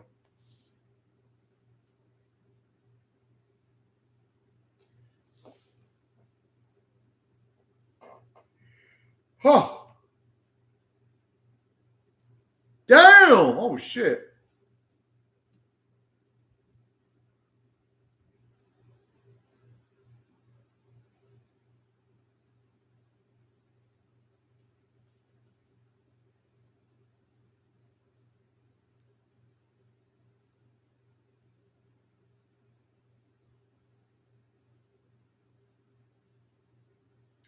But I'm assuming Sasaki made up for it in his skill and speed.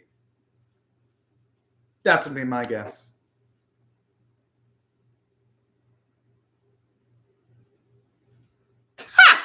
Oh, man, I love that easygoing attitude.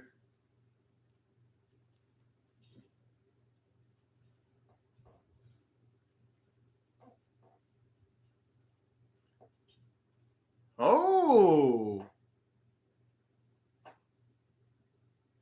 Now, this looks absolutely promising. Impressive, too, considering that Sasaki doesn't even have a strength advantage.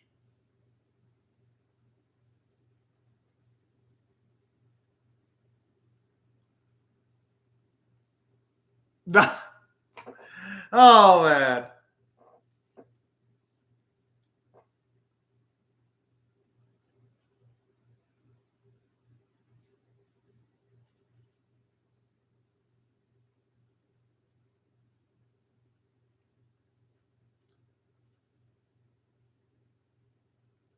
You know, someone that lived by those words is definitely Louis Boo in the first battle of the series.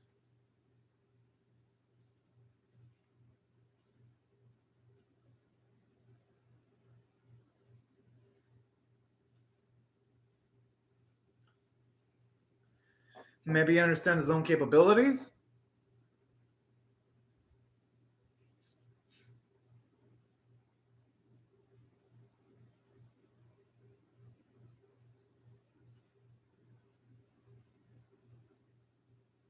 That's pretty damn smart, thinking about the long game.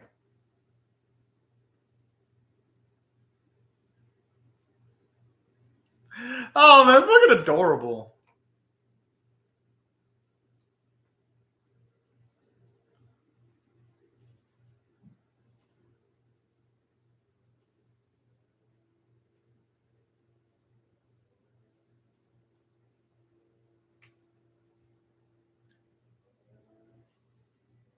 Oh, boy, I'm assuming this one we're going to see him become a badass.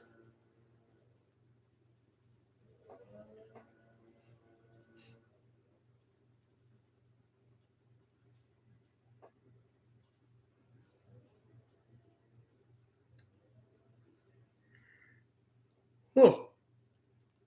Or maybe he could just try enhancing multiple features of himself at once. I mean, that's easier said than done.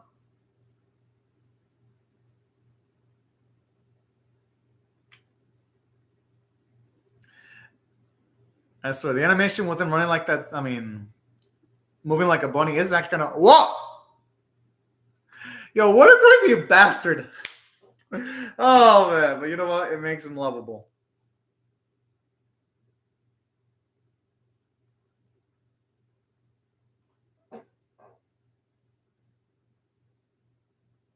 You know, that's actually a smart way of handling it.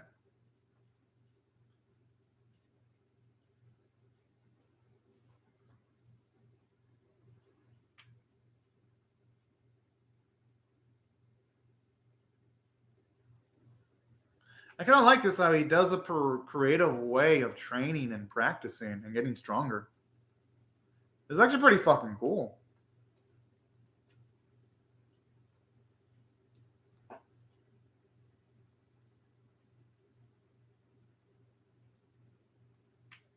I like how he even sounds like a fucking badass too now.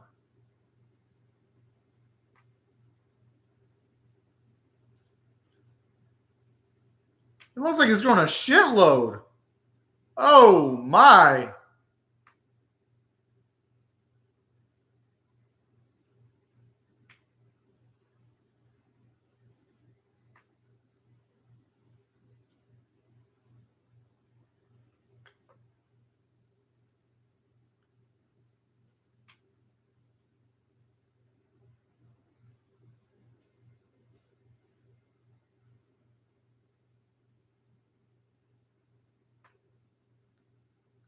Whoa!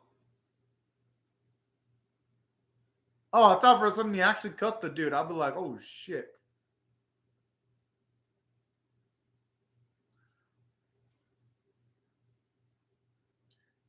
Hopefully, when he battles Poseidon, we can see that fucker react similarly. That'd be beautiful. If that did happen.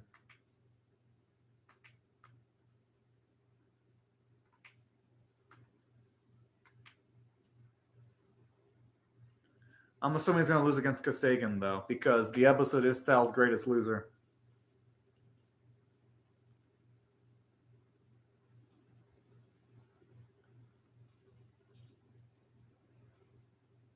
Oh, boy.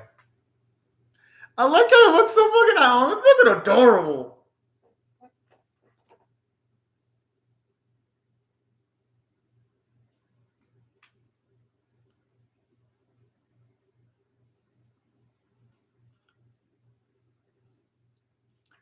Damn, this body looks cut. Oh, what type of training has been doing to be having a body that cut up? Then again, it could also be really experienced in combat, too, though.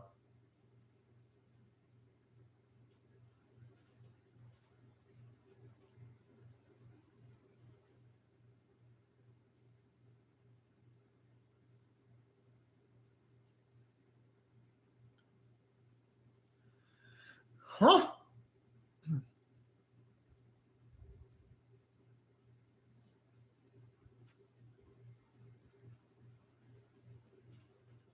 Damn.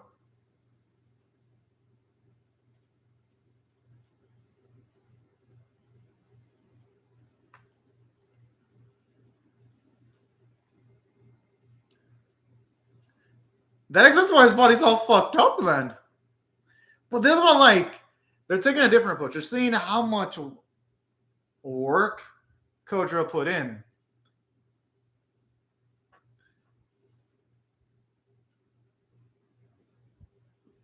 I mean, just for self improvement, I mean, there's something admirable about that. Yeah. That's actually kind of inspirational there.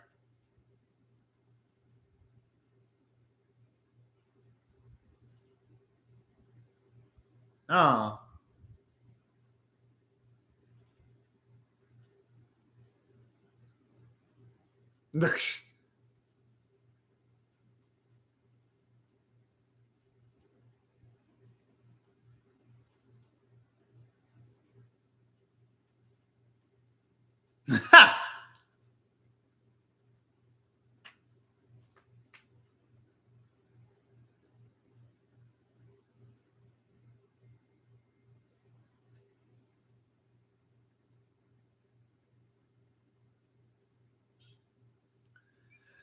Ah.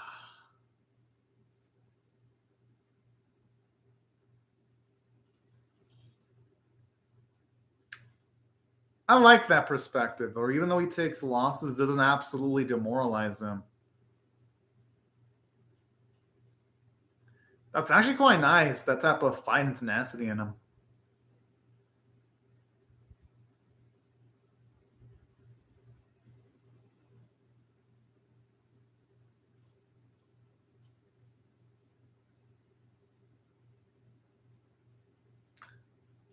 But hey, you know what? At least with every loss, he gets stronger, though.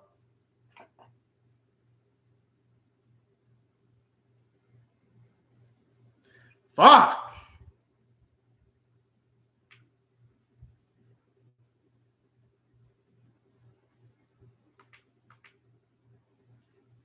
But I love his guts, though, where he continues on challenging people even though he knows he's going to lose.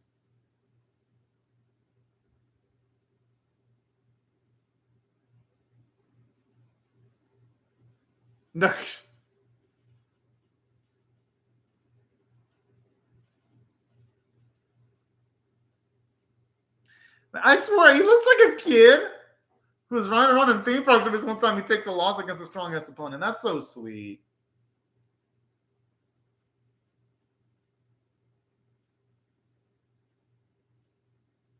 Hmm.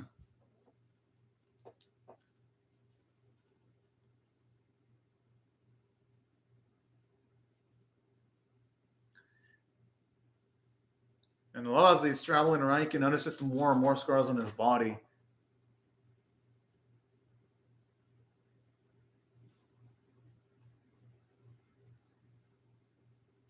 Whoa!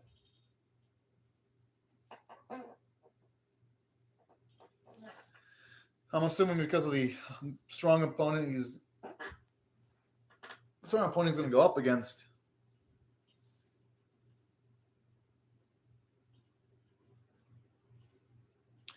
So looking at that is making me hungry as shit. I mean, hey, at least he's the greatest at something, even if it's at losing. It still takes tenacity and determination to keep on going even after taking so many losses.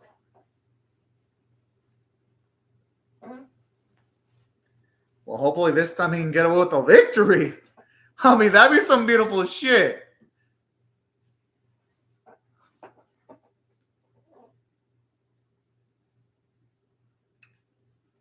Interesting. Already instantly you're seeing Poseidon stare at Sasaki directly.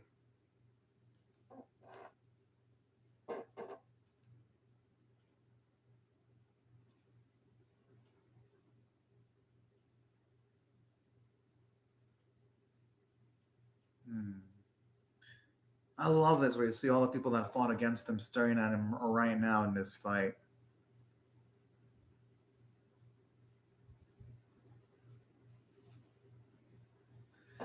It looks like he's about to unleash a fucking epic tear. It's like, oh my.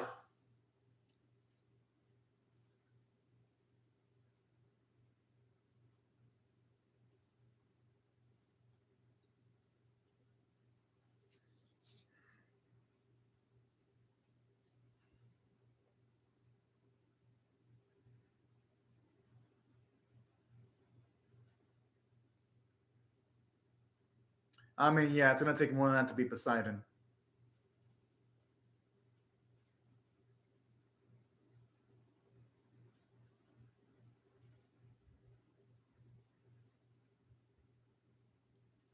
But I'm assuming he's going to find a way of doing that, even if it's going to be nigh impossible.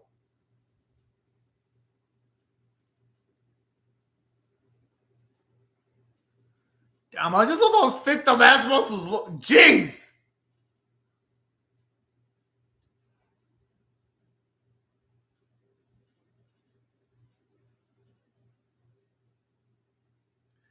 Yes! Let's hope he can cut an arm off at the very least. Fuck! I mean, I guess I'll take some hair loss. Although it's not looking good if Brunhilde is reacting like that.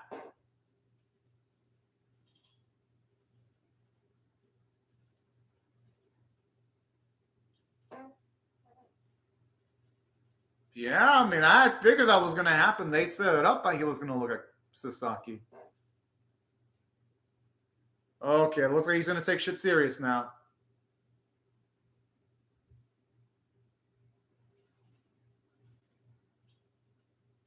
I'm assuming he's going to remember the day where he fought Sasaki.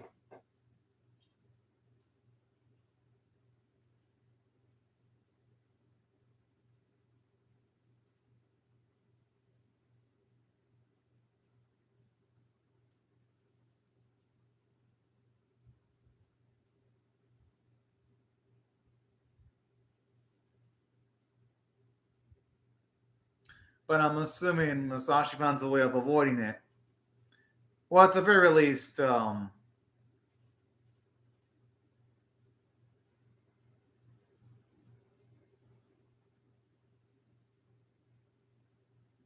like how they all say it at the same time. Damn. Now this is how you hype up a fight.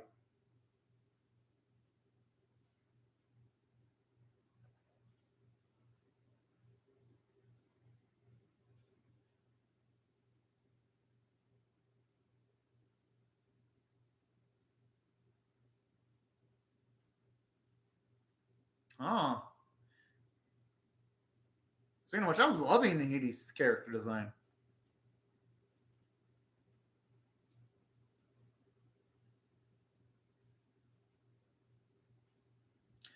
Poseidon, don't look and nonsense. Please look on by and say, oh, he's actually gonna go on the offense? Oh man, I got a bad feeling about this.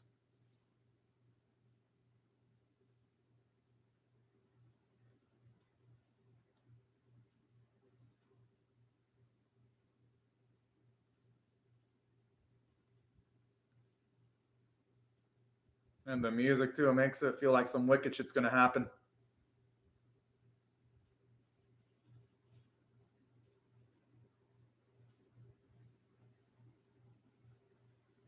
Amphitrite. Oh, hey, at least the dungeon animation doesn't look that bad. You're actually seeing hair movement. It actually looks competently done.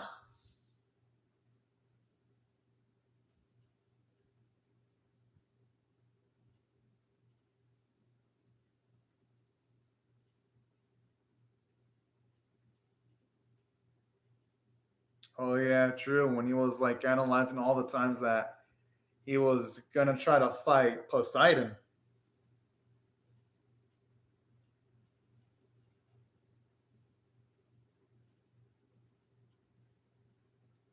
Hmm.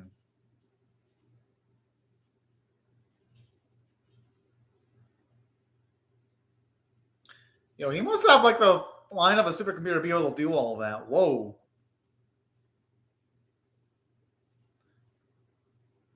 What the? Okay, that is a major amount of research. That's like prepping to like the extreme umps degree. But I love it.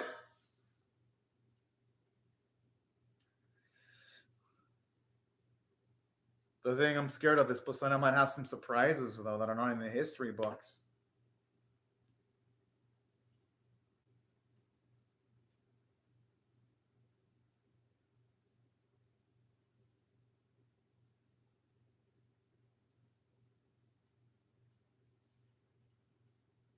Hmm.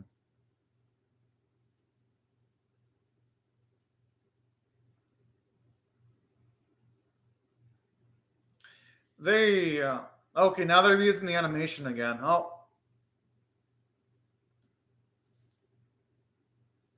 still though, when it comes to some of the attacks he's dodging, I do like how you can even see his clothing move. It looks some bits look nice actually.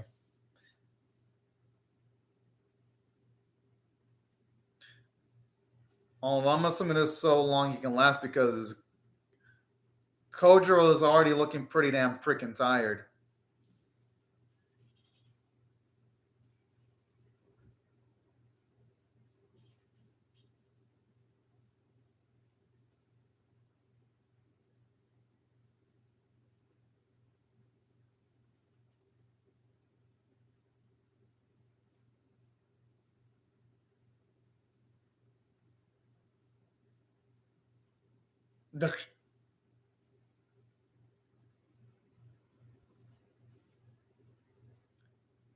And I gotta admit, I do like the way the water's running. It looks beautiful.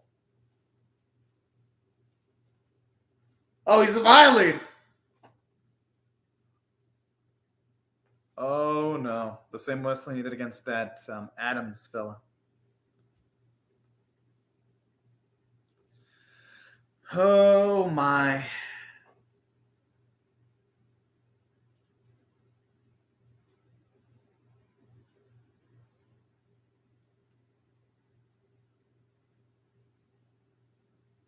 That's the thing. I'm worried that Poseidon might have a technique that's not in the history books at all when it comes to Poseidon, that he might not be able to dodge. Oh!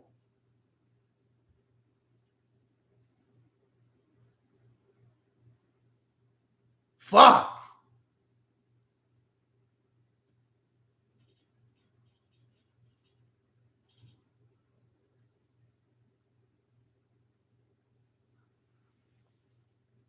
I'm surprised it's the first time he's talked to a human.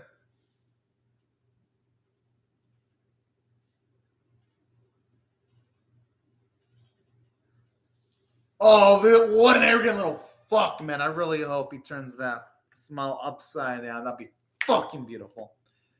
But in saying that, great job on the writing staff because, I mean, they've done a great job making me dislike Poseidon, so holy cow.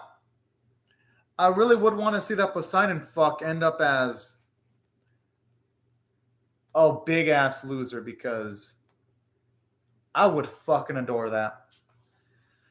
But regardless of the fact, good episode. If I had to rate this one on a scale of 1 to 10, 1 being abysmal, 5 being average, 10 being exceptional, I'm giving it a 7 out of 10 because it really makes you root for Kojiro. He's considering he is the greatest loser, he's the ultimate underdog, considering the fact that the dude's never won. So I dig the episode for that reason, and just a different approach too, because all of the two humans summoned were winners, and Kojiro is a loser. So I even love the uniqueness vibes going into this episode. That's why I like the writing. And from a character standpoint, I like it because how can you not love the tenacity of a character like Kojiro's? There's just so much to like about him for that very reason. And that's part of what makes this episode lit as shit. And plus, it's nice getting to see more of the cocky nature of Poseidon because it's like, holy fuck. Poseidon didn't even seem to be a guy that was going to be much of a talker, but the guy really surprised me. Especially with like the way he was just straight up talking shit. I'm like, damn. And he's every bit of savage that I was expecting him to be too. So that's also something I really dig about this episode. And then, aside from all this, I gotta say, the animation quality, even though yes, there was a few moments where, yes, admittedly, they did reuse the animation. And while yes, when they did reuse the animation, it was pretty damn freaking noticeable. At the very least, the bits of animation that they reused, hey, it didn't look that bad to its credit, and it kind of looked a little bit more respectable than the previous episodes, if you ask me. Then, aside from that, gotta say, the artwork, definitely you can tell the animators weren't slouching at the artwork because Kojiro's character design looked pretty damn baller as fuck. Voice acting continued being good like usual. And that's overall. I enjoyed the episode, and now I'll be starting my reaction to episode number 11 in 1-0, go. Oh, hell yeah. The shallow gazes into the abyss. I love how ominous the title sounds. Huh.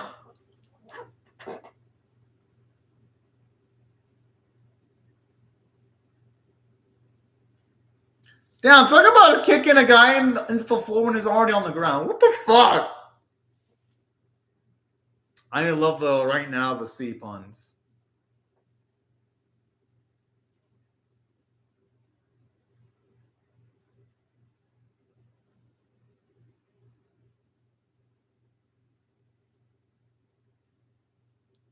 I mean, he's up against the god. You'd have expected this was going to happen eventually. That he wasn't going to be able to get through a fight completely unscathed.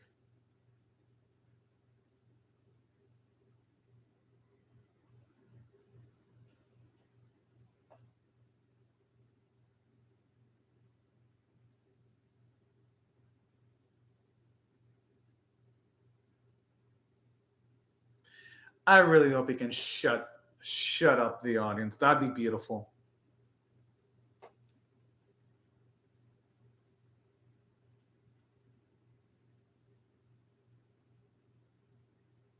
Hmm.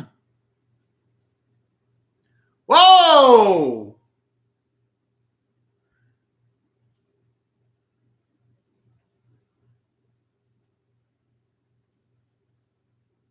Damn. Makes me wonder if Poseidon's even friends with anyone with that type of attitude.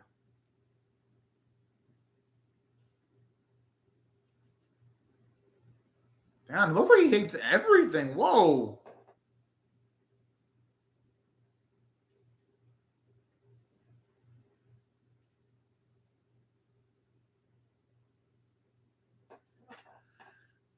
The thing is, there's nothing wrong with relying on someone when you need a helping hand, though. That's just his perspective.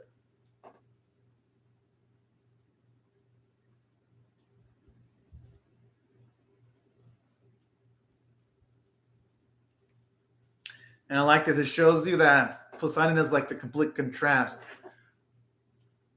of Sasaki, because Sasaki, he had to train his whole life to get to this point, while Poseidon was prepackaged greatness from the get go. I love this.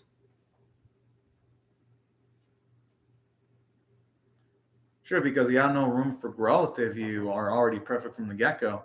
I could see why Sasaki would think something like that.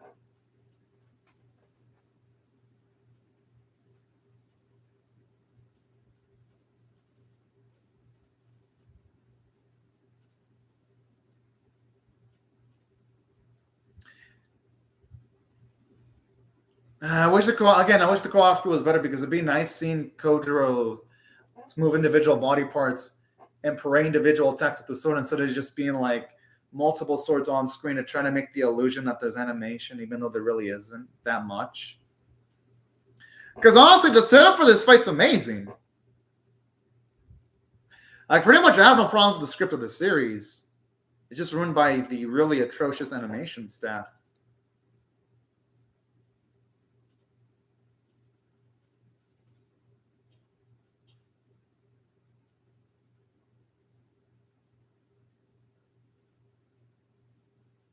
Huh.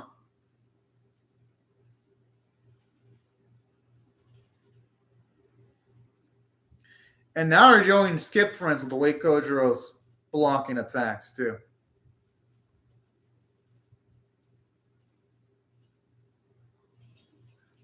And saying that the music is still continues being intense as shit. So I'm always going to give the composer his dues.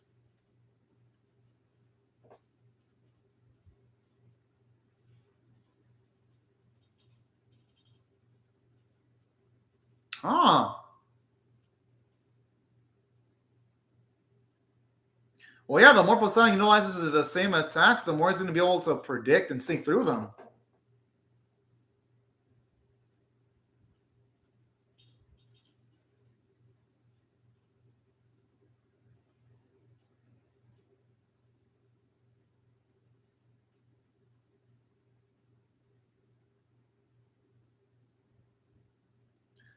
Oh, boy. Okay, I like this. At least it seems like things might go towards Sasaki's favor this time with the way the narrator's talking. Come on, narrator! Why? Why do you continue jinxing everyone, damn it?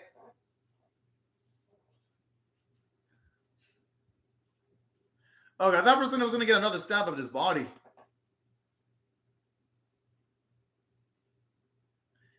And he's probably going to... Oh, I thought for a second he was going to try hitting Kojiro's blind spot again.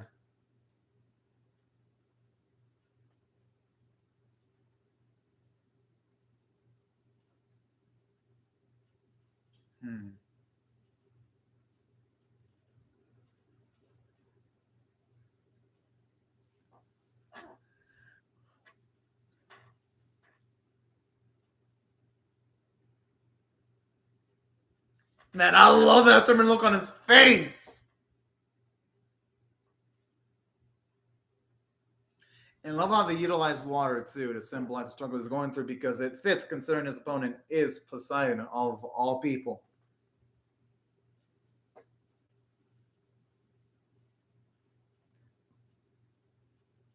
And it'd be poetic if he. Oh! Fuck! He looked so close to slicing that head off.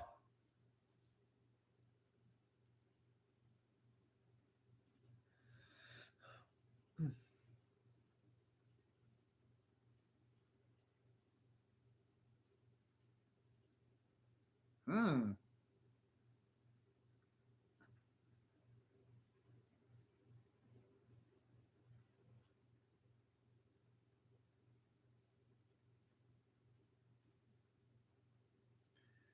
Okay, it feels like Poseidon can freaking tell up with the amount of speed he's got.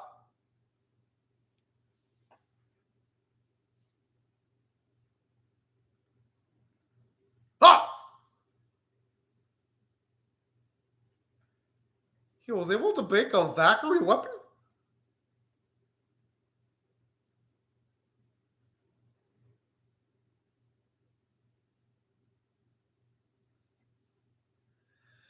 Whoa! What? Okay, I mean, it looks like all the hype that her said was for nothing. Holy!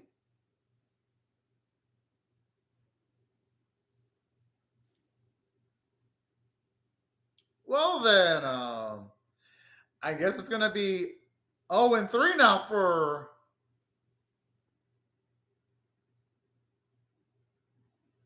Yeah, I mean, shit. Yeah, they also look about the odds being absolutely stacked against you.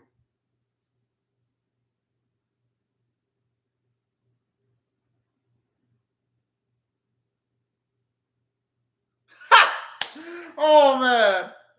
Unfortunately, can't say that anymore.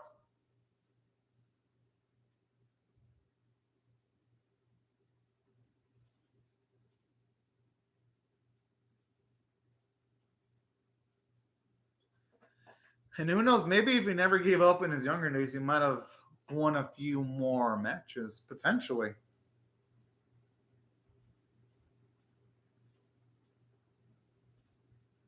I like how they mention specific day, year, and even the specific time too, just for extra gravity.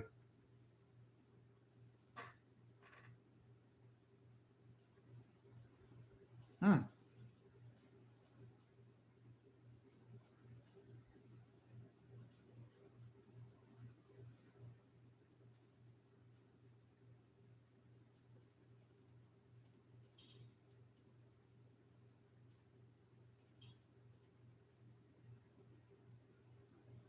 Oh.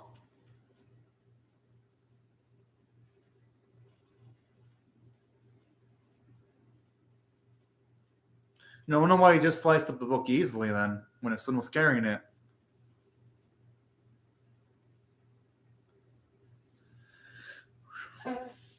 I'm assuming maybe the actual battle was more closer to a draw, or considering the way this series is interpreting mythology differently, maybe he actually.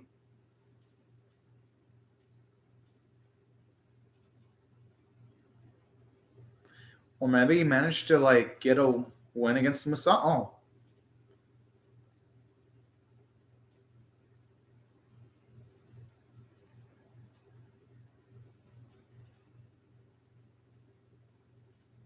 Oh. Oh, that's really sweet how he had that extra tenacity too, instead of running away.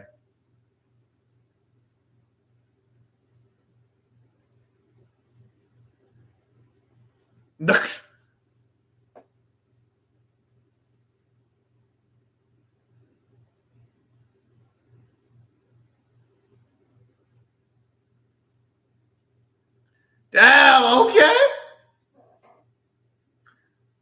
It's actually one of the best flashbacks in the series. Like sometimes even a few minutes can make a difference.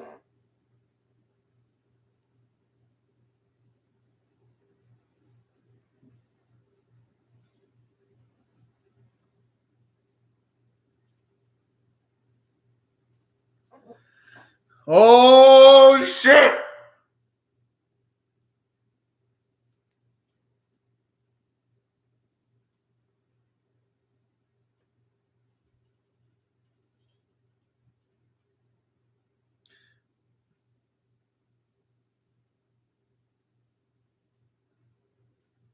And I love too those slow motion of the blood. It looking really damn good.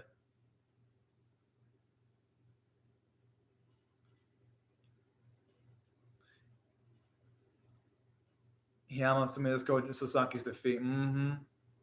Fuck. But you know what to say? You live by the sword and you die by it.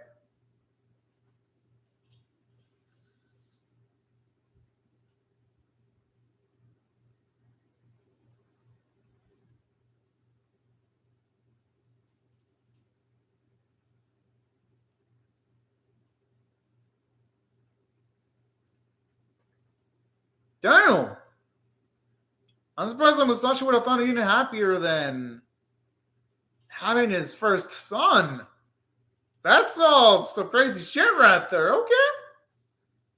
Well, that truly is living and dying by the blade, though, if he felt like that. And I appreciate that. I mean, I love hearing that kind of stuff.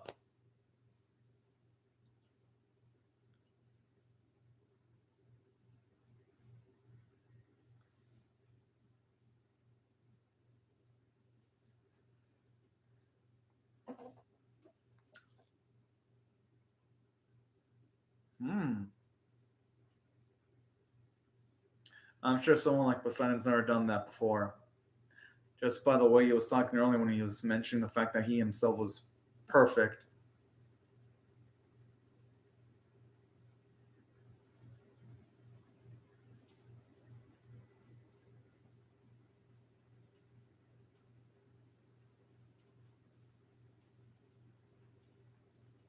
Oh.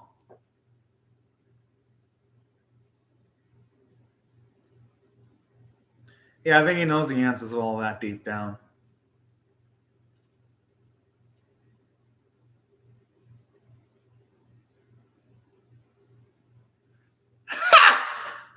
Oh man, I love how he's not even scared of insulting the fuck out of that. Out of that fucker.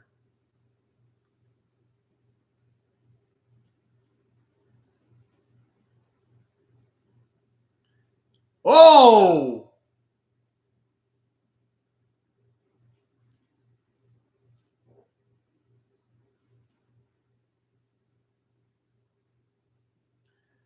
Okay. Man, that determination. Oh man. And so I love how all the characters introduced the fighters have been just manly as shit.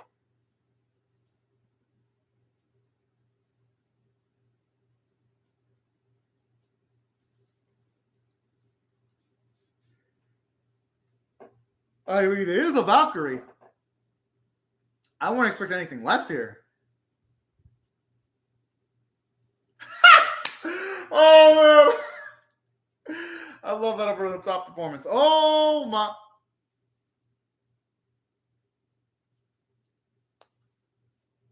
Ah, they still continue on the tradition of having some beautiful looking effects animation.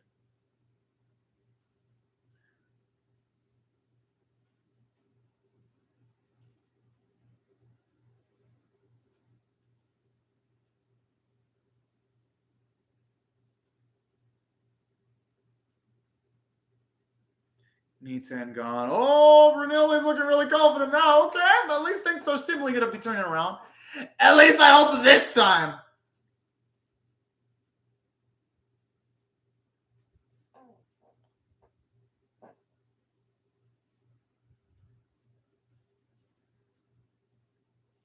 And I love this. I love how the animation got a little bit more fluid there. With the way his cloak is moving, the water is moving. It's making this moment even cooler.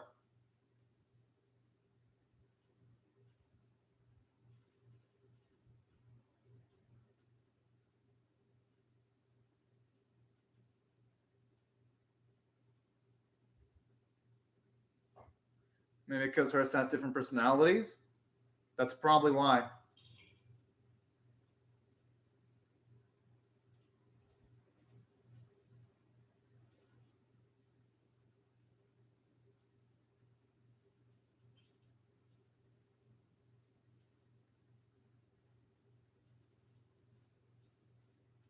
I love the way she's being buttered up.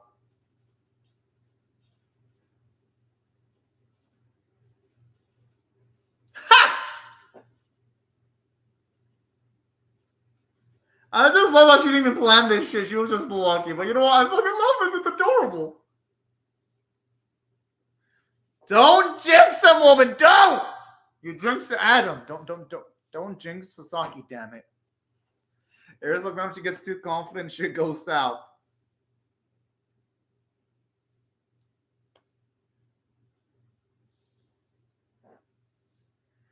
I'm still calling him a lowly worm. Although the subtitle says loser. Which I wonder why they switched the translation for the dub. I think loser would fit just as well as lowly worm, but both of them work in this case.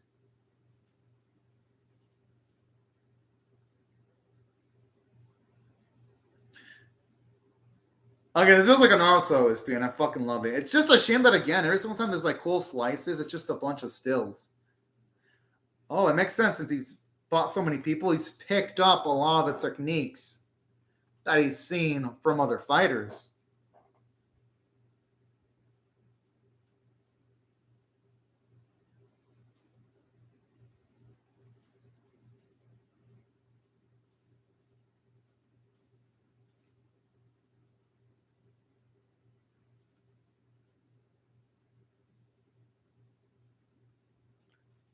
And that's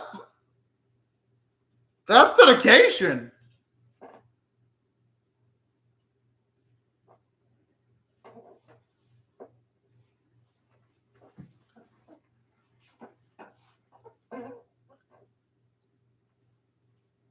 And like this, since Kojiro's lost so many times, he's taken up all those experiences where he's lost, is implementing them into a single battle. Something that Poseidon just can't even possibly imitate at all. We're seeing literally two textbook definitions of natural challenge versus yes!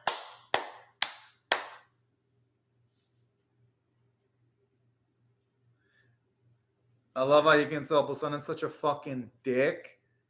Some of them are actually happy that the dude got fucking sliced on the cheek. How much of an asshole? Oh, whoa! Yes! Hopefully, eventually get that head. That'd be beautiful, other than that area. I want to be surprised if he starts copying maybe some of Poseidon's movements too, with the way this is going.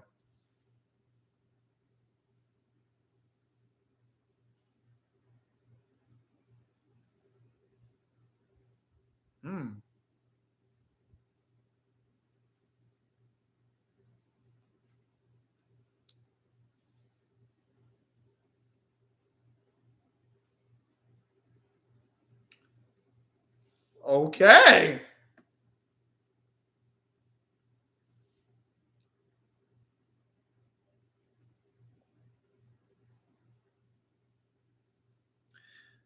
I mean, shit. I'm surprised Poseidon's not reacting from any of the hits. Well, I'm guessing the reaction's probably going to come either at the end of this episode or the season finale, episode 12.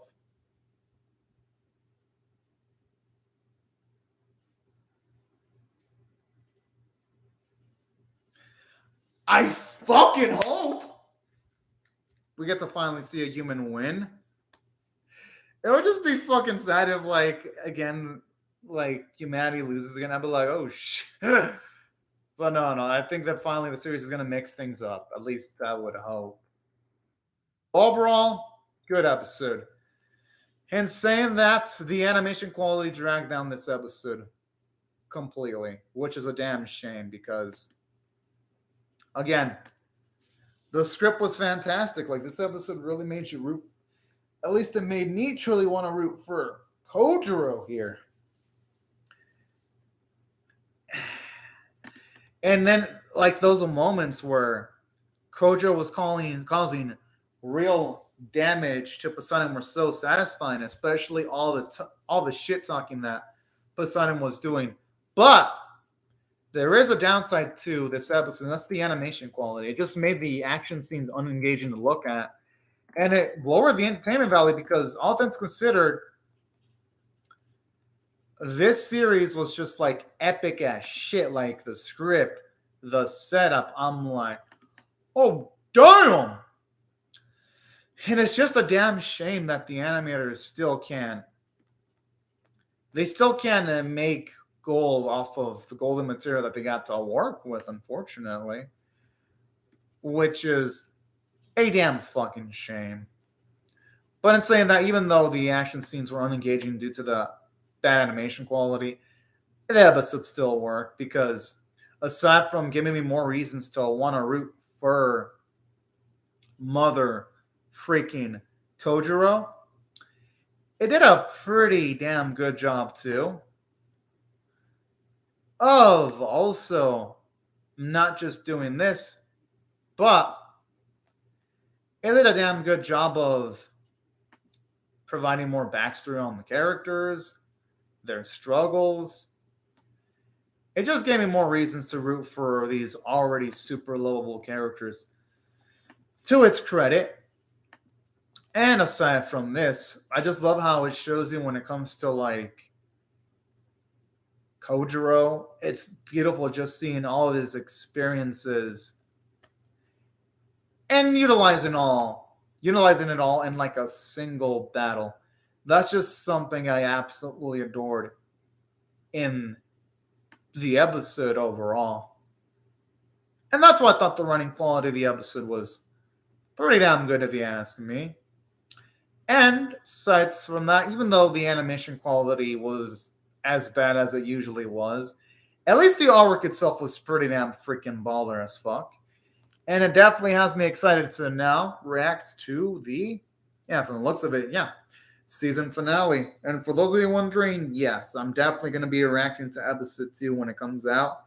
The odds of that are 90% for those of you curious. So y'all don't need to worry about that. But without further delay, I'll be starting my reaction from the 1 minute and 40-second mark in 1, 0, go. Hell yes. Gonna man, I like how the arena looks so fucking cool.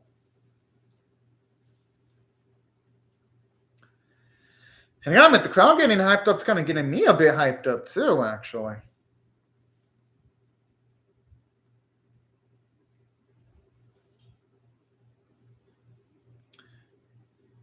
Water can heal his wounds. Going by I believe that's one of the Greek mythology things. He can use water to heal any wounds that he saw. I thought for a second he was going to use water to kill himself or something like that.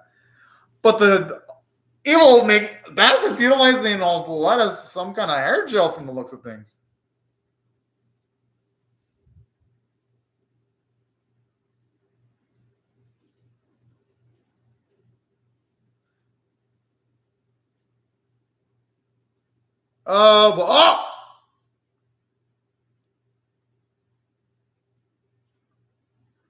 Yo, is anyone ever going to get a fucking win?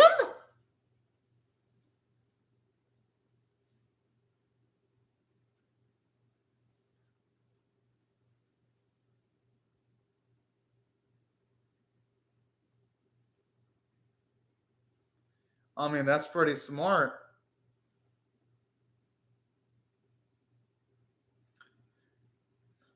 And yeah, just out strength and outspeed your opponent to the extent where they can't even avoid anything.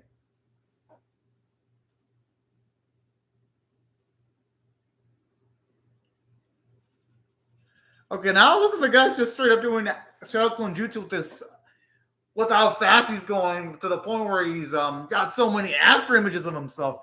Now that's an amazing way of portraying speed.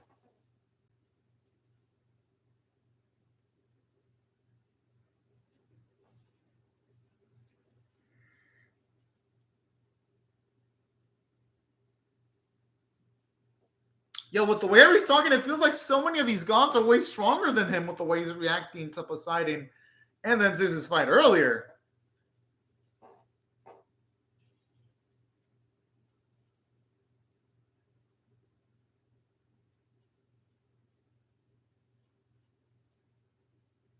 Oh, I'm assuming he's gonna get some slices there.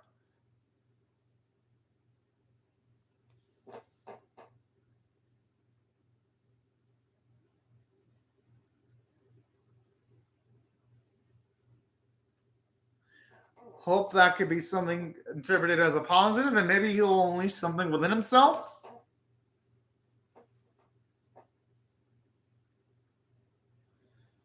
Again, the animation here looks stiff because as there's clanking and flash noises, we should at the very least see his arms moving a bit to block some attacks.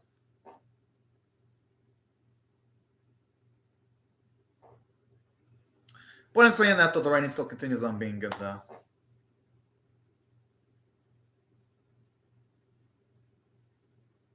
There's no way he's going to give up until he dies. That's when he'll truly give up, because he has to respect everything that he's been taught by everyone else.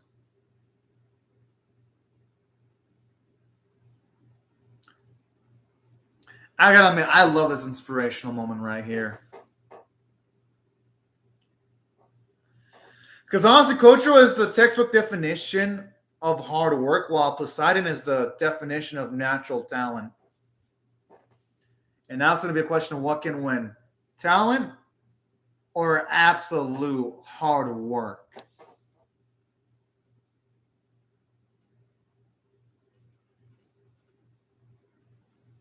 Oh, I like that smile there.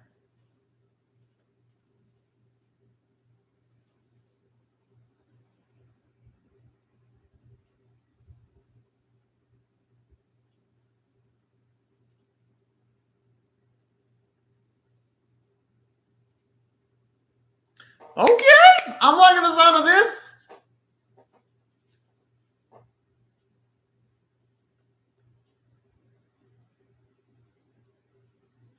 Maybe he'll find a way of like stopping time with the sword techniques or some extreme feat of speed. That's going to be my guess to how he could potentially damage Poseidon.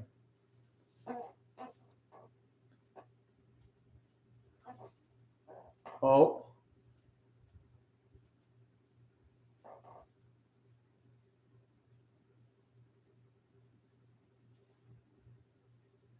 Yeah! The middle deserves victory. It's motherfucking Kotaro.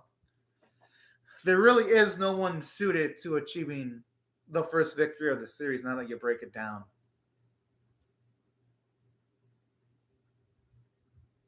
Oh.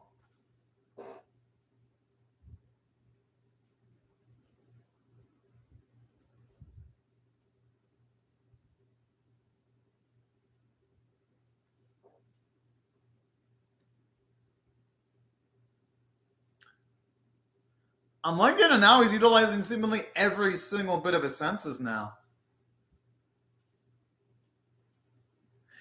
At that point, that doesn't even feel like a humanly feasible. That feels like a near god feat. Well, that he's pulling out now.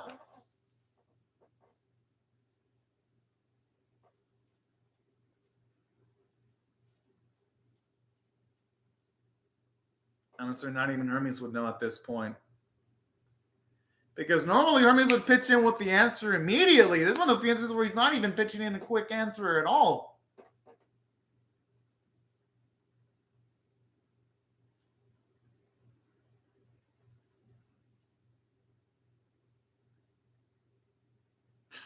I just love the way Mazar just beats his chest.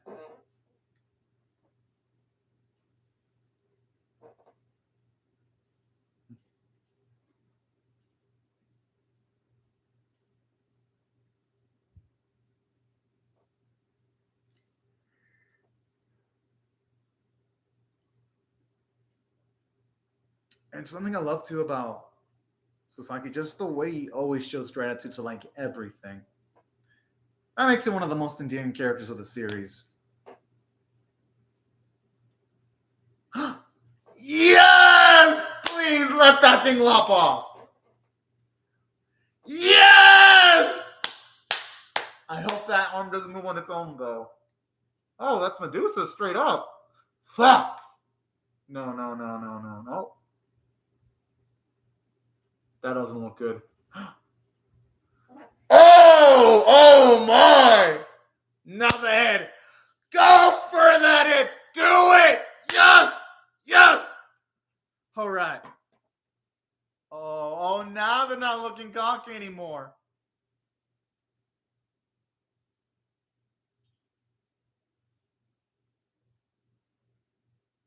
And I just love the soft, calming music right before the fight's about to finish. Now, this is how you do a climax. I'm assuming he's got the win.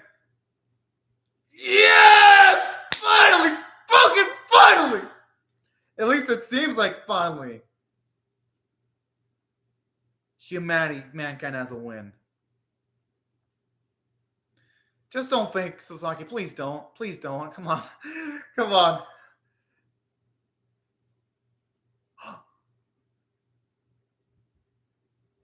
Nope. If anyone's a loser, it's Poseidon. Yes! I love her holding thing. Oh, man. Yes! About fucking time. Woo! Oh, wow. That was like one of the most satisfying death sequences I've ever seen. I love how the soundtrack feels like the heavens just singing right now. It's fitting considering how.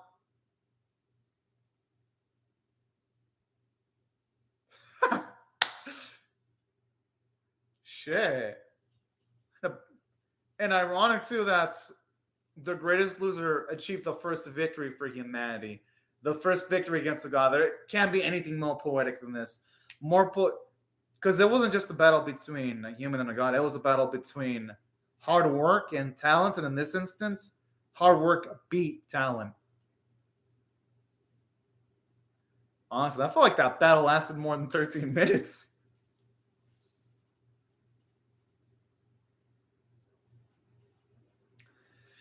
Yeah, it is. Oh, yeah. Of course they're all going to be mind fucked.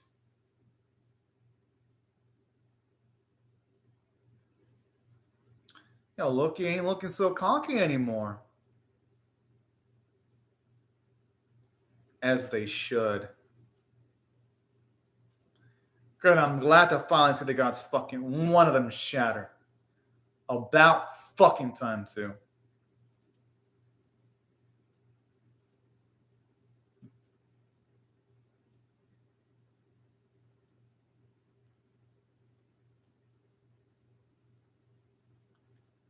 I kind of saw it coming because since he had the greatest loser, the dude was about to. He was by odds was bound to get a win eventually.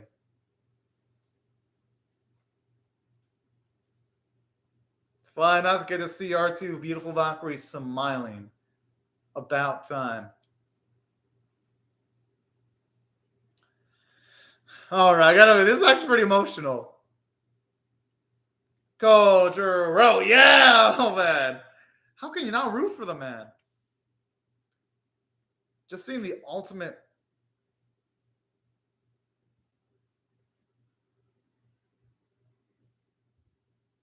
Oh man.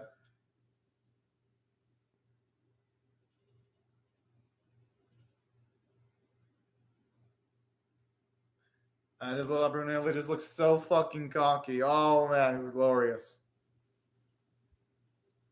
It fucking happened.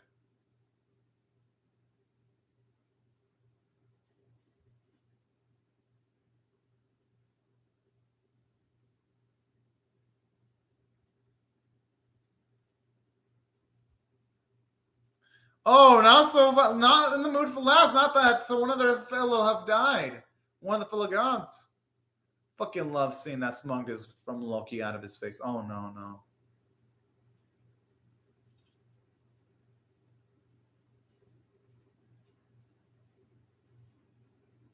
Oh, I love how you see how much Hurst cares about Conjuring. That's so fucking sweet.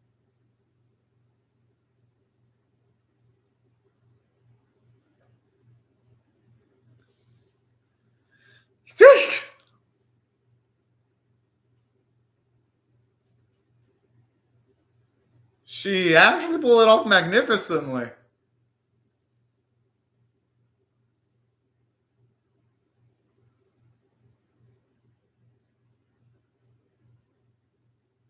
Because she won.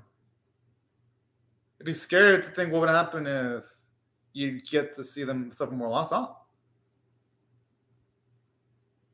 Well, yeah, but hey,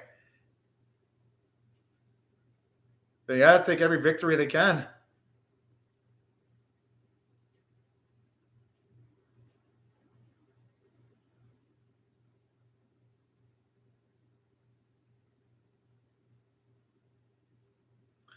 Oh boy, I can't wait to see their reactions from the others.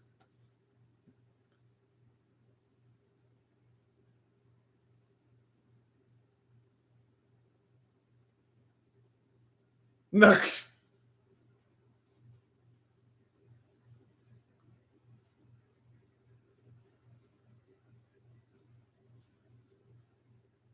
Well, because they have the upper hand still. They got the lead. Okay, now they're not translating the title screens now to Tangolia. They're not translating them anymore. I noticed in this episode they're not doing it for the subtitles.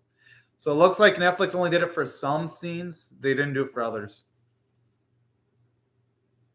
So it looks like they ran out of translation budget too, not just animation budget, but translation budget too.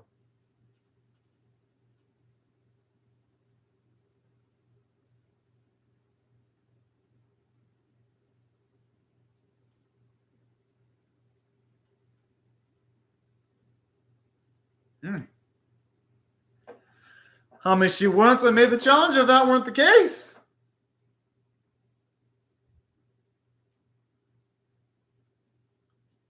Ugh.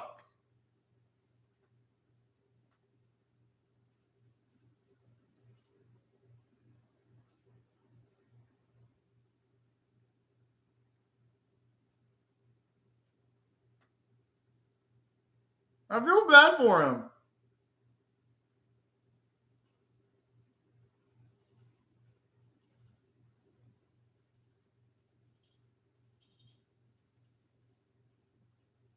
Oh shit!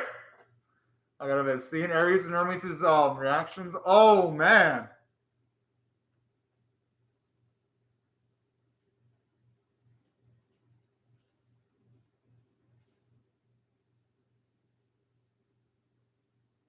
Huh. I gotta admit, that was a great season finale.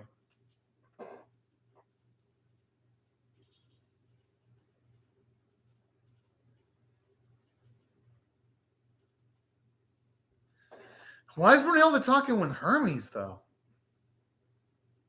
Unless it's just they're just to talk shit.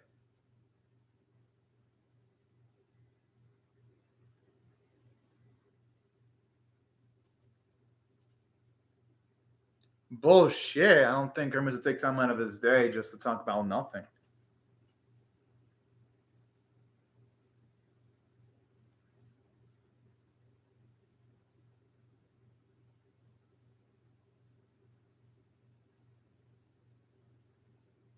I hope they at least show us the contestants here. Because it's either going to be Aries or Hermes, but who's going to be the human that's going to be getting the action?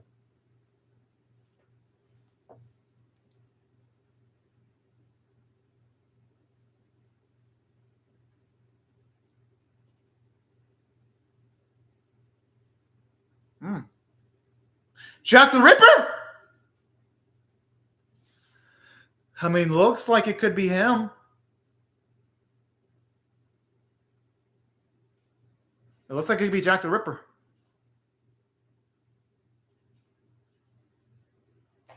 All right, all right, all right. This I get someone's blood pumping.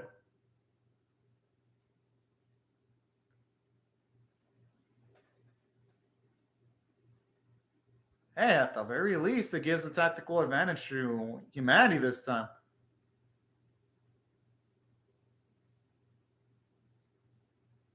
Okay. I don't mind this uniqueness at all. Shows you how confident the gods are.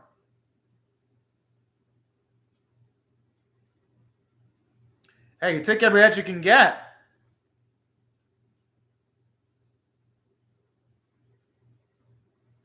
Come on. Let's hope they I hope they show him off. Oh. Oh. Just the appearance of this dude is so fucking badass.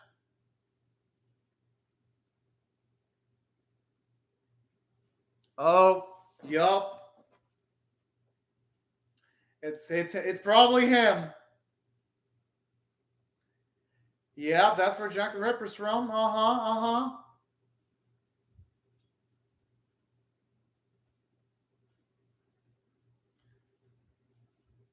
Oh boy. Whoo! And the music too, it sounds so diabolical. Now that's a stylistic entrance right there. Yes! I fucking knew it! Like the moment they showed London and they described what the dude did, had a feeling it was me, Jack the Ripper. Hey, you gotta do what we gotta do to win. Because he's effective.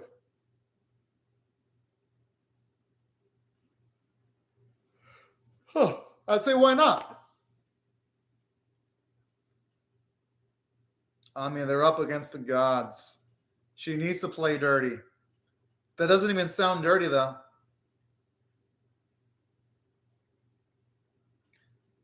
I'm assuming it's Ares. Oh yeah, has to be Ares. That seems like a way he'd show up extravagantly. Oh, never mind. I was wrong. I was right about Jack the Ripper. I was wrong about being Ares. Hercules.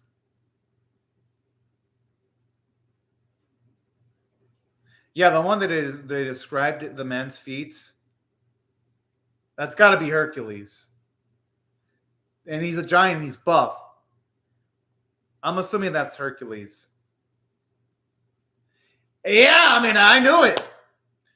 I mean, I didn't know, but I like the moment they started describing what the guy did, I was like, yeah, Hercules. He's big, giant,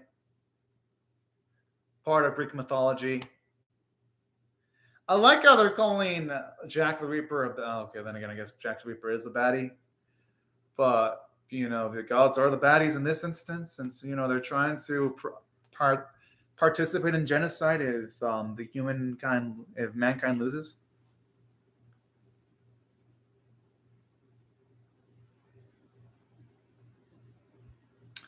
Oh, in this case, you could say justice would be on Jack the Ripper's side, though. Because he's trying to avoid absolute annihilation.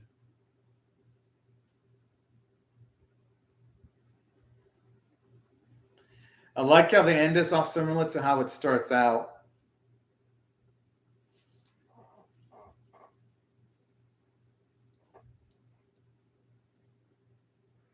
Huh.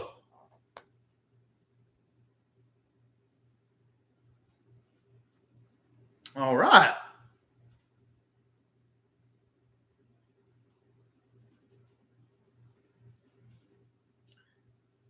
I love how Brunelli looks like so dang determined in this instance. She looks so fucking cool.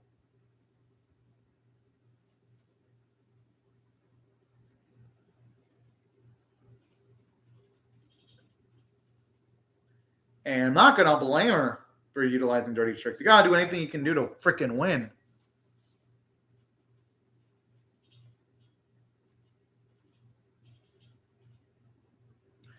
Hell yeah.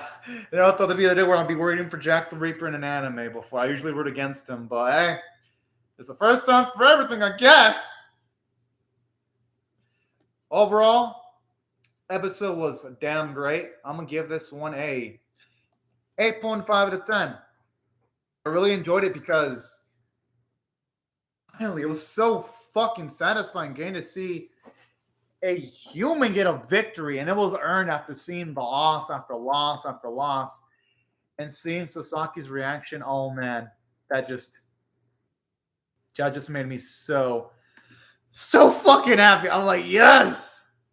Now this is the type of hype shit that I freaking enjoy witnessing. And then aside from making the victory feel so fucking satisfying, something else that I did enjoy about this episode was the plot progression because now humanity, they've got their first victory. Now it puts the gods on edge. And they still retain the high stakes because it's 2-1 in favor against the humans still. So that's something I also appreciate about this episode too, the scoreboard. And on top of all this, just the messaging where, yes, hard work can beat talent if talent doesn't work hard. And in this case, Poseidon obviously didn't work hard because when our Kojo made the comment that, oh, yeah, of course you don't understand all that, he was implying that Poseidon never had to work hard for everything and he never really improved. And that was his own undoing. I just love the messaging in this episode. It was nice just getting to see Kojiro happy and her survive. So there was great character moments there. I love how Brunhilde was like pretty much implying that she's willing to go on full on dirty. Like her characterization was pretty damn realistic when you look at it in that way. The voice acting was great. And the animation wasn't so bad because the animators didn't have an opportunity of embarrassing themselves since, well, you know, there wasn't any fight sequences to animate, save for like maybe a bit at the start. So that was also another positive going into the to the episode. And aside from all this, the voice acting was great. The music was great, especially like the celebratory like tone of the track when Maddie finally achieved a victory. It was just so fucking cool. And that is why, if I had to rate the episode overall, I'll give it an 8.5 to 10. Now, in saying that, though, if there was. Okay, now let me go on and rating the series. Now, if I had to rate the series on a scale of 1 to 10, with 1 being abysmal, 5 being average, 10 being exceptional, this is where I gotta be a bit harsher. No, I know. I do have to be harsher because here's what I'm going to rate this series overall. If I had to rate this series on a scale of 1 to 10, with 1 being abysmal, 5 being average, 10 being exceptional, I got to rate this series a 6 out of 10, which is just a slight bit above average. But that's the only thing I can really give the series. Just a 6 out of 10 for a bit above average because even though the writing's been great, considering this series is kind of gravitating towards epic and grandiose fights, yes, that is a big issue that the fights, almost all of them look like dog shit. Because its premise kind of doesn't tell that the fights should be looking interesting, because if they don't, it's going to make all the fights feel like a chore to sit through, unfortunately. And that's one of the downsides of the series, because it's like either it's utilizing sills, it's reusing animation to a significant degree, and things of that nature really do lower the potential of the series. And that's really only the major downside of this series. Oh, and then, yeah, when it comes to like the starting fights of the series, it kind of was annoying how when it came to like Thor versus Louis Boo, yeah, they kind of did intersplice a little bit too many flashbacks in during the fight. But at least the writing staff learned in the future fights that when it came to Adam versus Zeus and Sasaki versus Poseidon, they learned that best to just show off as many flashbacks as you can before the fight, and only show a flashback if it's relevant towards like a special attack or special move or special technique that a named character is going to use. So, at the very least, the episode had that going for it, to its credit. Then, aside from this, Something else that I also really liked about this episode specifically, I like the fact, I mean, the series specifically, even though yes, the fights look like shit, at least the artwork was consistent and the characters looked beautiful or handsome. So at least, even though the animation was an eyesore, at least from like a shading standpoint, the animators did decent with the shading. And it wasn't that the animation was a complete failure. It was a failure when it came to characters moving. But at the very least, the effects animation looked good. So I'll give him some credit for that, even though, yes, overall, the animation quality gets a D grade. It doesn't necessarily get an F because I reserve the F grade for anime like Household The Way of the Household Husband. And that series I still like, even with its bad animation quality. But hopefully there's an improvement in season 2. But yeah, that's how I feel about the visuals. Overall, I did like the series, though, quite a bit. The humor was strong. I love the messaging of, in some bits where the messaging was hard work can be talent doesn't work hard. I love that when it came to the Sasaki versus Poseidon bits. I love the subversion of expectations when it came to Adam versus Zeus because I was like, yeah, Adam's going to win. Then afterwards, nope. Zeus beats Adam and makes the losses tragic because what I like about this series, it's unpredictable who's going to win. And I liked Brunhilde and our other girl as Protex quite a bit. They're fun characters to follow. I love the bits where she's stressed or when she's happy when there's a victory or stressed when there's a loss. It elevates the mood. So I love how she's the consistent character for multiple episodes throughout the series. And the English dubbing for the most part was good. Voice acting was great. And taking all these factors into consideration, considering the animation issues, I still like the series enough to where, like, yeah, I'm still going to give it an above average 6 out of 10. And I'm definitely pumped to see what they're going to do for season 2. But anyways, everyone, these are my thoughts on the episode and the series in general. I'd like to say thank you all for watching my video. Hope y'all read it, share, comments, or subscribe if you don't want to miss my reaction to season 2 whenever it releases. And thank you to the Tengolia, Shadow7_SO, and Sir_Joa YT77. Thank y'all for commenting on the live chat. And also thank you everyone else for watching. And I hope y'all have a fun, great, safe, and fantastic day, everyone. And thank you so much for watching my video, y'all. And bye-bye, everyone.